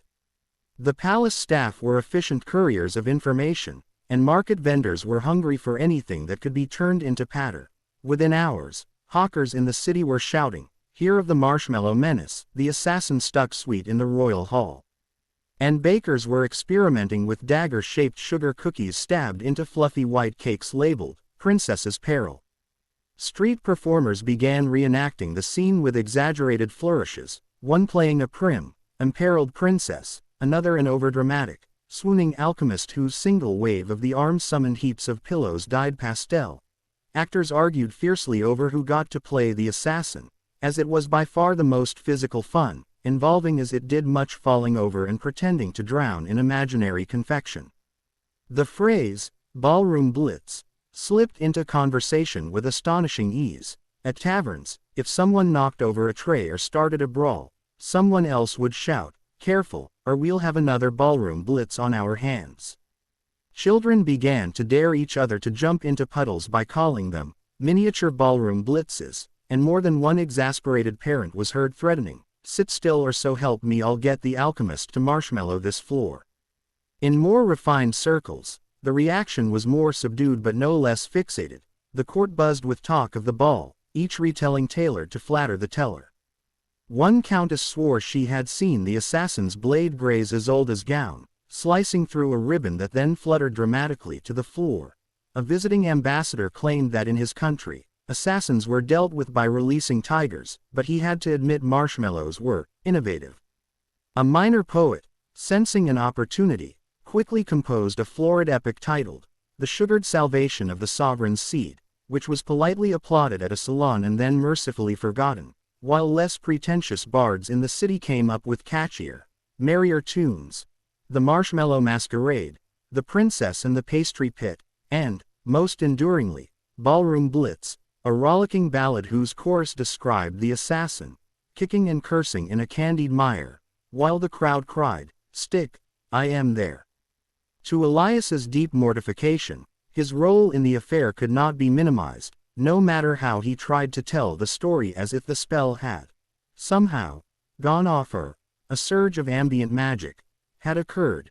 Too many witnesses had heard him speak the incantation, had seen his hand flare with light, had watched him stare in horror at his own handiwork. Children in the street began to play a game where one of them would shout, "Ballroom Blitz," and the others would freeze in place and then slowly sink to the ground, laughing, until an imaginary Serafina arrived to haul them away by their collars. Isolde, barred by her parents and Serafina from leaving the castle for several days, until the investigative dust settles, clung stubbornly to the least grim part of the whole ordeal. The absurdity, the sweetness, the sheer ridiculousness of the image that had already become the talk of the kingdom.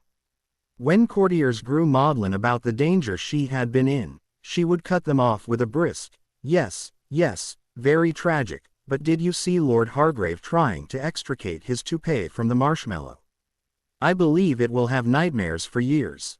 In the attic, when she was finally allowed back, with double the guards and triple Serafina's glares, a crude drawing pinned itself to Elias's wall, courtesy of Miko. A stick-figure assassin flailing in a fluffy white pit while a tiny, bug-eyed Elias held up a wand with an expression of horrified triumph. Isolde laughed until she cried when she saw it, the catharsis of those mingled sounds washing away some of the terror she had been carrying like a stone in her chest. "They're going to be singing about this for decades," Miko crowed, thoroughly satisfied. "You realize that, right? Whenever some noble makes an ass of themselves at a party, people will say, 'Remember when the princess's pet alchemist marshmallowed the floor?' You've become a cautionary legend and a party trick in one go." "I will never attend another formal event again," Elias said with feeling, rubbing his temples. "I will feign death if I must. They can bury me under sugar." "You say that," Alara said, not looking up from the long scroll of notes she was writing about the structural applications of confectionery transmutation, "but the Queen has already sent a request for a controlled demonstration of ballroom blitz for the city guard. Non-lethal crowd control is very fashionable all of a sudden. I have 3 academies asking for your lecture notes." "I have no lecture notes," Elias protested. "It was a theoretical spell I never meant to cast at full scale." "That makes it more interesting," Alara said serenely. "Accidental breakthroughs are still breakthroughs." Serafina, arms crossed, armor finally scrubbed free of the last sticky residue, grunted. "All I know is that the next time someone asks how secure the royal ballroom is, I have to say, well, we can turn the floor into candy if things go wrong, and try to keep a straight face." Isolde, watching them all from her favorite perch on a crate, tucked her knees to her chest and rested her chin on them. "They can sing their songs and tell their stories however they like," she said softly. "They can laugh at the assassin and at Elias and at me in my ruined gown. What matters is that when it counted, you acted." She looked at Elias, her gaze steady. "You saved my life." The room, usually so quick to fill with jests, fell quiet for a moment. Even Miko, who rarely let any serious sentiment go unmocked, said nothing, their eyes flicking between the two. Elias shifted, uncomfortable under the directness of her gratitude, and shrugged one shoulder. "You would have done the same," he said. "You've done the same, in your own way. Bread is less dramatic than marshmallow, but no less important. Don't you dare compare my winter bread orders to this," Isolde said, half laughing, half crying. "If I had tried to turn the ballroom floor into food, I would have killed half the dukes with flying loaves." Miko snorted. "Now there's an image. Death by baguette. Better than death by dagger," Serafina said dryly. She eyed Elias, then added, "Reckless or not, you have my thanks. And my warning. Next time, if there is a next time, try a spell with a smaller radius. Next time, if there is a next time, I will install a trapdoor under the assassin's feet and drop them into a pit lined with pillows," Elias said. "No sugar. No mess. The palace staff will build a shrine to me." "No," Alara murmured absently, still writing. The sugar was important. It made it memorable. Some spells are meant to be stories as much as tools. And that, in the end, was what Ballroom Blitz became. Not just a hasty incantation, not just a sticky, undignified mess in the middle of a gilded evening, but a story the kingdom told and retold, embroidered with laughter to soften the sharp edge of the danger beneath it. Years later, when children who had not yet been born would ask their parents where they were, the night the princess almost died in the marshmallows, those parents would smile and exaggerate, claiming they had been heroic or hilariously trapped, Depending on their appetite for self-mockery, the assassin's name would be forgotten, their employer exposed and punished in due course by quieter means, but the image of a deadly figure floundering in pink and white confection would endure on tavern walls, in nursery rhymes, in the teasing nicknames given to any overly dramatic court function. And somewhere in an attic that always seemed a little too full of mismatched chairs these days, Isolde and Elias and the rest would continue to clash and collaborate under sagging beams, knowing that out there, in a hall that had once nearly tasted blood, the ghost of Marshmallow still lingered in the cracks of the stone, a sticky, ridiculous reminder that sometimes salvation arrived not in the shape of a shining sword or a noble sacrifice, but in the unexpected, instinctive, gloriously messy spell of someone who cared too much to do nothing. News of the Marshmallow assassination attempt did not die down in a week or even a month. It stretched, sticky and persistent, through every corridor of the castle and every alleyway of the city, clinging to conversations like sugar to silk, and for all that the incident had been terrifying in the moment, its aftermath settled over the kingdom as a strange mixture of relief, humor, and the keen, prickling awareness that the world was less safe than it had seemed before. Ballroom Blitz turned the royal floor into confectionery quicksand, so it was perhaps unsurprising that, in the wake of such public danger, people began to look with new eyes at the unassuming attic alchemist who had, with one panicked spell, prevented the princess's blood from staining the marble. In council meetings, Isolde now found subtle shifts in tone when her safety was discussed. Where once older ministers had patted her reassurances onto the agenda like decorative icing, they now spoke of threat assessments and doubled patrols, of screening protocols for servants and the cost of reinforcing balcony railings with unobtrusive wards, and though Serafina had always treated security as a sacred scripture, her vigilance sharpened from dutiful to almost manic. No one entered the princess's presence without being quietly measured from boot to brow, and even Miko was made to surrender 3 knives, a coiled garrote, and a set of lockpicks before being allowed within arm's length of Isolde, which the thief took as a compliment. Isolde herself moved through these new precautions with a kind of shell-shocked normalcy, attending the same ceremonies, signing the same decrees, smiling at the same ambassadors, but something within her had tilted irrevocably.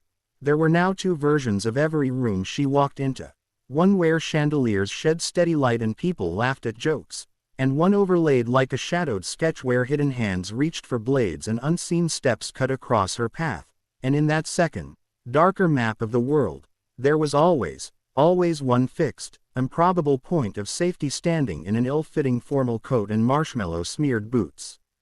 The knowledge that she had nearly died did not come to her all at once.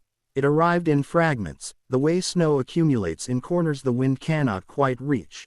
A sudden shiver when a servant approached too quickly from her blind side, a spike of panic when she heard metal ring against stone, even when it was only a dropped spoon. The worst of it hit her 10 days after the ball, when she was in the royal library reaching for a heavy atlas and the light caught on the polished knob of the ladder in a way that made it, for the briefest, cruelest instant, look like a dagger's hilt glinting at her ribs, and she froze with her hand outstretched, breath stuttering, heart thundering in her ears, until the familiar, dry voice behind her said, "If you fall off that ladder in a room full of scholars, I will never stop laughing and then I will never stop scolding," and she turned to see Elias leaning against a shelf, hair untamed again at last, spectacles slightly skewed, concern carefully disguised as irritation. It occurred to her then, as plainly as if some invisible scribe had written it across the air between them, that if he had not been in the ballroom, if he had chosen to stay in his attic as he'd threatened, if he had hesitated one heartbeat longer to cast that ridiculous spell, she would not be standing here now arguing about proper foot placement on ladders. She would not be anywhere, and the world would have continued turning without her, leaving only a sticky, bloodless stain of grief behind. The thought landed with the weight of a falling book, heavy enough to knock breath from her lungs, and in that moment the shape of what she felt for him, which had been growing slowly and haphazardly like ivy around the edges of her days, crystallized into something sharp and undeniable that both terrified and exhilarated her. She wanted him safe as fiercely as he had wanted her safe. She wanted him near. She wanted, well, that was the problem, wasn't it? Because what she wanted and what her position allowed were seldom the same thing, and already the marshmallow incident had started certain whispers she could neither control nor fully ignore. Nobles who had once dismissed Elias as an amusing curiosity now eyed him as either an asset or a threat, depending on whether they preferred their princes-in-law with titles and land or with terrifying grasp of confectionery transmutation. The less imaginative simply leapt to the most obvious, most scandalous conclusion, and Isolde, passing a half-open parlor door one afternoon, heard a young baroness giggle. Well, if I survived being saved by a marshmallow, I, too, would be tempted to marry the man behind it, and barely resisted the urge to march in and inform them all that she was perfectly capable of not marrying anyone. Thank you very much. The court, starved as always for novelty, seized upon the idea of a romantic entanglement between the princess and her unlikely savior with the same relish they applied to new fashions. By the time a fortnight had passed, Elias's failure to attend any informal gatherings after the ball was being read as noble shyness, or secret passion, or perhaps a tragic awareness of the difference in their stations, and Isolde could not so much as visit the garden without some well-meaning duchess asking if she had spoken again with the brave master who so dramatically threw himself into your service, to which Isolde, cheeks burning, would reply that Elias had not thrown himself anywhere, he had simply shouted an ill-advised spell and turned the nobility into meringues. She ranted about this in the attic, of course, when Serafina's back was turned and Alara's quill was momentarily still, waving her hands with growing exasperation as Miko laughed until they hiccuped. It was not a proposal, she protested for the 10th time, pacing between the worktable and the cluttered shelf. He did not drop to one knee, he did not present me with a ring, he did not say, "Marry me and I shall drown your enemies in sugar." He panicked. I panicked. There were marshmallows. That is all. To be fair, Miko said, wiping tears of mirth from their eyes, if anyone proposed to me with the promise of drowning my enemies in sugar, I would at least consider it. That's romance. You are not helping, Isolde snapped, which only made them grin wider. Elias, hunched over a notebook where he was attempting to reverse engineer his own overpowered spell into something the city guard could actually use, did not look up, but the tips of his ears had turned pink. Alara, ever the observer, tilted her head. Whether you like it or not, the symbolism is potent, she mused. He saved your life in a way no one could miss, in front of the entire court. His name is now tied to yours in the popular imagination. That kind of narrative weight is significant, especially in monarchic mythmaking. I am not a myth, Isolde muttered, but the words lacked heat. She knew Alara was right, in a way, and that was partly why she had begun plotting something even more outrageous than ballroom blitz itself. Because if the world had already decided to bind her to Elias in gossip and song, if it would not let the narrative of princess and savior go no matter how she protested, then perhaps, just perhaps, she could seize that narrative with both hands and twist it towards something that actually gave her more control, more say, and, if she were very, very brave, more of what she wanted. The opportunity presented itself at a ceremony that had surely been expected to be dull. A morning gathering in the throne room to formalize a series of new city safety measures, including the introduction of a magically enhanced civil watch, an initiative Isolde had championed in the wake of the assassination attempt, arguing with uncharacteristic vehemence that the city should not rely solely on palace guards and castle wards to keep order. The great hall was less resplendent than for the ball but no less full. Guild representatives, minor nobles, city wardens, and a sprinkling of foreign envoys filled the benches, murmuring among themselves as the king delivered the expected homily on civic unity and shared responsibility. Elias stood near the side, just far enough from the dais to avoid being mistaken for someone important, attire once again the compromise of decent coat and stubbornly scuffed boots. He had been summoned to consult on the non-lethal enchantments being tested for crowd control and had arrived under protest, muttering that if anyone mentioned marshmallows he was leaving. Isolde, seated to the right of her parents, wore a gown in sober gray trimmed with blue, less ostentatious than the ball's midnight silk but still very much princess attire. A narrow circlet rested against her hair, light as the weight she felt pressing invisibly on her shoulders. Through most of the speeches she sat with the calm, polite attention expected of her, but inside, her thoughts churned. Outside these walls, people already assumed that Elias was woven into her story in a way that went beyond one spell. Inside them, her parents and advisors still treated him as a useful, if eccentric, ally whose presence in her life was tolerated so long as it did not disrupt the careful dance of alliances and expectations. That tension, the dissonance between rumor and policy, had settled over her like an ill-fitting cloak, and she had decided, after a night spent staring at the canopy of her bed and furiously counting reasons why this was a terrible idea, that she was tired of simply reacting to the stories others told about her. She wanted, for once, to write a line of her own, even if she had to do it in front of a roomful of witnesses. When the time came in the ceremony for the formal acknowledgement of those who had rendered distinguished service to the crown in matters of safety and protection, Isolde rose at the queen's nod and stepped forward, heart pounding hard enough that she was half afraid the courtiers in the front row would hear it. The steward called names in the expected order: captains of guard, the royal mage who had audited the castle wards, Serafina, who accepted her commendation with a stiff bow and eyes that never stopped scanning the room, and then, at last, Master Elias of the attic, alchemist and advisor. A ripple went through the crowd. Many of those present had not seen him since the ball, had only heard the songs and the stories, and now they craned their necks for a glimpse of this man whose magic had been both absurd and life-saving. Elias stepped forward with visible reluctance, shoulders set as if bracing for impact. Isolde watched the way his gaze flickered to hers, just briefly, seeking some hint of what was expected, and in that instant she almost lost her nerve, because she knew that what she was about to do would drag him into a spotlight he had never wanted. But then she remembered the cold brush of air at her ribs, the glint of steel, the marshmallow tide rising, his face as the spell took hold, eyes wide with horror at his own audacity and with something else, something raw and unguarded she had only later recognized as fear for her, and the words that had been curled like a scroll in her throat unrolled themselves.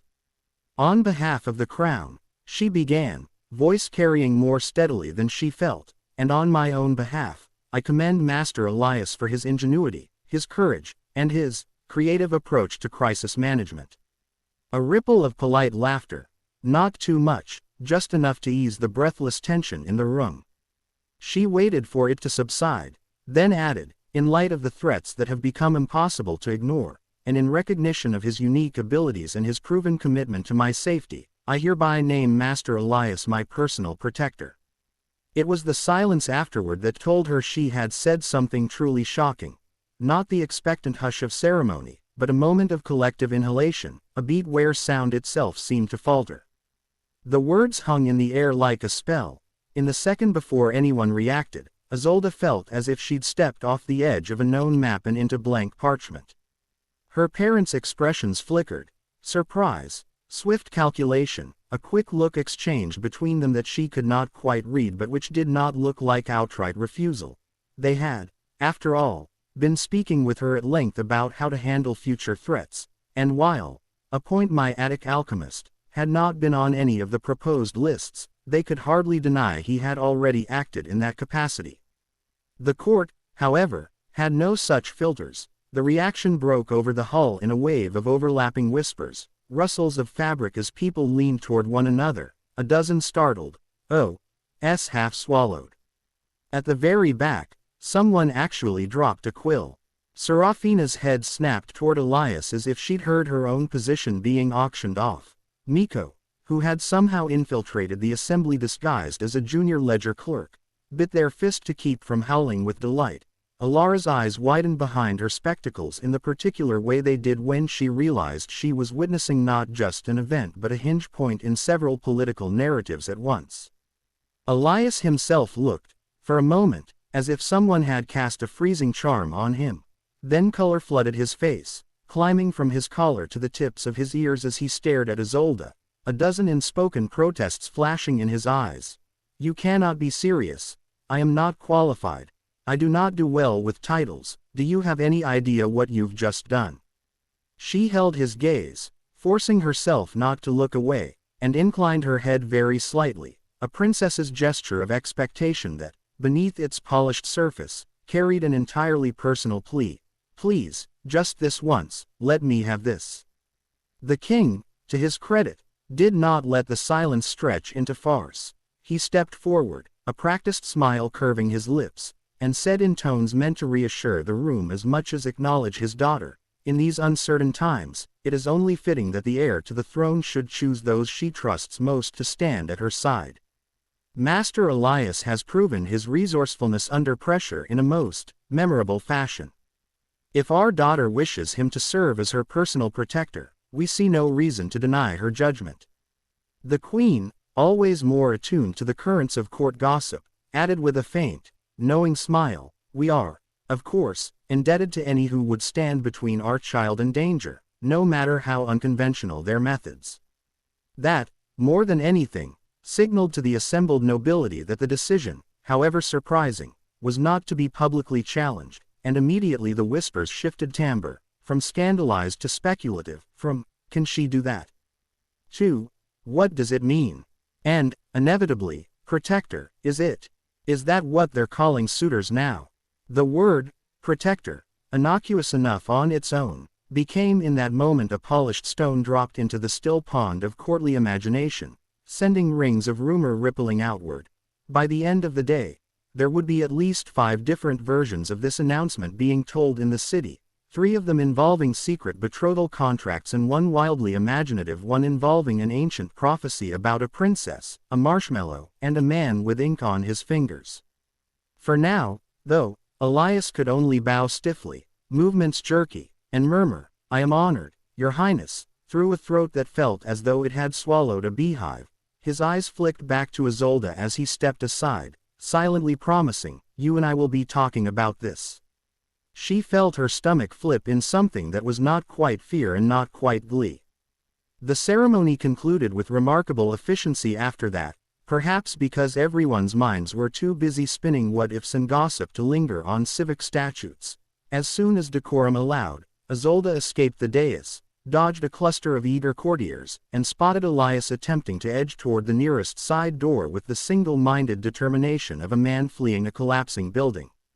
Not so fast, she hissed under her breath, catching his sleeve. Without giving him time to protest, she tugged him down a quieter corridor lined with tall windows, past a pair of discreetly curious footmen, and shoved open the narrow door that led to one of the lesser-used balconies overlooking the inner gardens. The air outside was cool and sharp, carrying the scent of damp earth and the distant murmur of the fountain.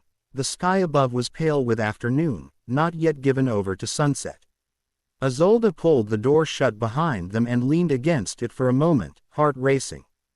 Elias stood a few steps away, hands braced on the stone balustrade, staring out over the trimmed hedges as if contemplating whether throwing himself into the rosebushes would be less painful than facing her.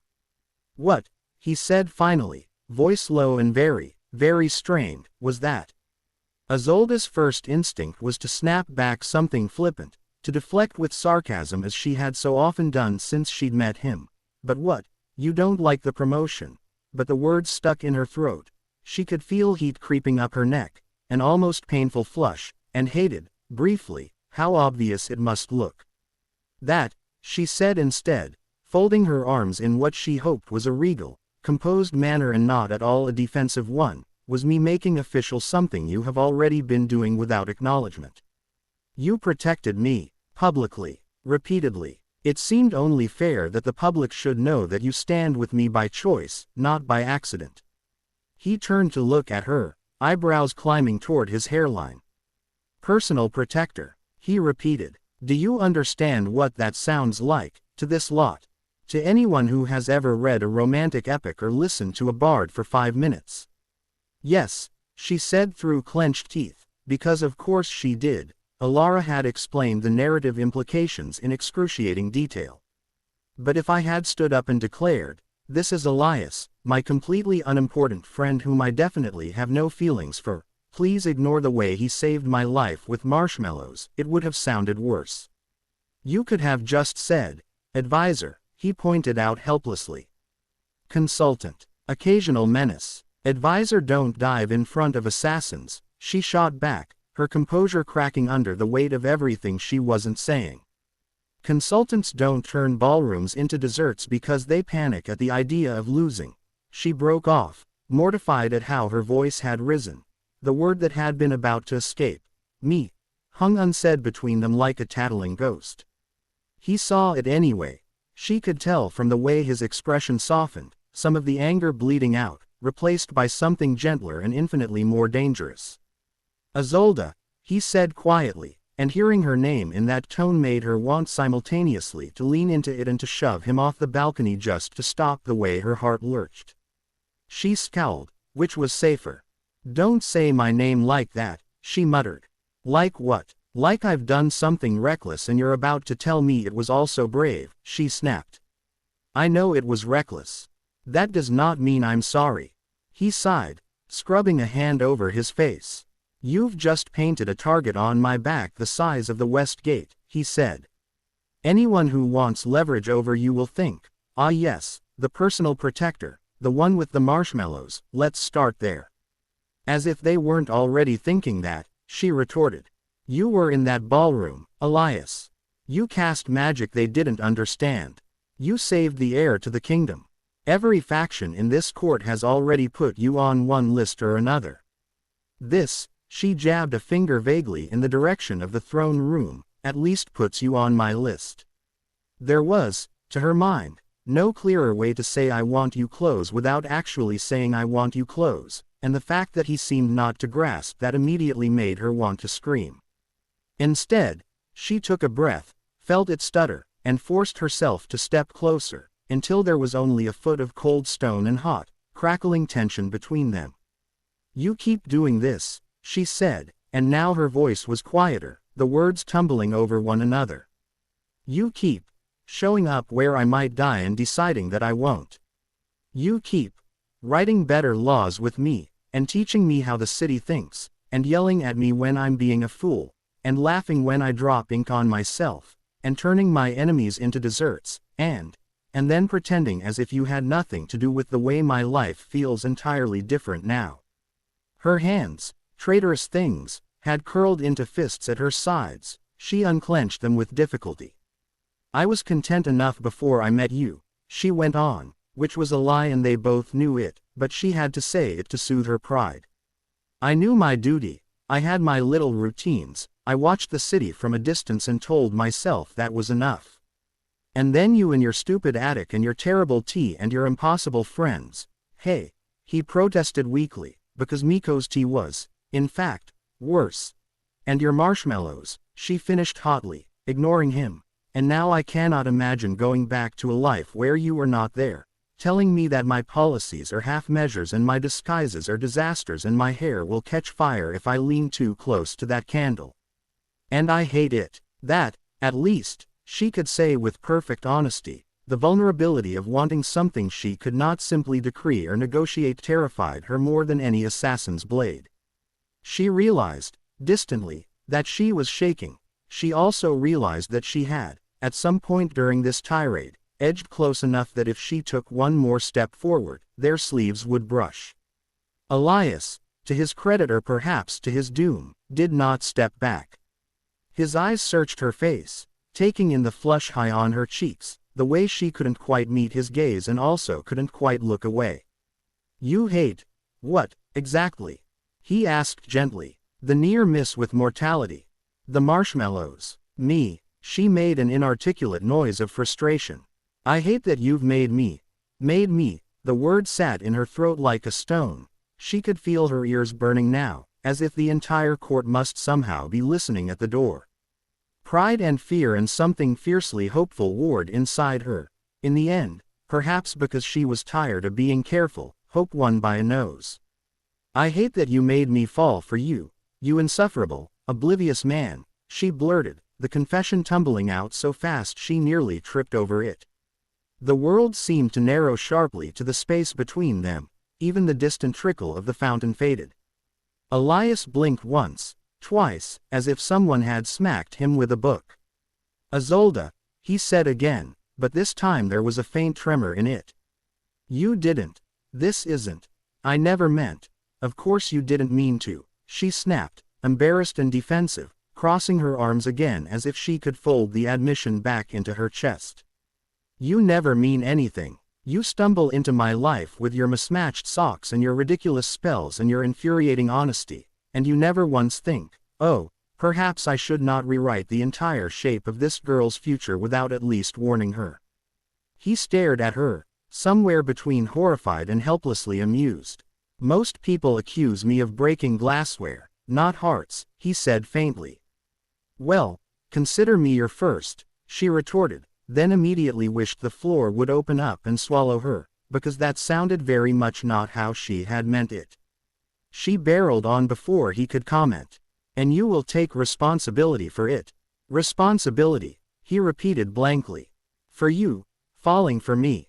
Yes, she said, blushing so hard now she half expected to ignite. You made me feel this, so now you will answer for it. That is only fair. He groped for logic as if it were a lifeline. In what possible system of justice, he asked slowly, does saving someone's life and accidentally making them care for you result in responsibility? In mine, she shot back, chin lifting with all the stubborn pride of a princess who had grown up having to define fairness in a world that rarely offered it. You may not have meant to, but you did it, and now I have to live with this. She made a frustrated gesture at her own chest, as if she could pluck the feeling out and shove it at him. This nonsense that makes my heart do strange things whenever you walk into a room. The least you can do is stay. The last words slipped out softer than she intended, stripped of their defensive bark. Once they were in the air, she could not call them back. He went very, very still. Stay, he echoed, as your protector. Yes, she said, then added, because saying only that felt too raw, as my protector, obviously. Someone has to make sure you don't kill yourself trying to protect me from my own poor decisions. His mouth twitched, the beginning of a smile he was trying and failing to suppress. You're the one who just publicly attached me to your side without asking, he pointed out. That seems like a poor decision. And you are now obligated to protect me from it, she countered instantly, because the alternative was admitting she had acted entirely out of terrified, hopeful selfishness. See, already your new title is relevant.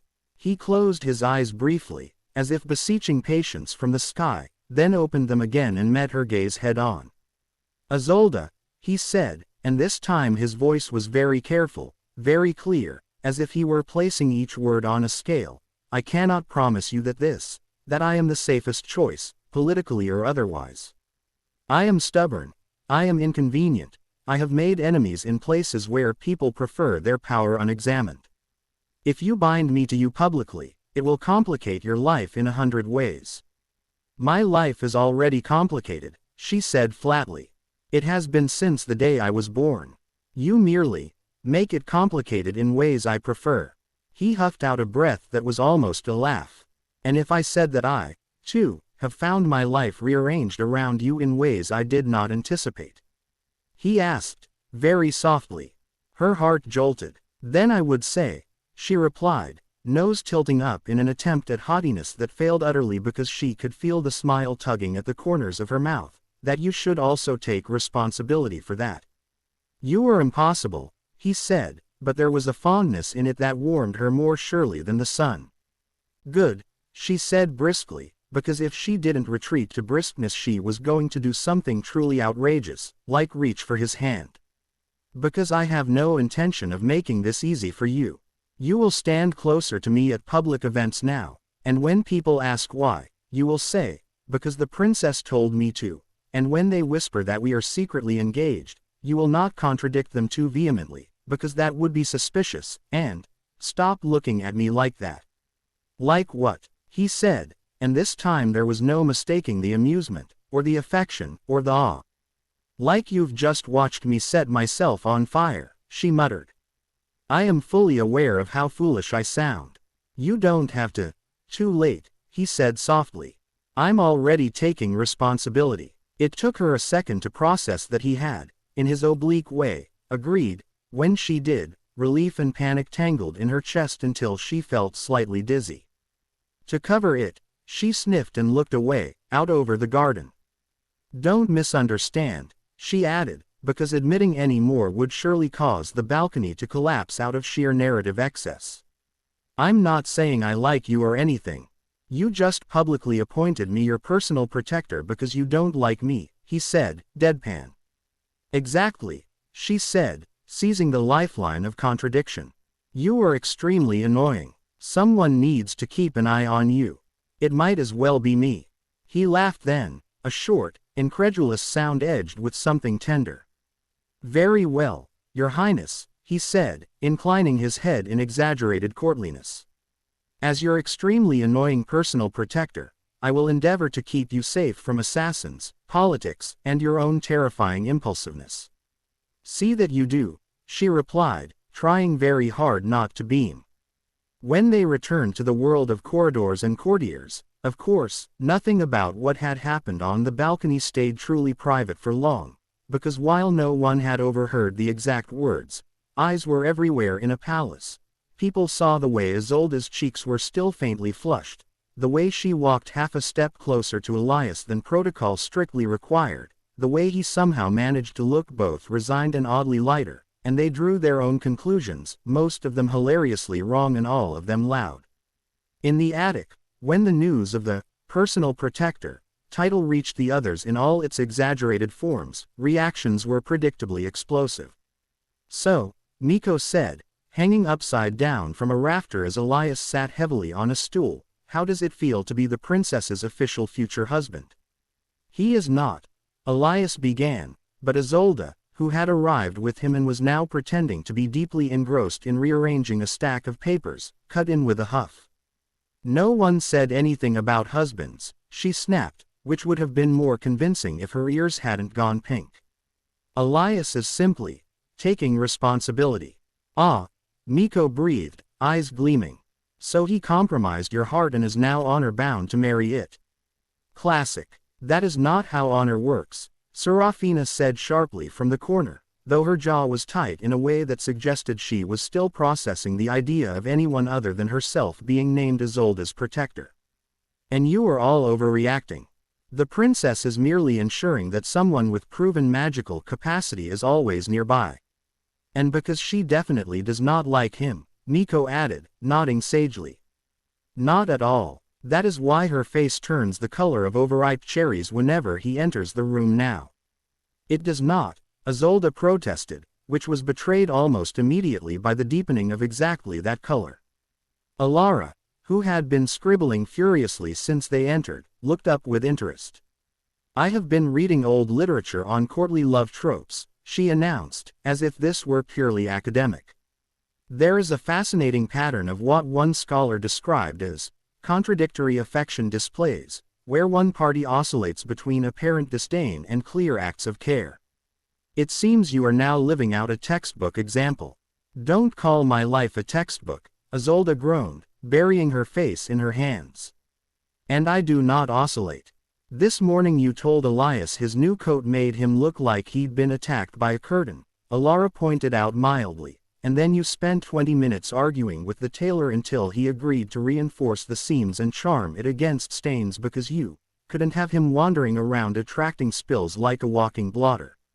That qualifies as oscillation. I simply refuse to let my personal protector look ridiculous," Isolde muttered, then realized what she'd said and hastily added, "for the dignity of the crown." "Of course," Elias said, pinching the bridge of his nose. "My feelings are merely collateral in this war for stately aesthetics." He had thought, in the naive optimism of a man who had survived one large-scale magical mishap and believed perhaps the universe would grant him a reprieve, that navigating assassination attempts and political intrigue had been challenging. He quickly learned that navigating Isolde's newfound tendency to swing between sharp-tongued criticism and awkward, heartfelt gratitude was its own, uniquely perilous art. One moment she would lash out at him for being reckless. "You could have been killed, you idiot. Don't you ever throw yourself between me and danger again without warning me first."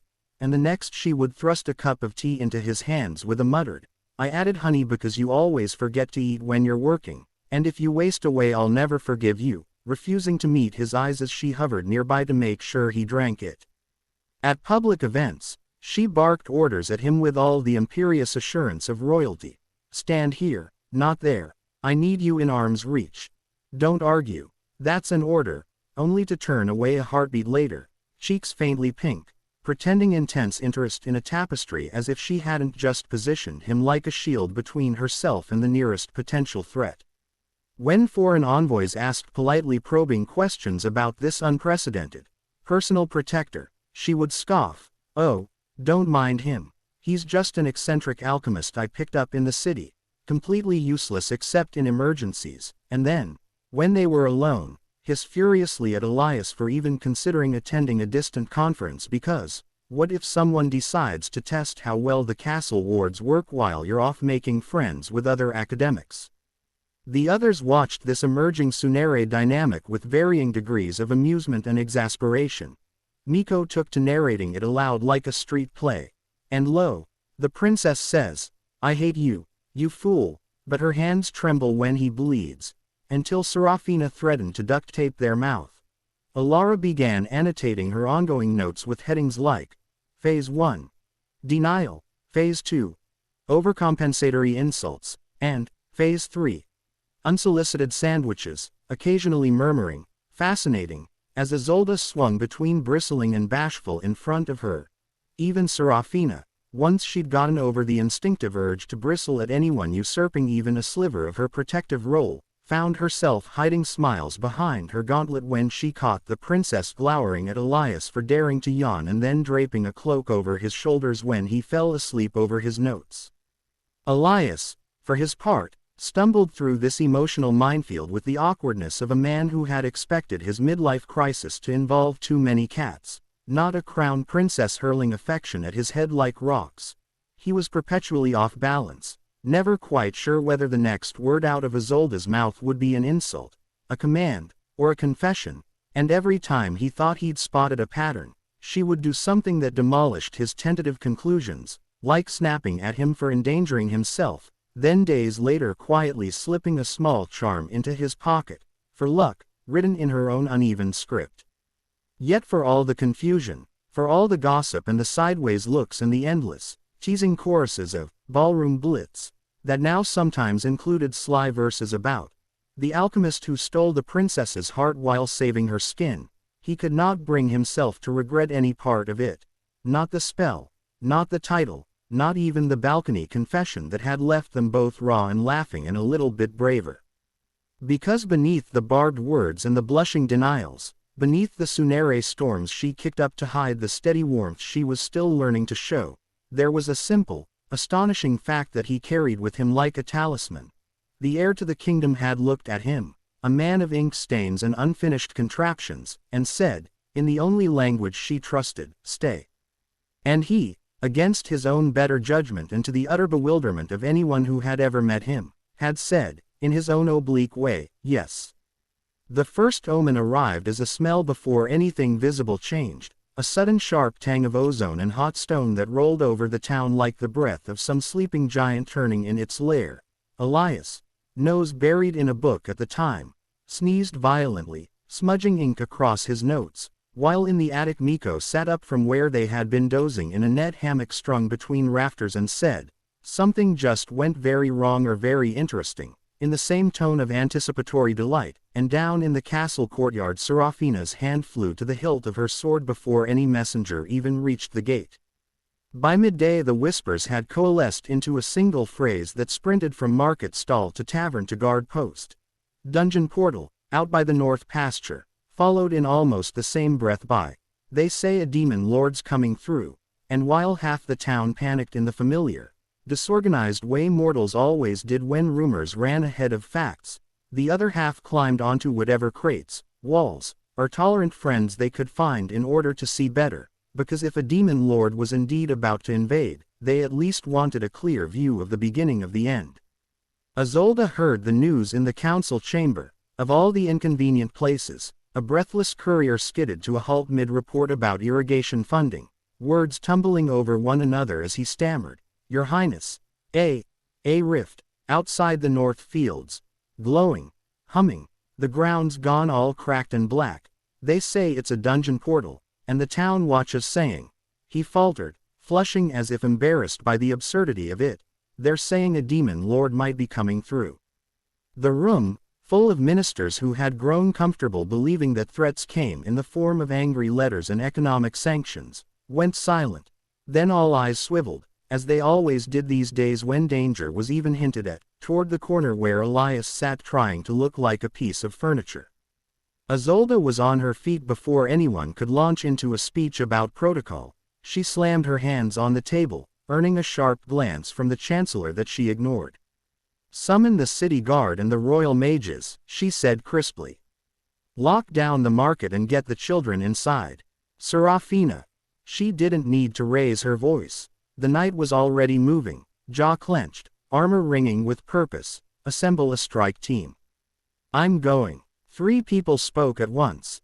The Queen's aide said, "Your Highness, absolutely not." Serafina snapped, "Like hell you are." And Elias muttered, "Of course you are," under his breath, already reaching for the small satchel of vials he had taken to carrying everywhere since the ball. Isolde rounded on Serafina with the hard-edged calm that had been sharpened by months of almost dying and then deciding not to flinch from the shape of the world. "A dungeon portal opening in our fields is not a minor incident," she said. "If there is indeed a demon lord involved, this kingdom needs more than soldiers and spells. It needs its heir to see the threat with her own eyes and make decisions that aren't filtered through 3 layers of panicked reports. I will not hide behind these walls while the North Pasture turns into an invasion point. You will not walk into a demon's maw either." Serafina shot back, but the protest had more habit in it than conviction. She knew, perhaps better than anyone now, that when Isolde put that particular set to her shoulders, there was no stopping her, only ways to accompany her more or less safely.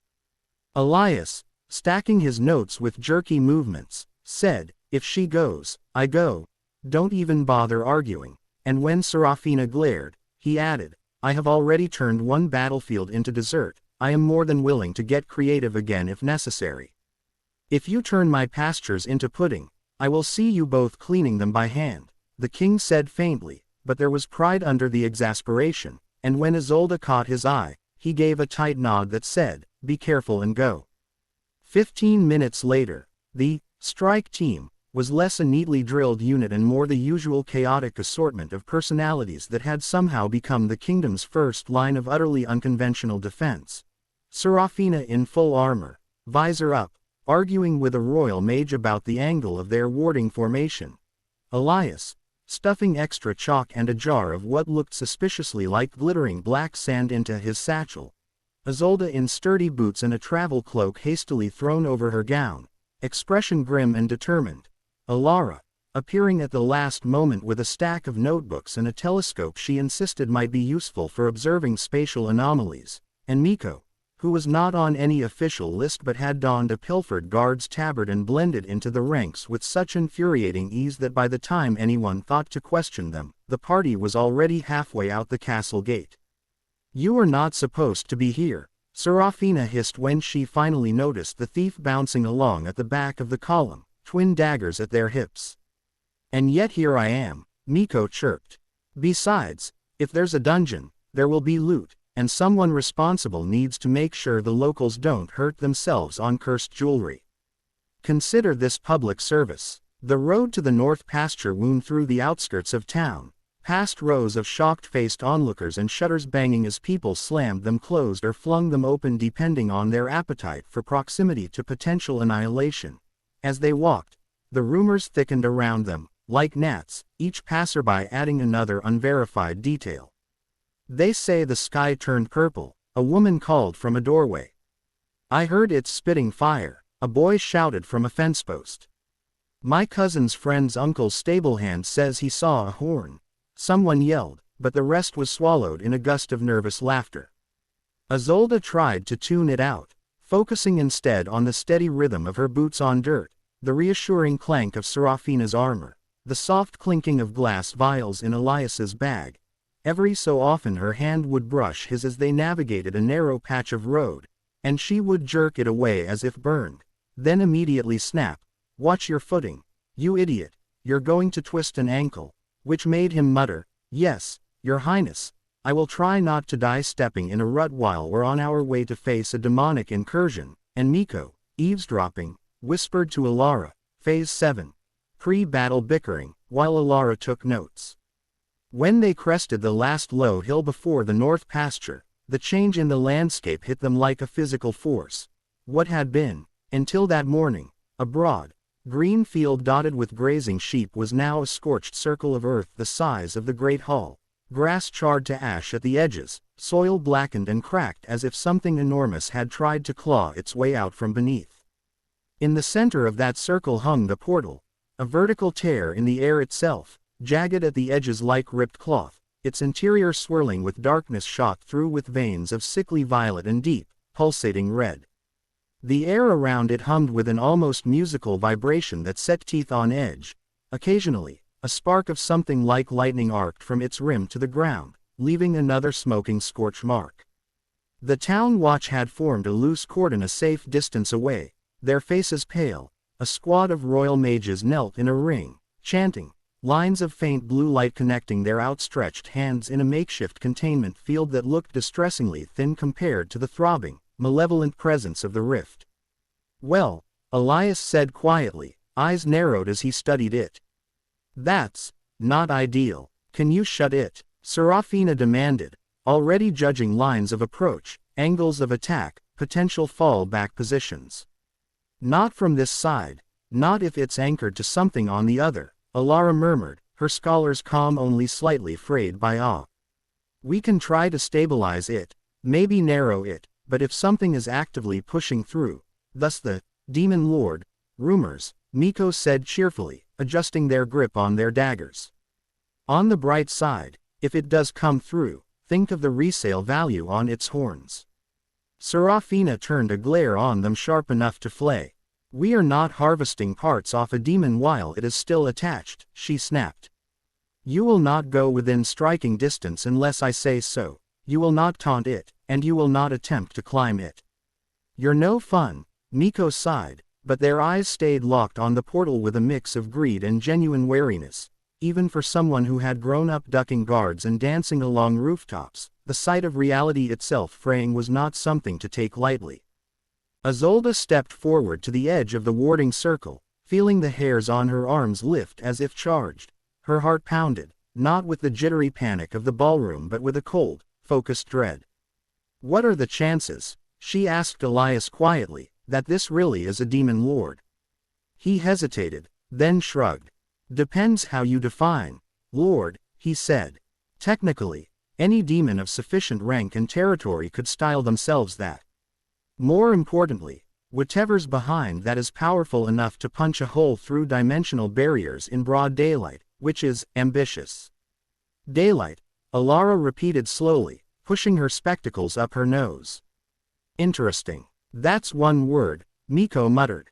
"Terrifying is another." Before any of them could say more, the portal's hum deepened, shifting from a background drone to a teeth-rattling vibration that made the mages' containment lines flicker. The air grew hotter, the smell of brimstone overlaying the ozone, and the edges of the rift flared bright crimson, like a wound freshly torn. "Something's coming through," one of the mages shouted, voice cracking, and the watch collectively took a step back. Serafina drew her sword in one smooth motion, blade singing as it left the scabbard. Elias's fingers flew through the motions of a spell, muttering under his breath about viscosity coefficients. Alara set her jaw and adjusted her grip on her staff, eyes wide but steady. Miko bounced on the balls of their feet, adrenaline whittling their usual flippancy down to a sharp, feral grin, and Isolde, feeling the weight of crown and hope and all the eyes of her people on her back, lifted her chin and said, "Hold your ground, because if a demon lord was about to stride into her kingdom, she would not let it meet her with anything less than unflinching defiance, even if her knees wanted very much to reconsider." The portal bulged, its interior darkness boiling. Then, with a cracking sound like ice breaking on a river and a flash of hellish light, something stepped through. At first all anyone saw were the horns, enormous, sweeping things that curved back from a shadowed head like a crown of polished obsidian. catching the light in cruel gleams. Then came the silhouette of bat-like wings, vast and tattered at the edges, unfurling with a leathery rustle that sent a chill through the onlookers despite the heat. A long tail, barbed at the end, lashed behind the figure, and as it took another step forward, the sunlight caught on skin the color of deep wine, on clawed hands, on eyes that, if the rumors were to be believed, should have burned with malevolent fire. A collective gasp went up from the assembled guards. Somewhere to the left, someone whimpered, "Demon Lord," in a voice that trembled on the edge of prayer and curse. The creature, no, the demoness, Isolde realized as the lines of the figure resolved more clearly, curves and angles shaped unmistakably feminine beneath the scraps of armor and torn black cloth, reached the edge of the portal and stepped onto the blackened earth. Up close, she was terrifying in every way the stories promised. Taller than any of them by a head, horns sweeping back in a proud, dangerous arc, wings arching like a cathedral of night, fangs gleaming behind lips parted in what might have been a snarl. Even her shadow seemed to vibrate with residual magic. Isolde's breath caught. She could feel everyone around her tensing, waiting for the first bolt of dark energy, the first roar of conquest. Instead, the demoness took one more step into the full glare of midday sun, and flinched as if struck. Her eyes, which had been narrowed against the portal's glare, flew wide, pupils constricting to pinpricks. A strangled sound burst from her throat, halfway between a hiss and a panicked yelp, and her wings snapped in tight against her back as she hunched in on herself, arms coming up to shield her face. "Too bright," she blurted, voice rich and resonant and absolutely not the deep, echoing menace anyone had expected. "By the seventh abyss, why is it so bright? I said midnight coordinates, not." "Ah." She stumbled, one clawed foot catching in a crack, and nearly pitched forward onto her face. Only a wild flap of her wings and an undignified hop kept her upright. The silence that followed was not the breathless awe of witnessing apocalyptic evil, it was the stunned, almost comedic pause of a crowd whose narrative had just been yanked out from under them. The demoness, who, by all rights, should have been wreathed in flame and laughter, was trembling, her arms wrapped around her head, enormous horns jutting awkwardly from between her fingers as she tried, with limited success, to make herself small. Her tail, which had lashed menacingly only a moment before, was now coiled tightly around one ankle like a frightened cat's. "As that?" Miko whispered, voice full of wonder. "As the demon lord, afraid of the sun." "She hates sunlight," Alara said softly, something like delight sparking in her eyes as disparate pieces of lore clicked into place. "Of course. Many high-ranking demons attune themselves to particular environments. If she's from the deeper levels, she might never have seen full-spectrum sunlight before. To her this must feel like being set on fire. Let us hope she does not decide to put herself out by leveling the town," Serafina muttered, sword still at the ready. Isolde, whose initial flood of terror had been replaced by a complex brew of confusion, sympathy, and persistent, nagging responsibility, took a cautious step forward, lifting one hand palm out in what she hoped was a universal gesture of non-aggression.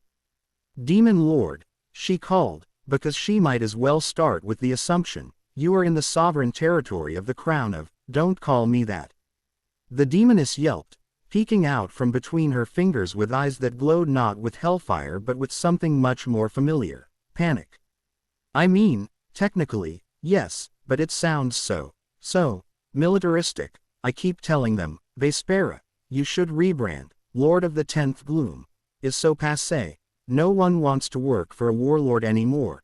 Get into curses, get into nightmares, get into, oh void, it's in my eyes, I can feel it cooking my retinas." She squeezed her eyes shut again with a dramatic whimper. The word, Vespera, hung in the air like a thrown rope. "You have a name," Isolde said carefully. "Vespera. Obviously I have a name." The demoness, Vespera, snapped, though her voice wobbled. "I'm not some nameless abyssal horror. Do I look like a blob of sentient tar?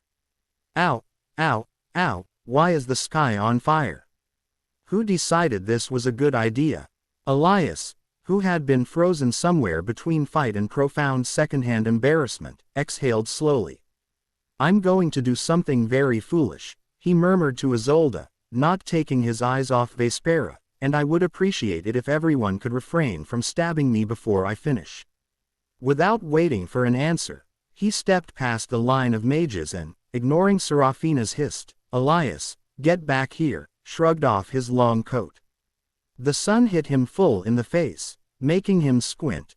Compared to whatever Vespera was experiencing, however, it was merely unpleasant, not torture.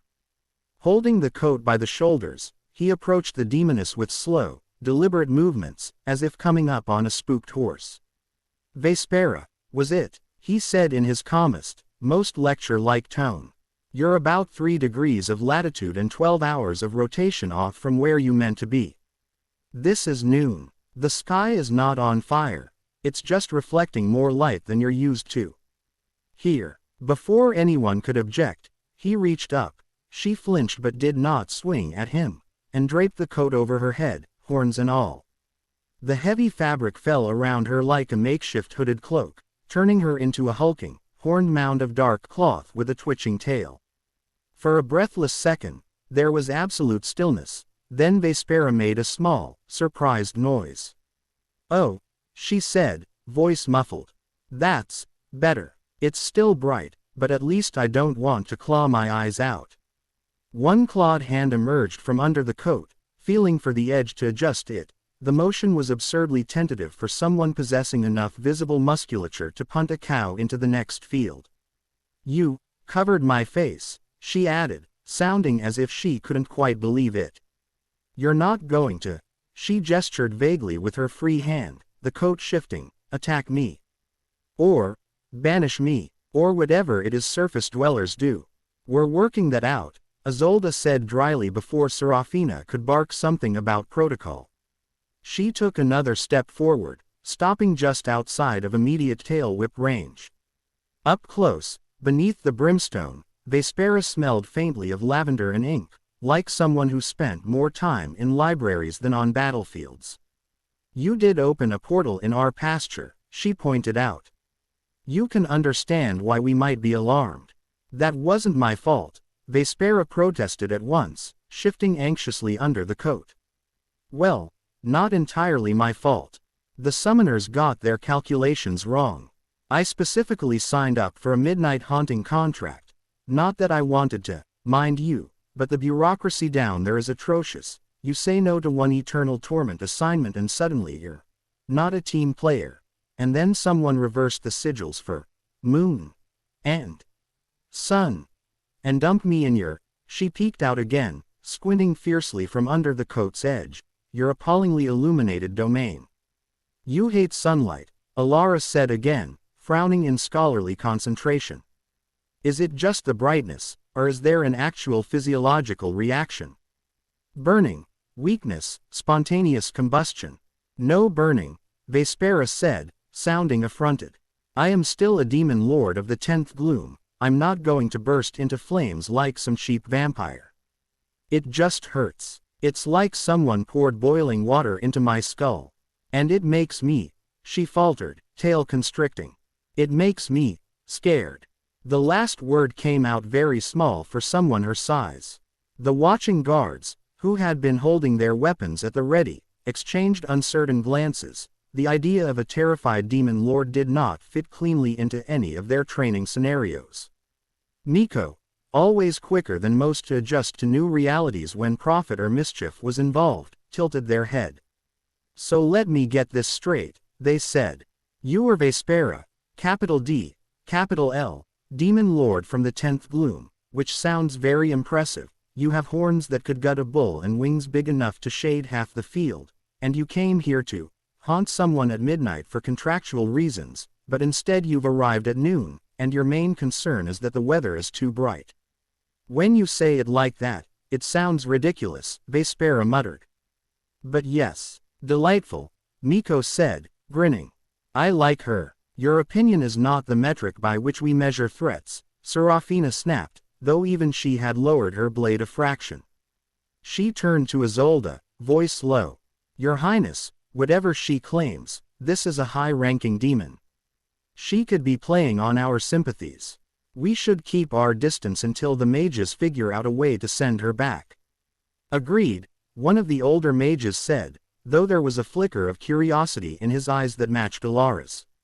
Our containment wards are holding for now, but if she tests them, I am not going to test anything, Vespera said indignantly, crossing her arms under the coat, which made the whole garment bulge and twitch in a way that was more comical than intimidating. Do you have any idea how much paperwork I'm going to have to file just to justify this accidental crossing? The upper circles are going to have a field day with this. Vespera, you can't even manage a simple midnight haunting without causing an international incident. Maybe you're not cut out for abyssal management. Have you considered demotion? She shuddered. I am not here to conquer your cow fields. I just want to get out of this horrible light and back to my nice, sensible darkness, where the worst thing that happens is that someone misfiles a soul. Isolde watched her, chewing on the inside of her cheek. Everything she had ever been taught about demons, the sermons, the cautionary tales, the stern lessons about bargains and corruption, warred with the evidence before her eyes. A being of undeniable power and frightening appearance who was, at this moment, effectively immobilized by a very mundane environmental hazard and complaining about bureaucracy. She thought of the dungeon portal, of the scorched earth, of the way Vespera had flinched rather than lunged. She thought, too, of all the other times the world had turned out to be stranger and softer-edged than the stories said, of Miko the thief who had become a reluctant ally, of Elias the recluse who had become her anchor, of Alara the scholar who broke into archives not to hoard knowledge but to share it. If we send her back without understanding how the portal opened, Alara murmured, as if reading her thoughts, we risk it happening again. Perhaps not with Vespera, perhaps with someone less afraid of sun and more fond of slaughter. Comforting, Elias said under his breath. Thank you, Vespera, Isolde said, making a decision that would probably make her parents grind their teeth to dust. If we help you get out of the sunlight and figure out how to close this portal so no one on either side makes this mistake again, will you give us your word not to harm anyone under my protection while you are in this realm? Vespera's eyes widened. She pushed the coat back enough to look at Isolde directly, pupils still narrow but less panicked. You'd help me? She asked, incredulous. Why? Because, Isolde said simply, this portal opened in my kingdom, and I intend to understand it. Because sending you back blindly might cause more trouble than it solves. And because, she hesitated, then added, because you look scared, and I have learned that things which look terrifying and are scared are often the most dangerous if left alone and confused. A faint, rueful smile tugged at Elias's mouth at that. She ignored it. Vespera stared at her for a long moment, then let out a breath that carried the faintest trace of brimstone and nerves. I swear, she said at last, voice steadying, on my name, my horn, and my office as Demon Lord of the 10th Gloom. Not that the title means much up here, apparently, that I will not harm any being under your protection while I am in your realm, unless they harm me first. I just want to go somewhere dark. We have an attic, Miko offered brightly. Perfect for brooding and hiding from the sun. Excellent ambiance. Bit dusty. You are not taking a demon lord to the attic, Serafina exploded. Why does every problem we encounter end up in that cursed room? Because it has good lighting, except when it doesn't, and because none of us can resist collecting strays, Elias sighed. He eyed Vespera critically. We're going to need a bigger chair. Logistical absurdity aside, the idea made a strange, undeniable kind of sense. The attic was already a nexus point for everything unusual and potentially world-altering that had wandered into Isolde's orbit. Adding one anxious, sun-hating demoness to the mix felt less like courting disaster and more like acknowledging that disaster had already moved in and claimed a seat at the table. We can't parade her through town like that, Serafina protested, but even as she spoke, Elias was already muttering an incantation, hands moving in a way that suggested he had spent far too many late nights thinking about concealment charms and portable shade. I can rig a mobile umbral field, he said. Think parasol, but more demonic.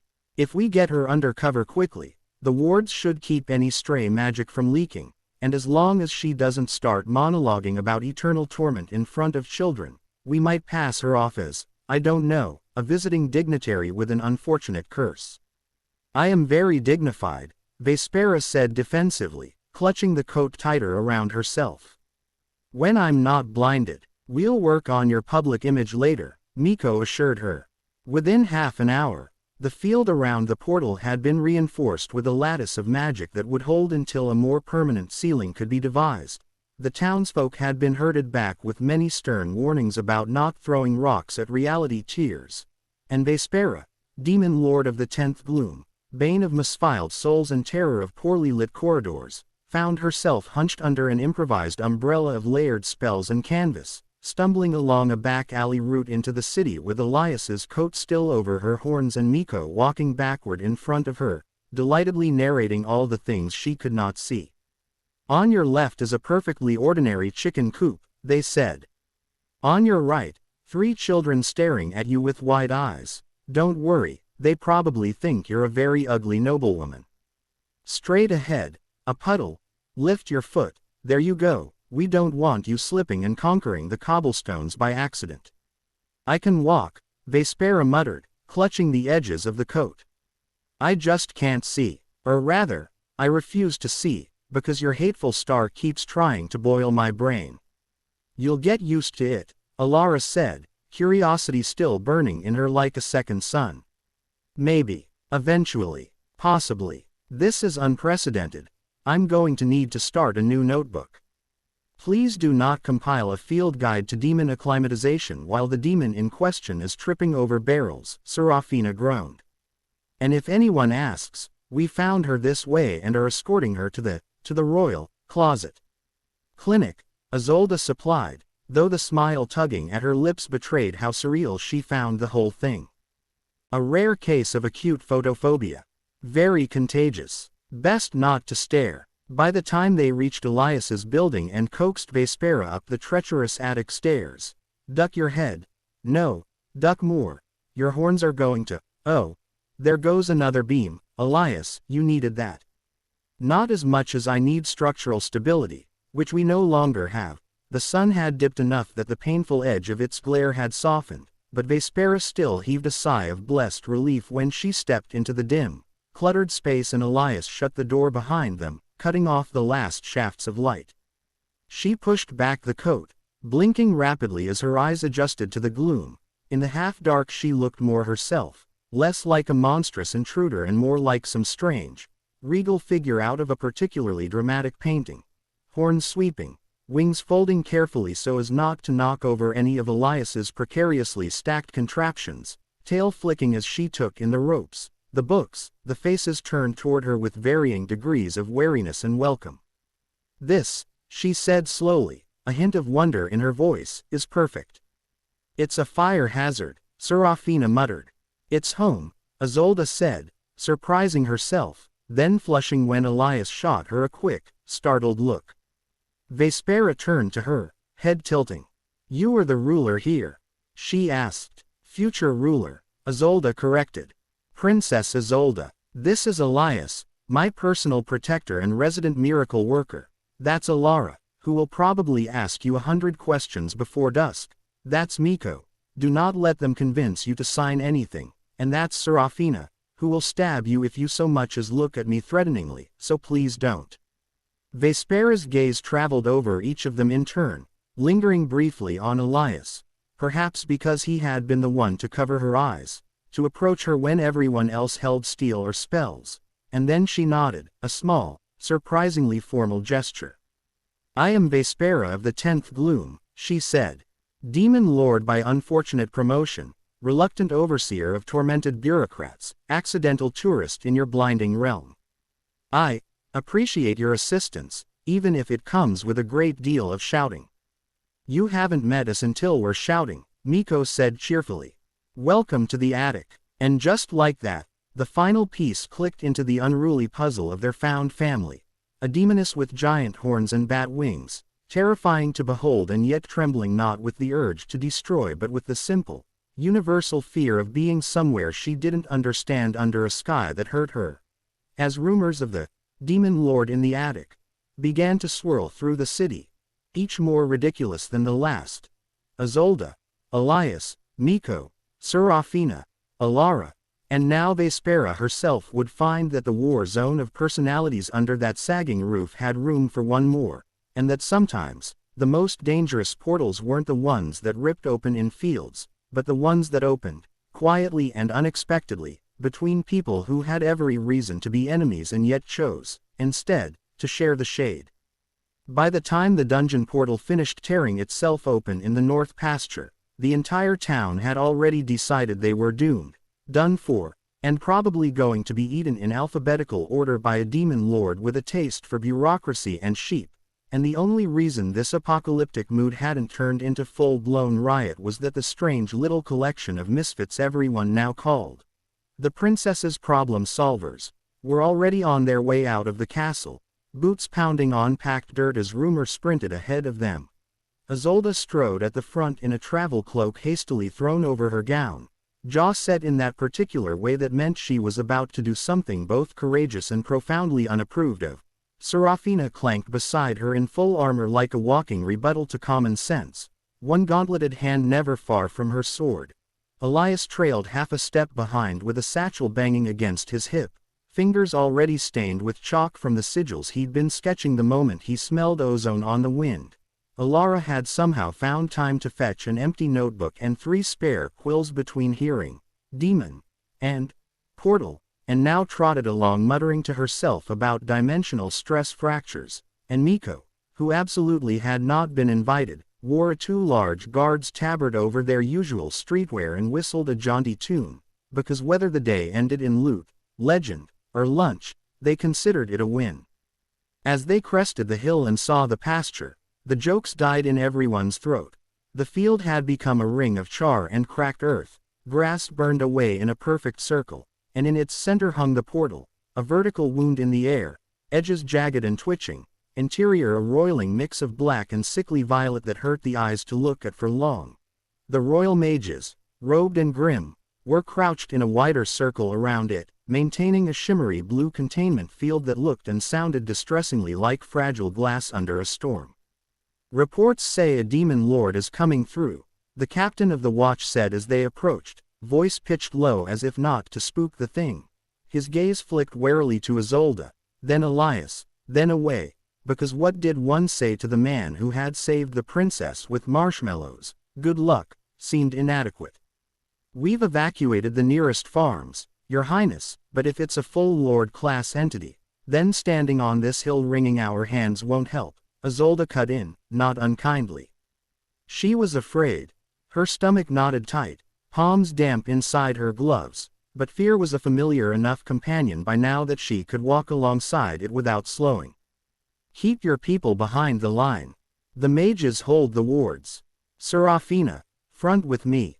Elias, if you have any bright ideas that don't involve confectionery, this would be an excellent time." "I liked the marshmallows," Miko said mournfully.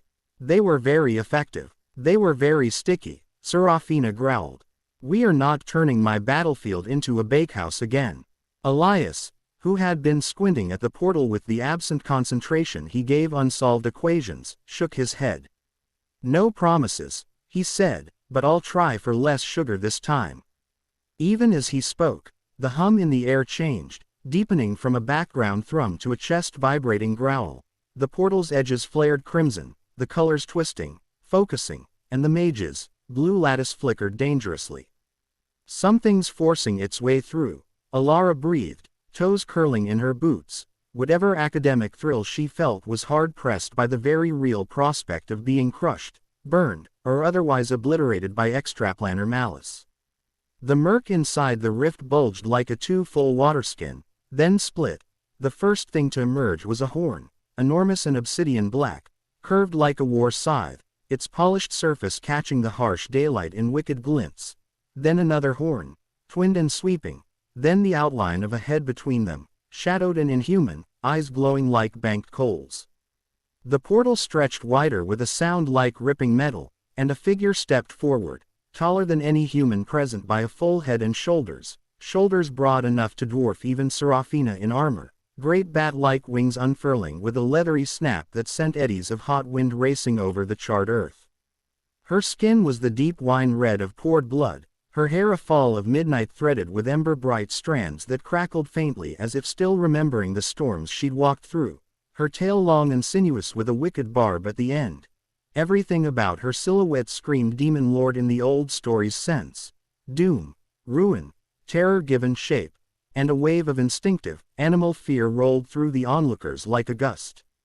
Isolde's hand wanted to reach for Elias's on one side and Serafina's on the other. She clenched it into a fist instead. Serafina's sword hissed halfway out of its scabbard, knuckles whitening. Miko muttered, "Oh, she's gorgeous," under their breath, which was a very Miko reaction to possibly terminal danger. Alara's quill snapped in her grip. The demoness stepped fully out of the rift onto mortal soil just as the last shreds of portal collapsed behind her with a brittle snap, the air sealing shut as if it had never been torn. The mage's containment field crackled as her presence pressed against it, measuring, weighing. For one timeless heartbeat, all was held breath. A demon lord, rumored, feared, now real, towering in their pasture, power coiling around her like heat shimmer. A princess and her companions, very small and very breakable by comparison, standing in the open with only a flickering barrier and bad past experiences with grand balls between them and annihilation. Vespera, though they did not yet know her name, drew in a deep breath, chest expanding, wings flaring to their full, terrifying span. The light struck her face and her eyes, a strange violet black that seemed at once bottomless and skittish, narrowed. She knew, in that moment, that she was performing a role everyone expected of her. Demon Lord, Invader, Herald of Ruin. Somewhere in the back of her mind the voices of the 10th Gloom's counselors droned. Project Authority, Vespera, you have to own the space. No one fears a hesitant overlord. Chest out, wings wide, roar from the diaphragm, think lava, think despair. If you keep letting people out of their contracts early, we're never going to hit our torment quotas. But the script they'd handed her had never fit well, and today, standing in a realm that felt like a completely different kind of wrong from the demon courts, it fit even less. The air here was thin and sharp, smelling of grass and horrors. Freshness. The sky was a vast, offensive blue without a decent cathedral of stalactites to break it, and most importantly, disastrously, it was bright. Vespera had grown up in light, of a sort, the soft, bioluminescent glow of fungi gardens, the simmering crimson of magma flows, the oily sheen of witchfire dancing along cave ceilings. Her skin knew how to drink that in. Her eyes had adapted to shadows textured with gleam. This uncensored midday sun lancing straight down, bouncing off pale clouds and green blades and the blasted earth, this was like being flayed by radiance. Her pupils, unused to such assault, slammed shut to pinpoints. Her instinct screamed at her to curl up, to hide, to get back under stone, under something. But she was Vespera, of the 10th Gloom, and even if that title had become a joke to her own people, too soft, too sentimental, the demon lord who kept putting, please, at the top of torment requisitions, she clung to it now like armor. She would not crumple at the first sting of foreign light. She would act like every story mortal children were told about her kind. She would roar, mortals. She boomed, or tried to. The word came out impressively at first, bolstered by the amphitheater of her chest and the echo of lingering portal magic, and several of the frontline guards flinched. Vespera took another breath, deeper this time despite the way the sun knifed at her corneas, drew herself up to her full, terrible height, and opened her mouth for a second. Even more fearsome declaration. Tremble before. Was the plan. Something classic, something with gravitas, and instead, she hiccuped. It was not even a dignified, guttural kind of demonic hiccup, it was a sharp, squeaky, hic. That made her shoulders jolt, her wings twitch, and her tail snap like a startled cat's. The sound cut absurdly through the oppressive atmosphere, a tiny, ridiculous bubble popping the balloon of dread, and for a second everyone simply stared.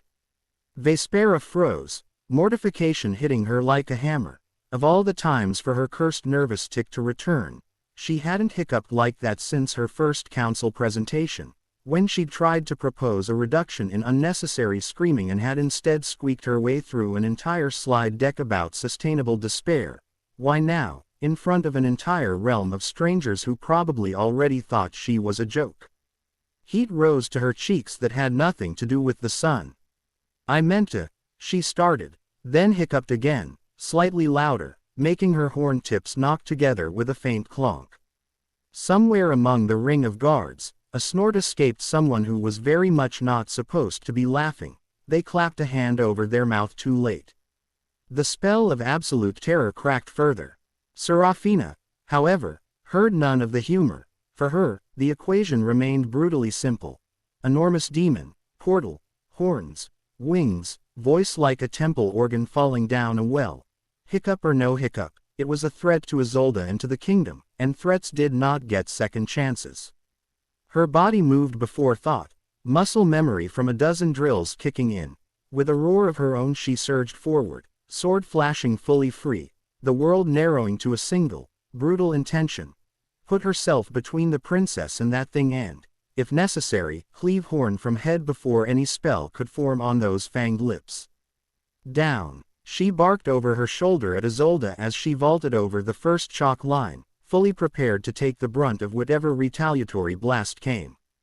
Elias's body, possibly because it enjoyed making his life difficult, chose that exact moment to dredge up an old, half-abandoned discipline he had not consciously used in years. He had once, in the fumbling days before he'd committed fully to gears and transmutation, dabbled in a subtle branch of magic the old hermit who'd taught him had called empathy architecture, the practice of sensing the emotional structures in others as if they were buildings.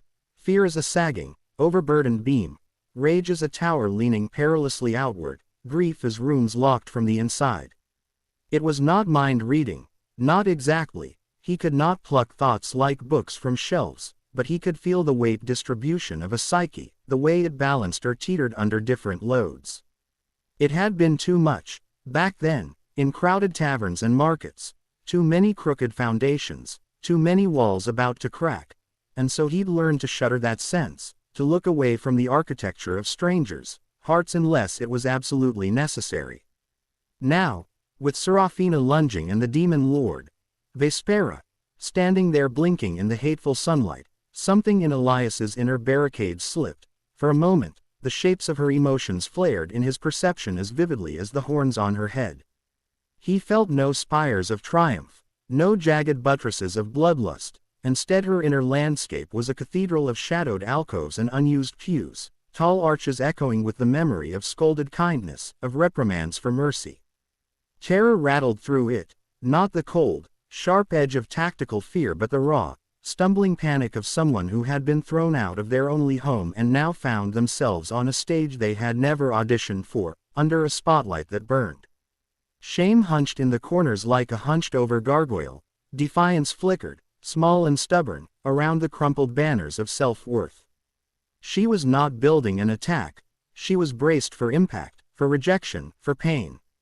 She was, he realized in a rush so dizzying he almost missed his step, a scared introvert with too much power and not enough practice at being seen, exactly as he had once been in lecture halls and guild trials, only scaled up and given horns. Serafina, stop, he shouted, his empathy architect's sense ringing like a struck bell. Before the knight could bring her blade up into a killing arc, he threw himself into her path, both hands outstretched. One grabbed at her pauldron, the other flared with hastily summoned force. A translucent plane of compressed air sprang up between them, not quite a shield but enough to make her rebound with a skid rather than follow through. The clash sent a jolt up Elias's arms that would bruise later. Serafina snarled, more in frustration than at him specifically. "Elias, are you out of your mind?" she snapped, digging her boots into the scorched earth, sword still poised. "That thing is a demon lord. She is also," Elias said through gritted teeth, still holding the barrier and her gaze, terrified. "And not attacking." As if to underline his point, Vespera attempted, valiantly, to recover her terrifying aura. She shook herself, wings flaring again, lifted her chin so that her horns caught the light in what might have been a suitably ominous manner in less ridiculous circumstances, and drew in another breath. "Tremble before me, you," she began, and hiccuped so violently that a tiny puff of smoke escaped her nostrils like a disgruntled dragonlet. Her tail, traitorous by nature, coiled tight around one ankle, telegraphing her desire to be anywhere but here. Miko, whose nerves had always expressed themselves in humor, let out a strangled giggle. "Oh no," they said. "She's adorable." "She is not adorable," Vespera snapped indignantly, then hiccuped again, ruining it. "I am terror incarnate. I was top of my class in existential dread projection. I once made a torment auditor weep by correcting his spreadsheets." "Deeply menacing," Miko agreed, eyes bright. 10 out of 10, would hide under bed. Isolde, who had half dropped into a crouch at Serafina's barked command and was now straightening with a mixture of relief and exasperation, took a second to really look at Vespera instead of at the silhouette she had expected. The towering horns and enormous bat wings were still there, yes, and they were undeniably the stuff of childhood nightmares, but the demoness's shoulders were hunched rather than squared. Her claws flexed with nervous energy rather than curled for a strike, and now that Elias's coat wasn't covering them, Isolde could see faint, delicate scorch marks around Vespera's eyes where the light had hit hardest, like someone who had stared too long at an eclipse. Her breath, when it left her, came in shallow, shaky gusts that puffed tiny eddies of dust from the charred ground. Under the brimstone and adrenaline, there was an unmistakable scent of anxiety. "Stand down," Isolde said quietly to Serafina, who flicked a look between her, Elias, and the demoness and grudgingly eased her stance by a fraction, though her sword remained ready. "If she wanted us dead, we'd already be smoking ruins. She might be toying with us," Serafina muttered, but the certainty had drained from her tone.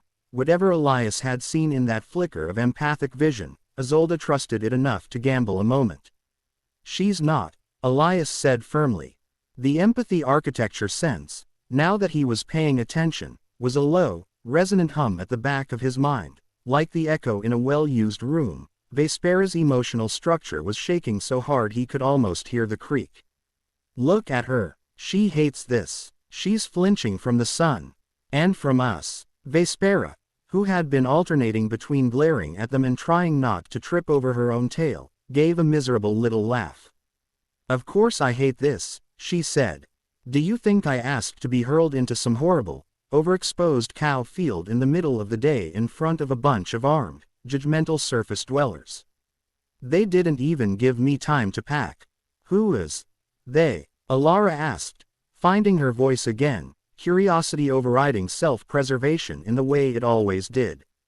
"Your council, superiors." The question scraped something raw in Vespera. She drew herself up again by reflex, but this time when she spoke, the pomp in her voice was undercut by bitterness. "The high convocation of the 10G looms," she said. "My peers, I suppose you'd call them. The other demon lords think they're very important because they can monologue about doom without tripping over their own tongues.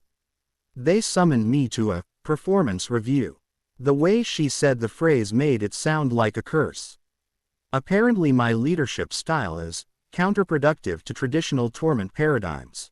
One could almost hear the quotation marks. "They said I offer too many options, too much positive reinforcement, and insufficient screaming." Miko put a hand over their heart. "You got kicked out of hell for being too nice."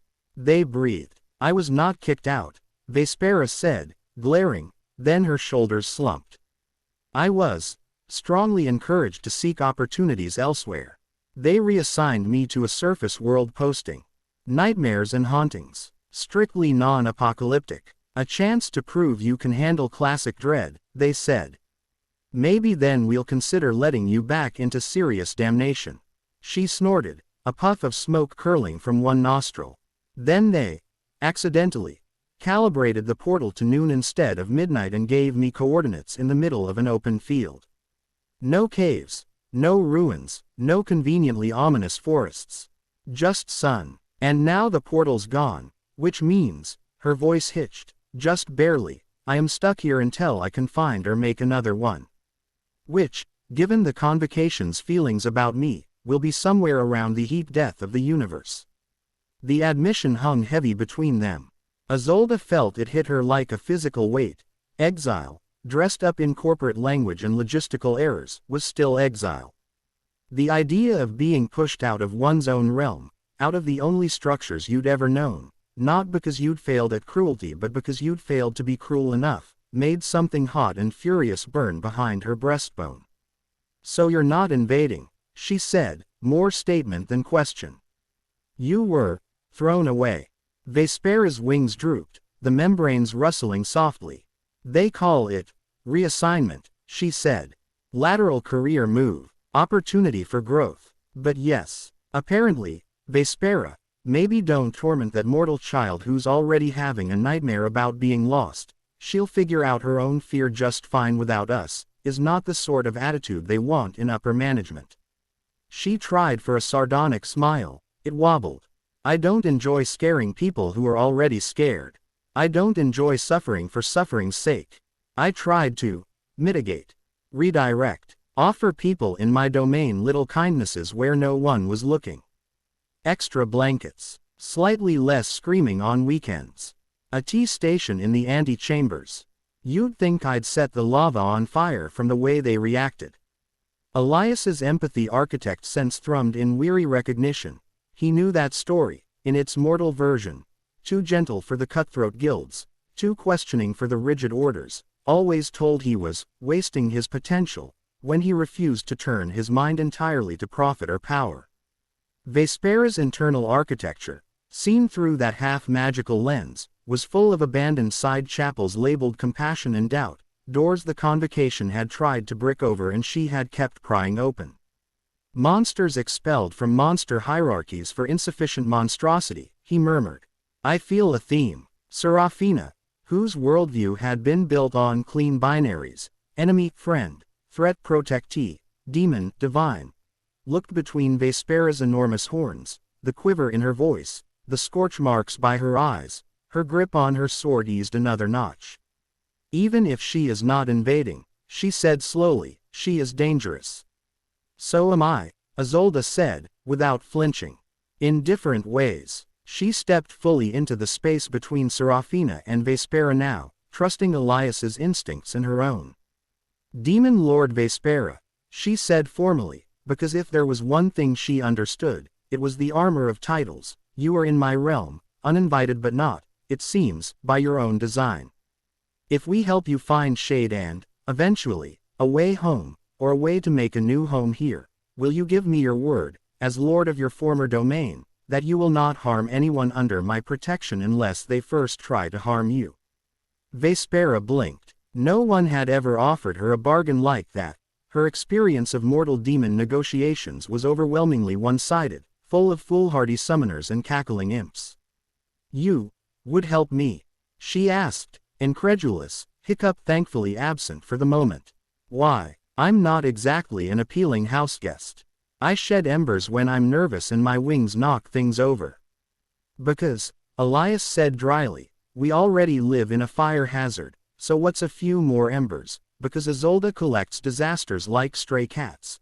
And because my empathy architecture, he used the formal term deliberately this time, to make it sound less like intuition and more like craft, is telling me that if we leave you out here alone, terrified and cornered, something bad will happen, whether you mean it or not. He met her gaze with a steadiness that made her look away first. Also, he added, softer, because I know what it is to be told you're too soft for the place you came from. And I'm a firm believer in second ecosystems. Vespera's laugh was a surprised bark. You're all mad, she said, which coming from a demon exiled for kindness meant something. Her wings twitched, this time in what might have been a wary sort of hope. Very well, I swear, on my name, my horn, and whatever shreds of professional reputation I have left, that I will not harm your people unless they try to harm me first. I will not attempt to conquer your, what is this, pasture?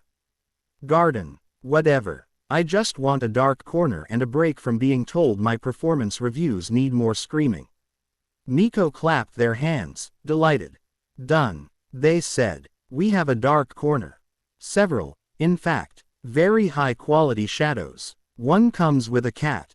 You're not taking her to the attic, Serafina protested weakly, sounding less sure of herself now that the theoretical demon lord had turned out to be a sun-allergic introvert with HR trauma.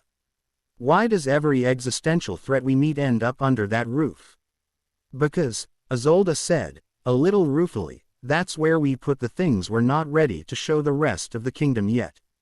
She turned back to Vespera, eyebrows drawing together. But first things first, Elias is right. You're going to combust emotionally if we leave you in this light. Can you walk if we cover your eyes? I can walk, Vespera said stiffly, pride reasserting itself. I am not some newborn imp. I simply prefer not to be roasted from the inside out. Good, Elias said briskly, tugging his coat free of Vespera's shoulders now that his brain had caught up and realized he might still need it later. I can rig a portable shadow field. Think of it as a magically reinforced parasol. With, hopefully, fewer lace frills. He fished chalk and a small vial of powdered obsidian from his satchel, fingers moving with familiar assurance as he traced a circle in the air that clung like smoke, then twisted it into a dome that settled over Vespera's head and shoulders like an inky hood. The moment it closed, the harsh sunlight dimmed to a bearable twilight inside. Vespera exhaled a long, shaky breath, the tension in her posture easing. Oh, she said quietly. That's better. Her hand came up, not to push it away but to trace the inside edge, claws making soft scraping sounds against the magical membrane. It feels like the gloom. Without the yelling. We'll add yelling later, if you miss it, Miko offered. Please don't, Vespera said fervently. As they escorted her back toward town, through side lanes and back alleys to avoid inciting mass hysteria, with Serafina stalking protectively on one side and Elias monitoring the integrity of the shadow dome on the other. Elias kept his empathy architect sense half open, cautious but curious. Vespera's internal architecture rearranged itself with every step, fear slowly draining from the rafters and pooling instead in smaller, more manageable anxieties. Will they tire of me? Will I break something? Will the convocation find out I'm not properly tormenting anyone and revoke my exile? Underneath it all, in a deep foundation stone that had never quite set, there was an almost childlike longing, for a place where her instinctive gentleness was not a liability, where her attempts at kindness weren't met with shouting. It resonated painfully with the cracked beams in his own history, and he found himself, despite everything, already planning ways to reinforce that foundation. A mug of tea pressed into her big, clawed hands. Alara's endless, respectful questions about abyssal ecosystems rather than her failure as a tormentor. Miko teaching her how to steal cookies from royal receptions without getting caught. Isolde rolling her eyes and insisting, in that brusque way that meant she cared, that Vespera stop hunching like she expected to be hit every time she walked into a room. When they finally coaxed the demoness up the narrow, treacherous stairs to the attic, her wings folded tight and horns scraping the low beams despite repeated and increasingly panicked cries of, "Duck! No! More!" From below, she stepped into the dim, cluttered space, paused, and let out a small, involuntary sound that was not, for once, a hiccup. It was something closer to awe. The light up here was soft and dusty, filtered through small windows and the gaps between roof tiles. Shelves leaned under the weight of books, ropes sagged with hanging herbs and half-finished contraptions, shadows pooled invitingly in corners.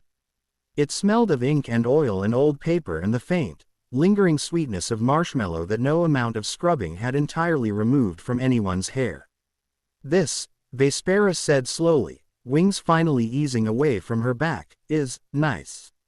She looked at them all, princess, alchemist, thief, knight, scholar, each of them bristling with their own peculiarities and scars, and realized, with a jolt that was equal parts hope and terror, that for the first time in her unnaturally long life, she might have stumbled not into a conquest or a contract, but into a group as mismatched as she was, a place where, too nice, might translate, eventually, into, just right. She drew herself up, tried one last time to summon an appropriately fearsome introduction now that she wasn't being roasted alive, opened her mouth, and hiccuped. Everyone stared.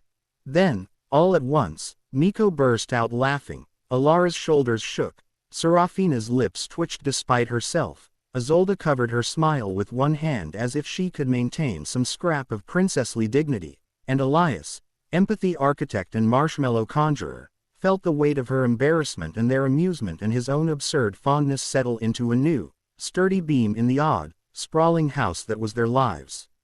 "Welcome to the attic, Vespera," he said, voice warm, stepping fully between her and the last remnants of the judgmental sunlight slanting through the door. "You're among monsters of the too much sort here. You'll fit right in." By the time the portal in the north pasture finished ripping reality open, the town had worked itself into a state of collective melodrama. Shopkeepers were shuttering doors. Children were peering over windowsills with the elastic enthusiasm of those not yet fully aware of mortality, and 3 different amateur bards were arguing over whose ballad about the day the demon lord came would be more historically accurate. So when the ground stopped shaking and something with horns the size of wagon wheels stepped through, there was hardly anyone within sight who hadn't already decided they were about to die in some suitably operatic way. What none of them had anticipated, however, was that the linchpin of the ensuing chaos would not be the demons' flames or the royal mages, wards or even Princess Isolde's stubborn refusal to stay inside the castle, but instead a single, utterly ordinary parasol. The party from the castle was already there. Of course, Isolde at the front, cloak thrown over her day dress, eyes hard despite the nervous flutter in her stomach. Serafina striding beside her in full armor, every plate polished, hand resting on the hilt of her sword as if glued there. Elias a step behind, satchel heavy with vials and chalk, wishing very much that for once in his life metaphors about the sky falling could remain just that. Alara with ink already on her sleeve, clutching a notebook like a shield, and Miko in a stolen guard's tabard, humming a tune about impending doom that really did not help anyone's nerves. The portal itself hung in the air like a vertical wound, edges jagged and smoking, interior swirling with darkness shot through with veins of lurid violet. The mages held a trembling ring of blue wards around it, sweat beading on their brows. The hum in the air deepened. Cracks spidered outward from the base of the portal, blackening the grass, and then, with a crack like stone shattering under a hammer, something forced its way through. First horn, then the silhouette of a head between them, eyes like smoldering coals, then shoulders, wings, bat-like, enormous, spreading out with an impressive snap that stirred ashen skirts alike. Vespera, though they did not know her name yet, stepped out into the mortal world in all her terrifying glory, skin a deep wine red, hair tumbling in dark waves streaked with ember orange, tail barbed and lashing, every inch of her built to fulfill centuries of mortal nightmares about demon lords. The assembled guards and farmers and opportunistic gossips sucked in a collective breath. Serafina's sword cleared its scabbard with a hiss, even Isolde's throat tightened.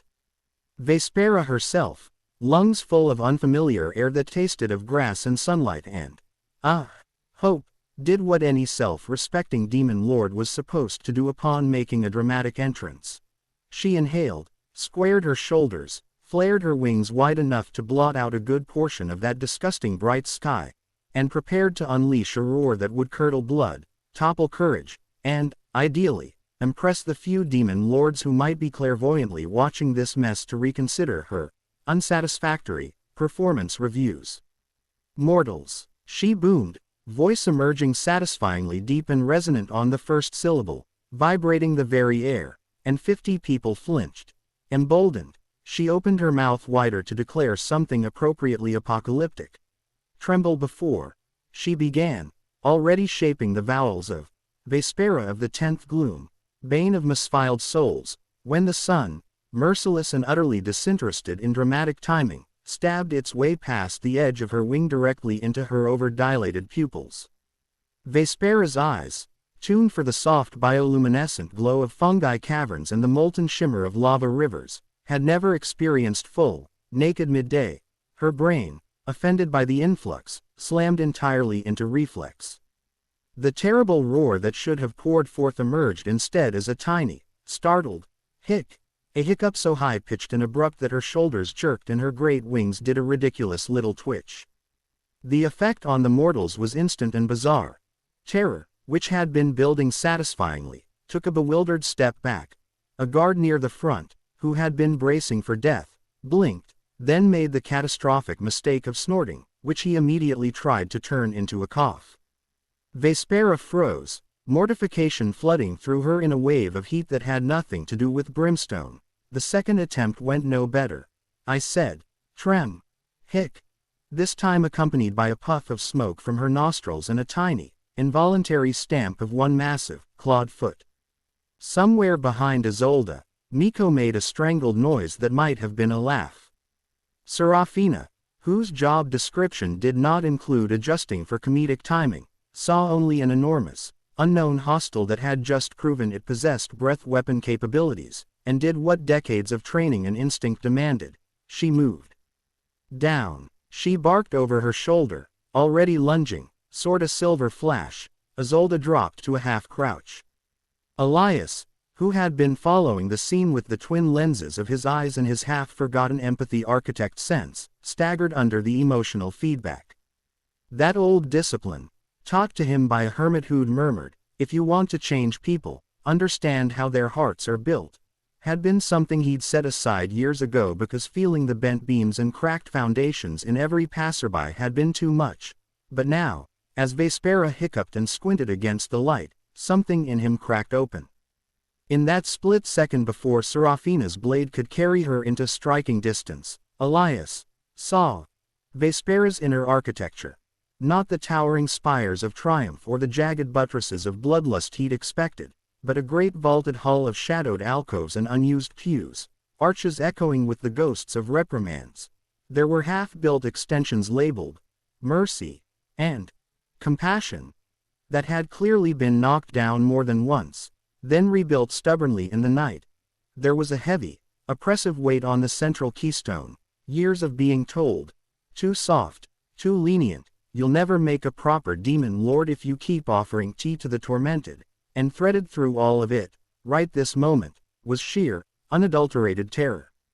Not the bracing fear before a glorious battle, but the sick, hollow panic of someone who's been kicked out of the only home they've ever known for the crime of not being cruel enough and is now, quite literally, out in the open with nowhere to hide. On top of that lay a fresh, sensory agony, the sun pouring into a psyche accustomed to gloom, burning not flesh but comfort. She was braced not to leap but to flinch, every muscle prepared for pain. It was, in a word, familiar. Elias remembered lecture halls where every eye felt like that sun, guild tribunals where every question smelt of trap, the suffocating brightness of expectations when he'd only ever wanted to tinker in peace. Remembered shrinking from it, wanting to fold in on himself until he disappeared. "Serafina, wait," he shouted, his own terror overridden by a surge of stubborn empathy. He surged forward, catching at her pauldron with one hand and flinging out the other in a half-formed ward that at least made her stumble instead of following through in a killing stroke. "Demon," she snarled, nearly plowing over him. "Elias, move, she's not attacking," he snapped, louder than he'd meant to, surprising them both. Then, more evenly, forcing his voice into the lecturing calm that had soothed panicking apprentices and irate librarians alike, "She's terrified, and half-blinded, and if you swing at her in this state she's going to react on pure reflex and then we'll all have a much worse day."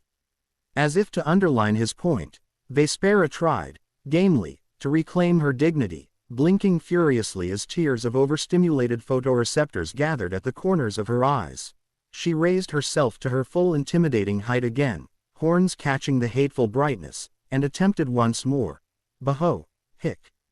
Her face crumpled midway between a snarl and a wince, one eye squeezing shut. It would have been hilarious if it weren't so pitiful. Isolde, half risen from her crouch, hesitated. Alara, who had been scribbling notes about the exact pitch of demonic hiccups as a nervous coping mechanism, looked up, ink-stained fingers pausing. Even some of the mages let their chants falter, the blue ward ring flickering dangerously.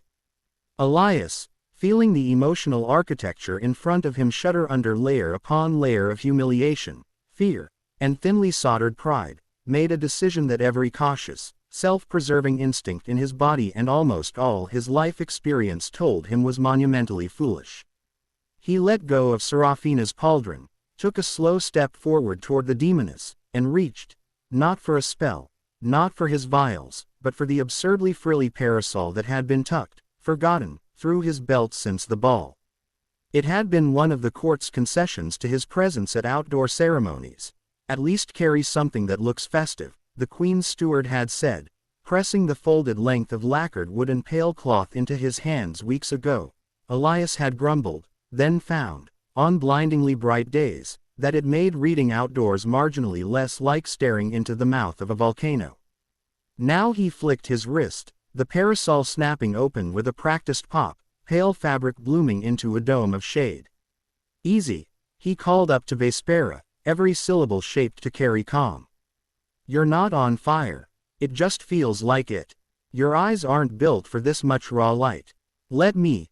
He stepped fully past the ward's inner edge, ignoring the startled gasps of the mages, and lifted the parasol until its shadow fell across Vespera's face. It was an almost comical juxtaposition. A mortal man in a slightly ink-stained coat, holding aloft a dainty parasol more suited to promenade gossip, angling it carefully so that its comparatively tiny circle of shade covered the brow and eyes of a creature with horns that could spear an ox. The effect on Vespera was immediate and profound.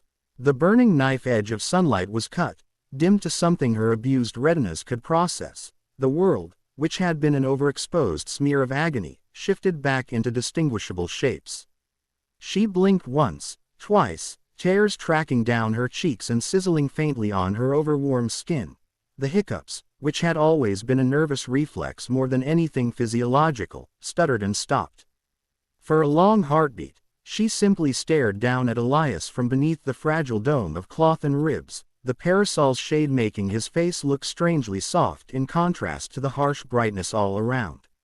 In that moment, through the fog of pain and panic, one clear thought crystallized: he is shielding me. No one had ever done that for her. Not in the demon realm, where mercy was a performance error, not in the convocation, where her pleas for kinder practices had been met with derision. Her own vassals had respected, even loved her in their wary, demonish way, but they had never needed to defend her. She had been the bulwark, the one who softened blows, who stepped between the convocation's edicts and the souls below. The sheer scandal of this reversal, of a fragile, bright-souled mortal interposing a silly piece of enchanted fabric between her and her greatest vulnerability, hit her harder than any holy sigil. Something deep in her, some old, half-forgotten instinct older even than demon lord hierarchies, stirred. Demons did not have gratitude, in the mortal sense, not often. They had contracts, obligations, debts of blood and power. In some of the older, less shouted about stories, there were rare and peculiar bonds formed in extremis, when one being saved another from a vulnerability so fundamental it verged on annihilation. Those bonds were not like the chains the convocation liked, forged of fear and leverage, but like the ancient pacts between shadows and the first flickers of light, mutual, bewildering, paradoxical. Vespera felt that story trying to write itself in the space between her horns. Without consciously deciding to, she shrank. It wasn't a spell so much as a relaxation of constraints.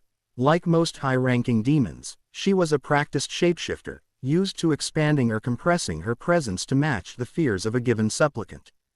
Here, with the sun blotted and the mortal scent of ink and anxiety and stubborn kindness filling her senses, the towering, horned silhouette she wore as armor suddenly felt unnecessary. Excessive, rude, even. Her bones rippled under her skin like water disturbed by a thrown stone, wings folded in, membranes receding, horns shortened from terrifying scythes to elegant, if still formidable, curves. Her height flowed downward, each heartbeat shrinking her bulk until, with a final, faint crack as her spine rearticulated, she stood only a head taller than Elias. Still otherworldly, still undeniably demonic, but no longer a walking catastrophe, more a very striking, very nervous woman with crimson skin, bat-like wings tucked neatly against her back, and a tail coiled tightly like a question mark. The parasol, which had moments ago seemed laughably small, now covered her entirely from the worst of the sun. She ducked her head instinctively to stay within its circle, hair falling forward in a dark curtain as she blinked up at Elias. Her heart, such as it was, hammered against the inside of her ribs. On some level, she knew this was a terrible idea, that latching herself to a mortal in a realm that already feared her race would create complications, that the convocation would sneer and perhaps send retrieval squads. But the louder part of her, the one that had gotten her exiled in the first place for giving condemned souls second chances and installing a T-station in the antechamber of despair, did not care. He had seen her flinch and had not taken advantage. He had not flung spells or steel but shade. He had stepped closer when everyone else recoiled. "You," she said, voice coming out softer than she intended, the infernal boom dampened by proximity. "You shielded me." Elias, who was suddenly very aware of just how close she was, her eyes a riot of shifting purples now that they weren't squeezed against the light, her fangs visible when she spoke, her tail occasionally flicking in a way that, if he were honest, was adorable, swallowed. "It was the obvious thing to do," he managed. "You looked like you were about to claw your own eyes out. And I have this parasol. It seemed rude not to use it." Vespera stared at him as if he'd said, "The laws of gravity are optional." Behind Elias, the emotional architecture of the field was a forest of tension. Isolde's fear-shaped protectiveness, Serafina's honed suspicion, Alara's sharp, hungry curiosity, Miko's delighted greed for drama. But in the small pool of shade under the parasol there was only Vespera's stunned, growing reverence. Somewhere deep in her chest, an old piece of lore clicked. In demon tongues, the word most often translated into common as master did not primarily mean one who commands, but one who shelters, the being under whose aegis you dared to be less than your most monstrous. She had always spat the word when the convocation used it, hated the way they wielded it like a brand. Now, rolling it over in her mind in the presence of this ridiculous, kind-hearted mortal, it tasted different. She moved before he could step back. One moment she was standing, shaky but self-contained. The next, she had closed the small distance between them and latched onto him like a drowning person to driftwood. Her arms, still corded with demonic strength even in this compact form, wrapped around him from the side, one around his back, the other across his chest, her face pressing briefly, almost reverently, against his shoulder under the parasol's shade. Elias let out an undignified oof, as his center of gravity abruptly acquired a clinging demoness. Every onlooker with a weapon tensed. "What are you?" he began, but Vespera's voice, richer now that she wasn't forcing it into echoing booms, cut over his. "Master," she said, fervent and utterly sincere, the word reverberating with layers of meaning older than kingdoms, "you have shown me shelter when I was exposed, kindness when I was cast out, shade when the sky itself tried to burn me. I, Vespera of the 10th Gloom, pledge my eternal loyalty to you. My horn, my wing, my flame, and my shadow are yours to command. Wherever you walk, I will follow. Whoever threatens you, I will annihilate, respectfully dissuade. From this moment forth, you are my master." She tightened her grip in emphasis. Her tail, traitorously, wound itself around his ankle like an overfriendly cat's. The field went so silent that even the crackle of cooling stones seemed to hush. Elias's brain produced, in quick succession, a mental image of the convocation bursting into laughter at the idea of one of their lords pledging herself to a mortal. The mental sound of Isolde's voice saying, "Personal protector," with that particular edge, and the acute awareness that this situation, whatever else it was going to be socially catastrophic. I really don't think," he stammered, flailing one hand helplessly while the other clung, by pure survival instinct, to the parasol. "Master," 3 voices said at once, in 3 distinct registers of outrage.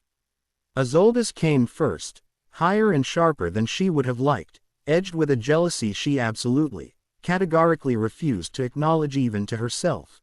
Serafina's followed, lower, incredulous, the sound of a woman whose entire job was protecting a princess from dangerous attachments now watching a demon attach herself to the princess's self-appointed protector. Alara's was softer but no less intense, indignation flaring on behalf of scholarly pecking orders. She had called Elias, Professor, in her head for months, and now some newly arrived abyssal interloper was trying to leapfrog her in titles. Miko, who did not say, Master, but made a strangled choking sound, was somehow the loudest of all. There was a collective, almost choreographed rasp and clank as 4 different weapons were drawn in perfect, jealous unison. Serafina's greatsword slid fully free, its broad blade catching the light. Isolde, who normally did not carry more than a ceremonial dagger, yanked said dagger from her belt with surprising familiarity, her knuckles white. Alara, lacking steel, resorted to the blunt force trauma of academia, hefting her thickest grimoire like a cudgel, the leather cover creaking ominously, and Miko's twin daggers winked into their hands from sleeves and boots, their easy grin gone tight and feral. For an instant, the tableau was absurd.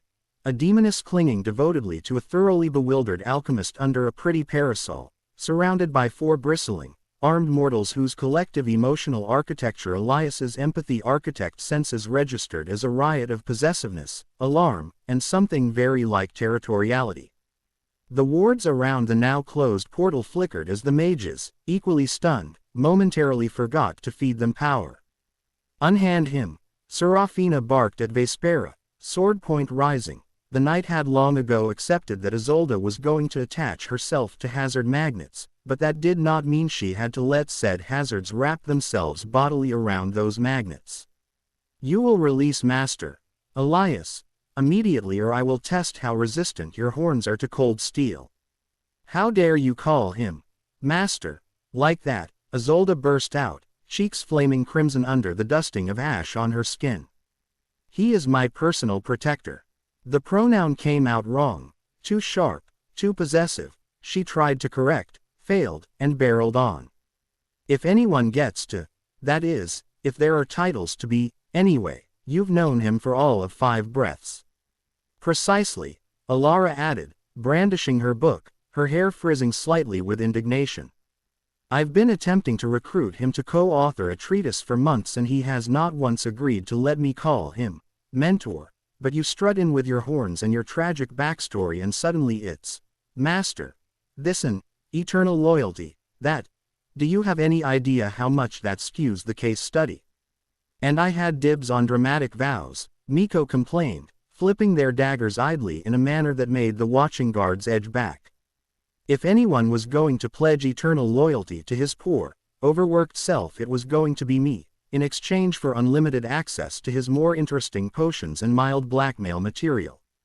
Now if I do it all look derivative. I am not an object to have dibs called on, Elias snapped, finding a brief reserve of spine in the midst of his embarrassment. His empathy architect senses, partially open, buzzed like a hive.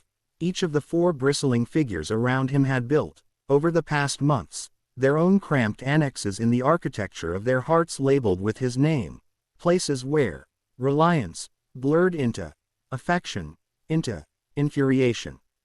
The jealousy in the air wasn't just about titles, it was about the sudden, visceral fear that this new arrival, with her dramatic horns and ancient oaths, would upset the half-established, half-denied equilibrium they had all been warily circling. Vespera, who had expected resistance of the pitchfork and torches variety, not this multifaceted, oddly personal pushback, blinked, her grip tightening involuntarily. The tip of her tail flicked sharply, betraying nerves. I didn't mean, she began, glancing between blades and books and daggers, baffled. In the 10th gloom, when someone saves you from an existential vulnerability, it's customary to offer yourself in service. It's not. She frowned, searching for the right common word as old demonic syllables crowded her tongue. It's not about ownership. It's about trust, safety, saying, you have sheltered me, let me be your shadow in return. Master is the closest you have, but it's wrong. Her gaze returned to Elias's, earnest and distressed. I didn't mean to insult you. Or them. You called him master, Isolde muttered under her breath, sulky despite herself. That's insulting enough. Her dagger, for all its decorative grip, was steady in her hand. Serafina shot her a quick side-eye that said, you realize you sound like you're arguing over a favorite toy, not a royal asset, and Isolde, catching it, lifted her chin. Fine. If she sounded ridiculous, so be it. Better ridiculous than quiet while some demoness staked a claim. Elias, trapped physically between Vespera's arms and metaphorically between everyone's competing expectations, inhaled slowly and then deliberately dropped his empathy architect barriers the rest of the way. Not out of masochism but because chaos like this needed a map.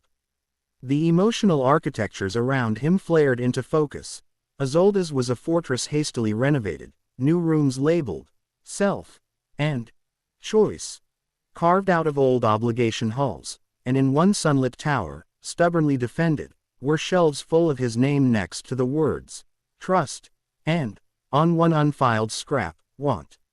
Serafina's was a barracks, neat and disciplined, but there were, unexpectedly, soft alcoves where she'd stored images of him arguing security logic with her instead of deferring. The protective fury aimed at Vespera was as much about not wanting yet another unpredictable variable in Isolde's orbit as it was about any feelings for Elias himself. Alara's interior space was a labyrinthine archive, scrolls and shelves and marginalia everywhere, and in the center a reading desk where a small, very earnest card read, Elias. Ongoing thesis, accompanied by a handful of more personal annotations she kept misplacing. Miko's was a collapsing funhouse of trick doors and secret compartments, but scattered liberally throughout were little treasure boxes labeled, people who are mine, but don't know it yet, one of which was currently glaringly occupied by him. Vespera's architecture, now that he stood under the parasol with her, was laid bare in painful clarity, a great, echoing hall that had been too big for the amount of cruelty she'd been willing to store, now with one corner hastily and lovingly cleared, swept clean, and marked, in glowing sigils, master. Underneath that word, though, the feeling was different from the Convocation's version. It glowed warm, not hot, like the light of banked coals rather than open flame. This, Elias realized with a lurch, was the closest thing her people had to saying, you make me feel safe enough that I can be small. Saints preserve him. Everyone, put the weapons down, he said sharply, because someone had to be the adult. 4 sets of eyes snapped to him with varying degrees of outrage, hurt, and surprise. Now, he added, letting a thread of magic into his voice, not a compulsion, but a resonance, a way to tug gently at the beams of their better judgment. Serafina, after a long moment, exhaled through her nose like a warhorse forced to step back from a charge and eased her sword down, point sinking into the charred earth. I don't like this, she grumbled. Get in line, Miko muttered, but they sheathed their daggers with an exaggerated flourish, spinning them back into their hidden sheaths. Alara, whose book arm had begun to tremble with the sheer weight of her chosen weapon, lowered it with a sigh, the righteous fire in her eyes dimming into something more thoughtful. Isolde was last. Her fingers tightened on the dagger hilt, then slowly relaxed. She shoved it back into its sheath a little harder than necessary and folded her arms, scowl firmly in place. Fine, she said, but I reserve the right to revisit, master, later. Please do, Elias muttered, flushing. The immediate threat of friendly fire averted, he turned back to Vespera, who was watching this exchange with enormous eyes, clearly trying to reconcile it with everything she'd been taught about mortal-demon interactions.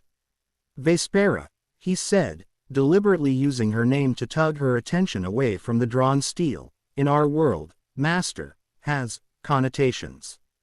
Ones I would rather not be attached to me. Or to you. You meant it as protector, shelter, I understand that. But everyone else hears, owner. That's not who I am. And not what you are. Vespera's brow furrowed. She chewed her lower lip, an oddly endearing gesture, given the fang. Words, she said slowly, are stupid. Agreed, Miko said immediately. Burn the dictionary. Don't. Alara said, horrified. Vespera huffed a tiny laugh. In my tongue, I would call you. She made a sound that was mostly rumble and glottal stop, impossible to transliterate. It means, the one I choose to stand behind. The one whose back I watch. The one I let see me, unimpressive. Her hand twitched as if to gesture at her reduced size, then tightened again on his coat. But your words are broken, so, master, we'll have to do until we find a better one. We will find a better one, Isolde said, surprisingly firm. Together. Preferably one that doesn't make people reach for their swords. She darted a glare at Vespera that said, so help me if you try that again in public, and then, realizing how that might sound, added, too quickly, because it creates diplomatic complications, obviously. Obviously, Elias echoed, biting back a smile despite the knot of nerves in his gut. He adjusted his grip on the parasol, his arm was starting to ache, and gently extricated himself enough from Vespera's embrace that he could actually breathe without a horn poking his jaw. She let him go reluctantly but stayed within the parasol's circle, close enough that the edge of one wing brushed his sleeve. All right, he said, louder now, addressing the mages and guard captain as much as his own motley crew. Here's the situation. Vespera is not an invading warlord. She was, in fact, kicked out of her realm for being insufficiently awful, misported here at the worst possible time of day, and is currently more likely to faint from sun exposure than to raise our town. She has sworn not to harm anyone under Isolde's protection unless harmed first. In exchange, we are going to get her out of this field, into some shade, and then figure out how to either send her home safely or integrate her without alarming every priest in a 3-day radius. Questions. A guard tentatively raised a hand, realized where he was, flushed, and put it down. What, he mumbled, about the eternal loyalty bit. That, Elias said, feeling heat creep up his neck again as Vespera's tail gave an approving little flick. We are going to file under cultural differences, and things we don't repeat loudly in front of impressionable youths. And rivals, Miko added under their breath, earning a simultaneous elbow from both Alara and Isolde, which they accepted with a grin. Serafina, still not entirely convinced this wasn't all some elaborate demonic ploy, nevertheless recognized that the immediate tactical priority was relocation. She slid her sword fully back into its scabbard with a resigned snick. Fine, she said, we can argue semantics and attachments once she's not a walking sunburn. Elias, can you keep that ridiculous thing? She nodded at the parasol, between her and the sky until we get her under proper cover. I can try, he said. And if my arm falls off, I expect hazard pay. You already get hazard pay, Isolde said. You get my presence. The words tumbled out before she could stop them. She turned scarlet and marched forward so they'd have to move, cutting off any response. As they began the odd procession back toward town, Elias at the center, parasol angled just so, Vespera paced tight to his side in shrunken form, tail occasionally misjudging its length and smacking his calf. Isolde on his other flank, shoulders stiff, very clearly pretending she didn't notice every time Vespera leaned fractionally closer. Serafina stalking a half step ahead, hand hovering near her hilt. Alara already peppering Vespera with cautious questions about abyssal bureaucratic structures. Miko flitting around the edges like a particularly nosy magpie. It dawned on Elias, with a sort of hysterical clarity, that his life had somehow become a slow-moving avalanche of emotionally intense, heavily armed people aiming their feelings in his general direction. His empathy architect senses, now fully awake, hummed with the strain of it. Vespera's newfound devotion burning like a hearthfire in freshly cleared stone. Isolde's jealousy sparking green at the edges of her otherwise gold-lit protective tower. Serafina's wary acceptance knitting itself over old, rigid beams.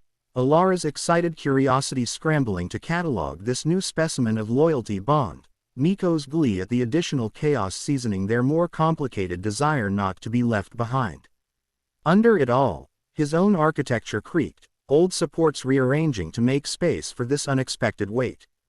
Vespera, oblivious to the exact flavor of the storm she'd walked into, clutched the edge of his coat with one clawed hand as they walked, eyes half closed in bliss at the blessed, ridiculous shade of a mortal parasol. "Master," she murmured once, quietly enough that only he and, unfortunately, the three people closest to him heard. 4, if one counted Miko's preternatural hearing. "I said we're workshopping a new word," Elias muttered back, but there was no real heat in it. "Shelter," she corrected softly, in her own tongue this time, a word that rolled low and warm through her chest, full of caves and cool stone and the sound of lava down a safe tunnel. "You are my shelter." Isolde's hand twitched toward her dagger again. Serafina's jaw flexed. Alara's quill snapped a second time. Miko made a muffled, ooh, like an audience at a particularly scandalous play. Elias, who could feel all of that through his reawakened senses, tightened his hand on the parasol to keep it from shaking. "Saints," he thought, not for the first time, "I should have stayed in my attic." Then Vespera's tail curled lightly, unconsciously, around his ankle again, and despite the weapons, the jealousy, the looming diplomatic nightmare, he acknowledged, if only to himself, that some part of him was very, very glad he hadn't. By the time Vespera officially moved in, the attic had passed beyond, charmingly cluttered, and into architectural cry for help.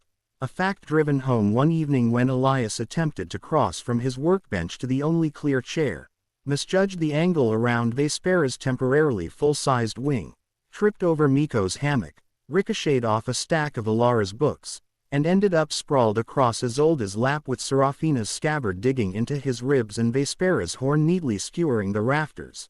There was a long, stunned silence, broken only by Miko wheezing, 10 out of 10, stick the landing, while Alara apologized to the ceiling for the new hole and Serafina snarled that this was exactly why demons did not belong in rooms built for one miserable alchemist, and Isolde attempted, with mixed success, not to explode from the combined stimulus of proximity, indignation, and the smell of ink in her hair, so when Elias finally extracted himself and looked around, at the princess perched on a crate, arms full of council scrolls and her expression full of determined Sunere contradictions, at Serafina occupying a full quarter of the floor space just by existing in armor, at Alara trying to wedge a fifth bookcase into a space that really only wanted 3. At Miko dangling from a beam with their legs hooked around it like a smug bat, pockets visibly bulging with small, stolen objects, at Vespera hunched as small as she could manage in her demoness form, wings folded in tight so as not to knock over any more brass birds, tail wrapped anxiously around one ankle, parasol propped over her horns to spare her the stray sunbeam that had dared to seep through a crack in the roof. He realized that if he did not do something drastic, one of them was going to die, probably him, crushed by a falling stack of grimoires or suffocated under the accumulated weight of everyone's emotional architecture, and the landlord, who already suspected unapproved experiments, would have very strong opinions about corpses. "We are out of room," he announced to the assembled chaos, rubbing the new bruise forming on his shin. "Physically, emotionally, metaphysically," he added when Alara opened her mouth to argue that technically there was still unused vertical space, and unless you all want to start taking reservations to stand in that one clear square by the window, I'm going to have to cheat. Miko's eyes lit up instantly. "Cheat how?" they demanded. "Secret tunnel, roof garden, a portal to a vault full of cursed treasure. Spatial dilation," Elias said, trying to sound blasé and nod as if he were about to attempt something he'd once been explicitly told by 3 different very responsible mages never to do in a building made of wood. A contained pocket dimension anchored to this attic, expanding the interior without affecting the exterior. "In theory," he added, because honesty was a curse. Serafina narrowed her eyes. "Define." "In theory," she said flatly. "You've read about it, or you've done it."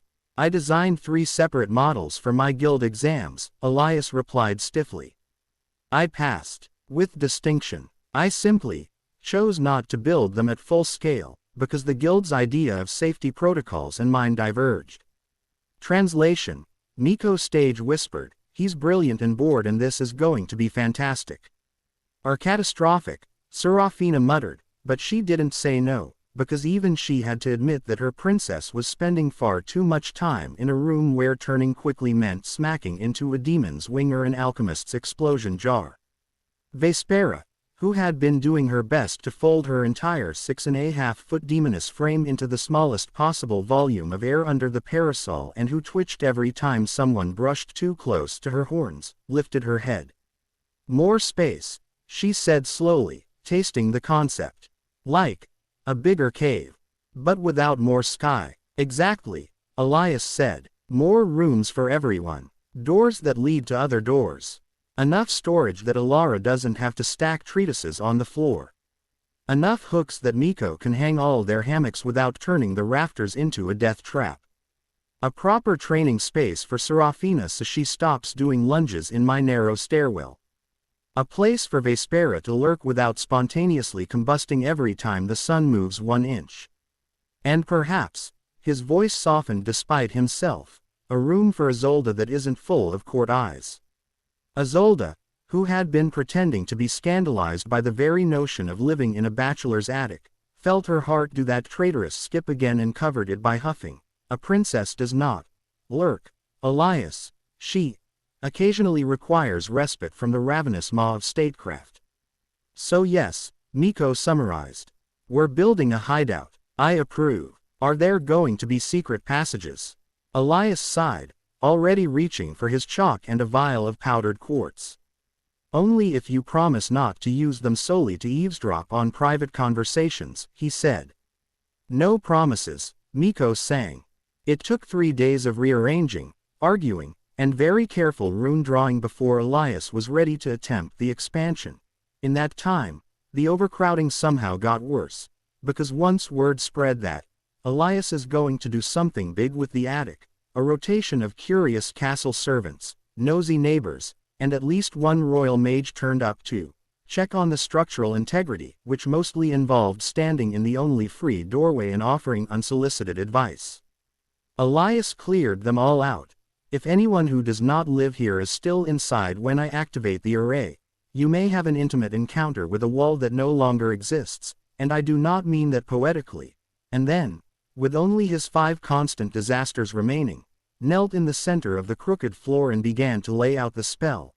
A circle inscribed in shimmering lines of chalk and ground crystal, sigils for expansion and containment carefully balanced, anchor points tied to the thickest beams and, because he was not a complete idiot, 3 separate emergency shorts he could trigger if the nascent pocket dimension tried to eat the street.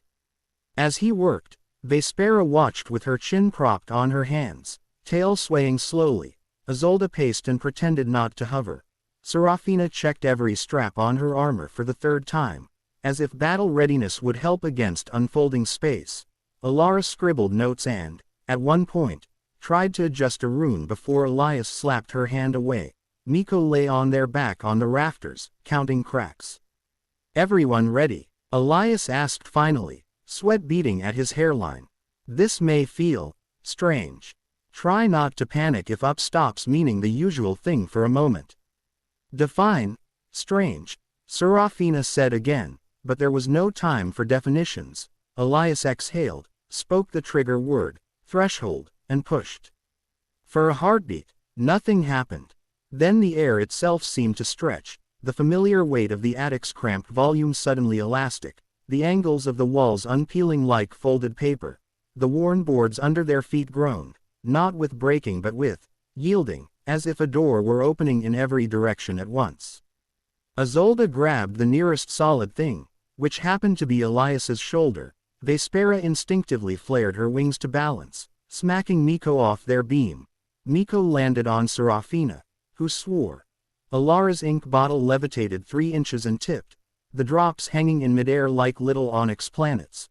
The roof above them ballooned upward, rafters arching into a higher, sturdier truss, while simultaneously the far wall rippled and split, a brand new corridor unfurling like a tongue of midnight. Light, which had once trickled through cracks, now poured from sconces that had not existed a breath before.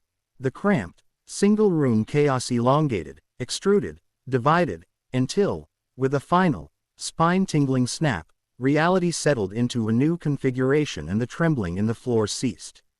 Elias opened one eye, The attic was still there, his workbench and gears and beloved messy desk anchored exactly where he'd left them, but now, behind where his rickety bed had been, a wide archway yawned, leading into a corridor lined with doors. Beyond the tiny window that had once shown only rooftops, another, larger window framed an impossible view of a walled garden drenched in perpetual twilight, enclosed by the pocket dimension's edge. The ceiling soared high enough that even Vespera, at full demoness height, could have stretched her wings without gouging anything important. "Oh," Alara breathed, stepping forward as if in a dream. "Oh, this is, Elias, you've bent a local manifold. The topology is, do you see the way the corridor turns but the length doesn't change? And the light," she cut herself off, hands flying up to cover her mouth in delight. She looked like she'd just been given her own personal library, which, as it turned out, she would be, in approximately 5 minutes. "We'll test the stability later," Elias said weakly, legs threatening to give out from under him. Isolde's hand tightened on his shoulder, steadying him, an entirely unnecessary gesture she made sure not to acknowledge. "For now, we should see if the rooms took." They did. Of course they did, because if the universe was going to insist on turning his life into an ongoing farce, it could at least do him the courtesy of having his spells work when he actually needed them. The first door off the new corridor opened into what could only be called Isolde's room, a tower-like space with curving walls lined in bookshelves to Alara's pointed envy, a broad window seat looking out into the pocket garden, its sky perpetually painted in late afternoon golden bruised violet, a writing desk set beneath a cluster of hanging glass orbs that glowed gently at her approach. Someone, or something in the spell, had added a small balcony, complete with railing, overlooking the illusory garden, and Isolde, stepping onto it, felt an unexpected surge of emotion. This was hers, a place where she could breathe without being observed, where she could be more than either, "Your Highness," or reckless attic rat, and she turned back into the hull with her eyes a little too bright and snapped, "Don't you dare make that face, Elias, I am not about to cry over furniture," which Miko immediately announced was, Phase 9. Room soon. The next door revealed what Serafina was already privately calling heaven. A training hall with real space. A high, open room with racks for practice weapons, straw dummies that obligingly reset themselves after being decapitated, a section of floor charmed to simulate uneven terrain at the tap of a sigil, and, most importantly, a reinforced wall where she could throw knives and axes without worrying about taking out one of Elias's more fragile beakers. She ran a hand over a rack of practice swords, then looked back at him with something almost like gratitude, which she buried instantly under a glare. "At least if you're going to insist on collecting hazards," she grumbled, "you've finally given me somewhere to put them through drills." Further along, Alara's door opened into an archive that would have made the royal librarians gnash their teeth with jealousy. Sliding ladders, climate charms, shelves that expanded discreetly when overburdened, a central table with built-in magnification fields. She stepped inside and simply lay down on the floor for a moment, laughing helplessly.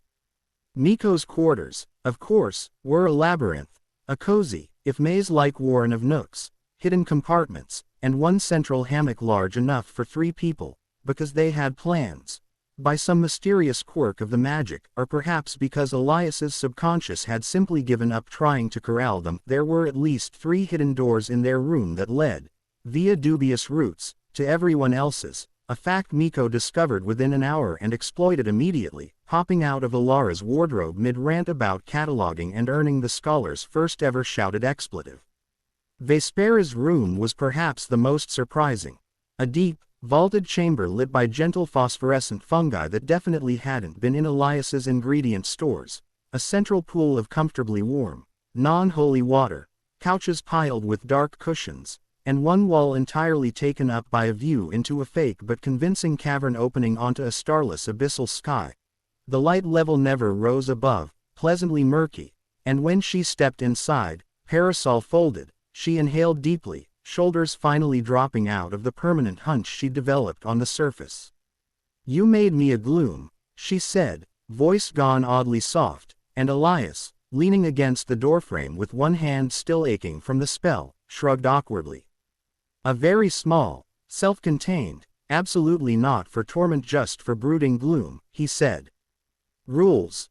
No dragging anyone in here against their will, no opening portals without warning me, and if you're going to burn incense, please do it near a vent. She turned to him and, for once, did not say, Master. Her eyes shone in the dim light. Shelter, she murmured instead, in her own tongue, and he pretended not to hear the way the word resonated in the bones of the room. Last, at the end of the corridor, was a modest suite that was technically Elias's own. A bed that did not threaten to collapse if he exhaled too hard, a desk with more drawers than surface stacks, a washroom with plumbing that actually functioned. Miko cried real tears upon seeing a second basin they could fill with illicitly acquired bubble bath and, adjacent to it, the heart of the new house. A living room, if one could call a space that had never technically existed before a room at all.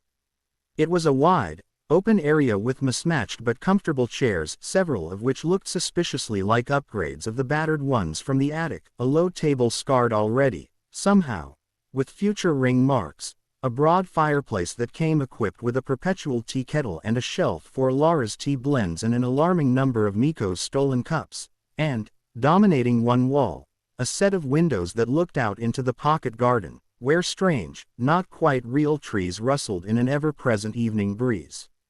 Elias had not consciously designed this room, it had come as part of the spell, coagulating around the idea of shared space, that had been, for better or worse, the defining feature of his life since Isolde had first crept up his treacherous staircase in a fake mustache, and when he saw it he felt a strange combination of terror and inevitability.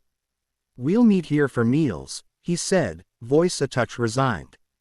"And discussions, and planning. And then you will all go to your rooms. Occasionally, please." He might as well have asked the tide not to come in. Within 24 hours, it became abundantly clear that while everyone appreciated their new personal domains, Isolde vanished into her tower every morning to write policy drafts no one had asked for. Serafina could be found at almost any hour battering practice dummies. Alara cheerfully lost track of time in the archive until someone dragged her out or she'll forget to eat a clock.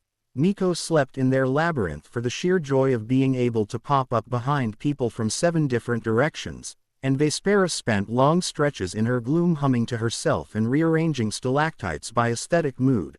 They all, invariably, drifted back to the living room whenever Elias was in it, as if pulled by some perverse gravitational field. If he sat down to have tea and read, Isolde would happen to come in 5 minutes later with a thick sheaf of documents, plop down on the adjacent armchair with a huff about incooperative ministers, and spread papers everywhere, asking for his opinion on proposed grain tariffs while studiously not looking at his mug until, without comment, he pushed it toward her and fetched himself another. Alara would appear soon after with a book she simply had to show him this instant, wedging herself on the sofa at his other side and promptly beginning to read aloud particularly egregious footnotes. For discussion, her shoulder warm against his. Miko, smelling an opportunity, would sprawl across the rug at his feet or drape themselves upside down over the back of his chair, chiming in with irreverent commentary, flicking paper balls at Isolde's hair and very carefully not actually disrupting Alara's page order. Vespera would slink in from the shadows, parasol under her arm just in case a stray sunbeam found its way through some cruel, tiny crack, and settle on the floor cushion nearest Elias, sometimes resting a horn lightly against the chair as if that small point of contact grounded her. Serafina, who claimed to have no time for such frivolity, would inevitably stride in under the pretext of checking perimeter security, and then, somehow, end up leaning against the mantel, polishing her sword while making scathing remarks about everyone's posture and silently tracking every expression that crossed Elias's face. Meals were a battlefield of their own. The expanded kitchen, one of the spell's few concessions to practicality, was technically communal, but attempts at cooperative cooking quickly devolved into competitive culinary war. Isolde, who had never before been allowed near a stove for fear of singeing royal eyebrows, discovered, to everyone's mild horror, that she liked stirring pots and bossing ingredients around, and took to making elaborate stews while insisting she was absolutely not doing this because you forgot to eat again. Elias, it's simply a convenient way to test the new hearth enchantments. Alara, armed with recipes from half a dozen dusty regions and a keen interest in alchemical reactions, experimented with spiced teas and breads that sometimes smoked interestingly. Miko claimed full jurisdiction over anything fried and considered all unattended food fair game. Vespera tried to help once, attempting to caramelize onions with a fingertip flame and producing, instead, a tiny localized inferno that singed everyone's eyebrows and led to a house-wide ban on demon-assisted sautéing. Serafina, after one traumatic encounter with a mixing bowl, was relegated to chopping things with alarming efficiency. The end result of all this was that every meal in the living room turned into a rom-com farce of overlapping offerings and clashing flavors, Isolde anxiously watching Elias taste her stew while desperately saying things like, "It's probably under-seasoned. You don't have to eat it. I don't care what you think, obviously," and then glowing for the rest of the day when he murmured, "It's good." Alara hovering hopefully with a new tea blend and lecturing him on tannins while he tried to avoid burning his tongue. Miko loudly critiquing everyone else's dishes and then surreptitiously adding extra salt. Vespera placing a carefully toasted marshmallow on his plate with solemn gravity as a tribute to your greatness, tail swishing hopefully, Serafina pretending not to care whether he complimented the perfectly cut carrot sticks as she watched everyone's plates with the tactical eye of a supply officer. The living room became the stage for a never-ending series of scenes that could only be described, if one were being unkind, as harem anime nonsense, and, if one were being in any way honest, as Elias's daily reality. Study sessions where Isolde and Alara sat on either side of him at the low table, leaning in at the same moment and bumping heads, both flushing and snapping, "Watch where you're going," at each other while he quietly adjusted the lamp. Sparring debriefs where Serafina paced back and forth in front of him explaining, with diagrams drawn on the rug with chalk, why his idea of using marshmallows as battlefield caltrops was strategically unsound, only to be interrupted by Vespera crouching in behind his chair to murmur, "But they worked, and it was glorious. Never doubt your instincts, Master." Elias. Impromptu heist planning meetings where Miko dumped a stolen ledger on his lap and demanded he make sense of the numbers, brain man, while simultaneously trying to inch closer to the armrest Isolde had declared hers. Quiet afternoons that started with him napping with a book over his face and ended with him waking to find Alara taking notes on his breathing patterns. For science, Isolde draping a blanket over him, "Because you're shivering, you idiot." Miko drawing a mustache on his hand, Vespera using the back of the sofa as a perch while humming a lullaby from the 10th gloom, and Serafina standing guard by the door like a bouncer for his own living room. Even when he attempted to schedule alone time, announcing, for instance, "I will be in my study for the next 2 hours with the door closed, unless the building is on fire or a portal opens in the pantry. I am not to be disturbed." The house itself seemed to conspire against him. A draft would flick just so, carrying the scent of ink or tea or stolen pastry, and moments later there would be a polite knock. Alara, holding a new graph she simply had to show him, an imperious rap. Isolde, claiming to need his signature on a petition she absolutely could have signed alone. The soft scrape of claws on wood. Vespera, standing there with her parasol and wide eyes, saying, "The shadows feel lonely without you," or, more often than he liked, no knock at all, just Miko emerging from behind his bookcase via one of their secret doors and declaring that walls were a social construct. At night, the living room transformed into a den of overlapping, reluctant confessions and accidental intimacy. There were evenings when Isolde, exhausted from court and training and arguing with everyone who thought Demon Lord in a pocket dimension was a bad idea, would slump onto the far end of the sofa and, when she thought no one was looking, let her head drop back, eyes closed, expression unguarded, until Elias, passing by with a mug of something, would detour and quietly set it within reach. She'd crack one eye open, murmur, "Don't think this means I appreciate you." and then curl her fingers around the warmth as if it were the only real thing in the room. Nights when Serafina, armor off and hair down, would sit cross-legged on the rug sharpening blades while Vespera, equally unguarded, told, in fits and starts, stories of the 10th gloom that were less about torment and more about the small rebellions she'd snuck in. The time she'd installed pillows in the pits, the way she'd secretly redirected a river of souls to a less punishing department. And Elias would watch the way the night's rigid internal architecture softened, beam by beam, in the telling. Hours when Alara and Miko would fall asleep in a tangle of limbs and scrolls on the floor, snoring softly, while Vespera draped a wing over them like a blanket and Isolde and Serafina bickered in hushed tones over whether it was safe to let them remain there. Through it all, Elias's empathy architect senses, once something he'd tried to shut away, now hummed like a poorly tuned harp. He could feel the way their emotional structures shifted as they orbited one another and him. Walls being knocked down and rebuilt, rooms opening up and then hastily boarded over again, new support beams labeled trust, being installed sometimes consciously, sometimes despite their best efforts. It was exhausting. It was also, to his dismay and secret delight, deeply, messily human and demon. In Vespera's case, in a way his life had never been when it consisted only of dust and gears. He tried, more than once, to impose rules to keep the whole edifice from collapsing under the weight of so much chaotic affection. A chore rota that Miko immediately gained by volunteering for dusting, and then never doing it. A conversation schedule that fell apart within a day because no one could stick to allotted Elias time. No weapons on the furniture. Edict that resulted in Serafina and Vespera both glaring at him until he amended it to no unsheathed weapons on the furniture.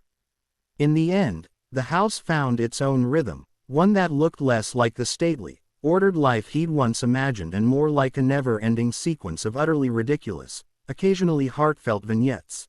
The beach episode, when Miko discovered the Pocket Garden's water feature could be expanded into a full-blown lake and convinced Elias to conjure sand, leading to an afternoon of Vespera hiding under a gigantic umbrella, Serafina refusing to remove her boots in case of ambush, Alara attempting to catalog imaginary fish, Isolde in a scandalously modest bathing dress insisting she was only there to supervise, and Elias spending 3 hours fishing marshmallow residue out of the lake because Miko had yelled, "Ballroom Blitz." At the wrong moment, the festival episode, when the town held a lantern night and somehow the attic mansion ended up hosting half the planning committee, resulting in paper lantern prototypes strewn across the living room and Vespera painstakingly etching abyssal sigils of good luck on them while pretending she didn't care about mortal traditions. The inevitable sickbed episode, when Elias caught a mundane, perfectly ordinary cold and the 5 of them took turns overreacting. Isolde banning him from the lab, Serafina standing over his bed like she could duel the virus, Alara measuring his temperature every hour and charting it, Miko trying to smuggle him brandy, Vespera insisting on draping herself across his feet to keep the chills away, all of which combined to ensure that he got absolutely no rest. To catch up on the previous parts of this story, just check the links waiting for you in the description. If you enjoyed it, don't forget to like, subscribe, and turn on the bell so you don't miss the next chapter, and share your thoughts in the comments below.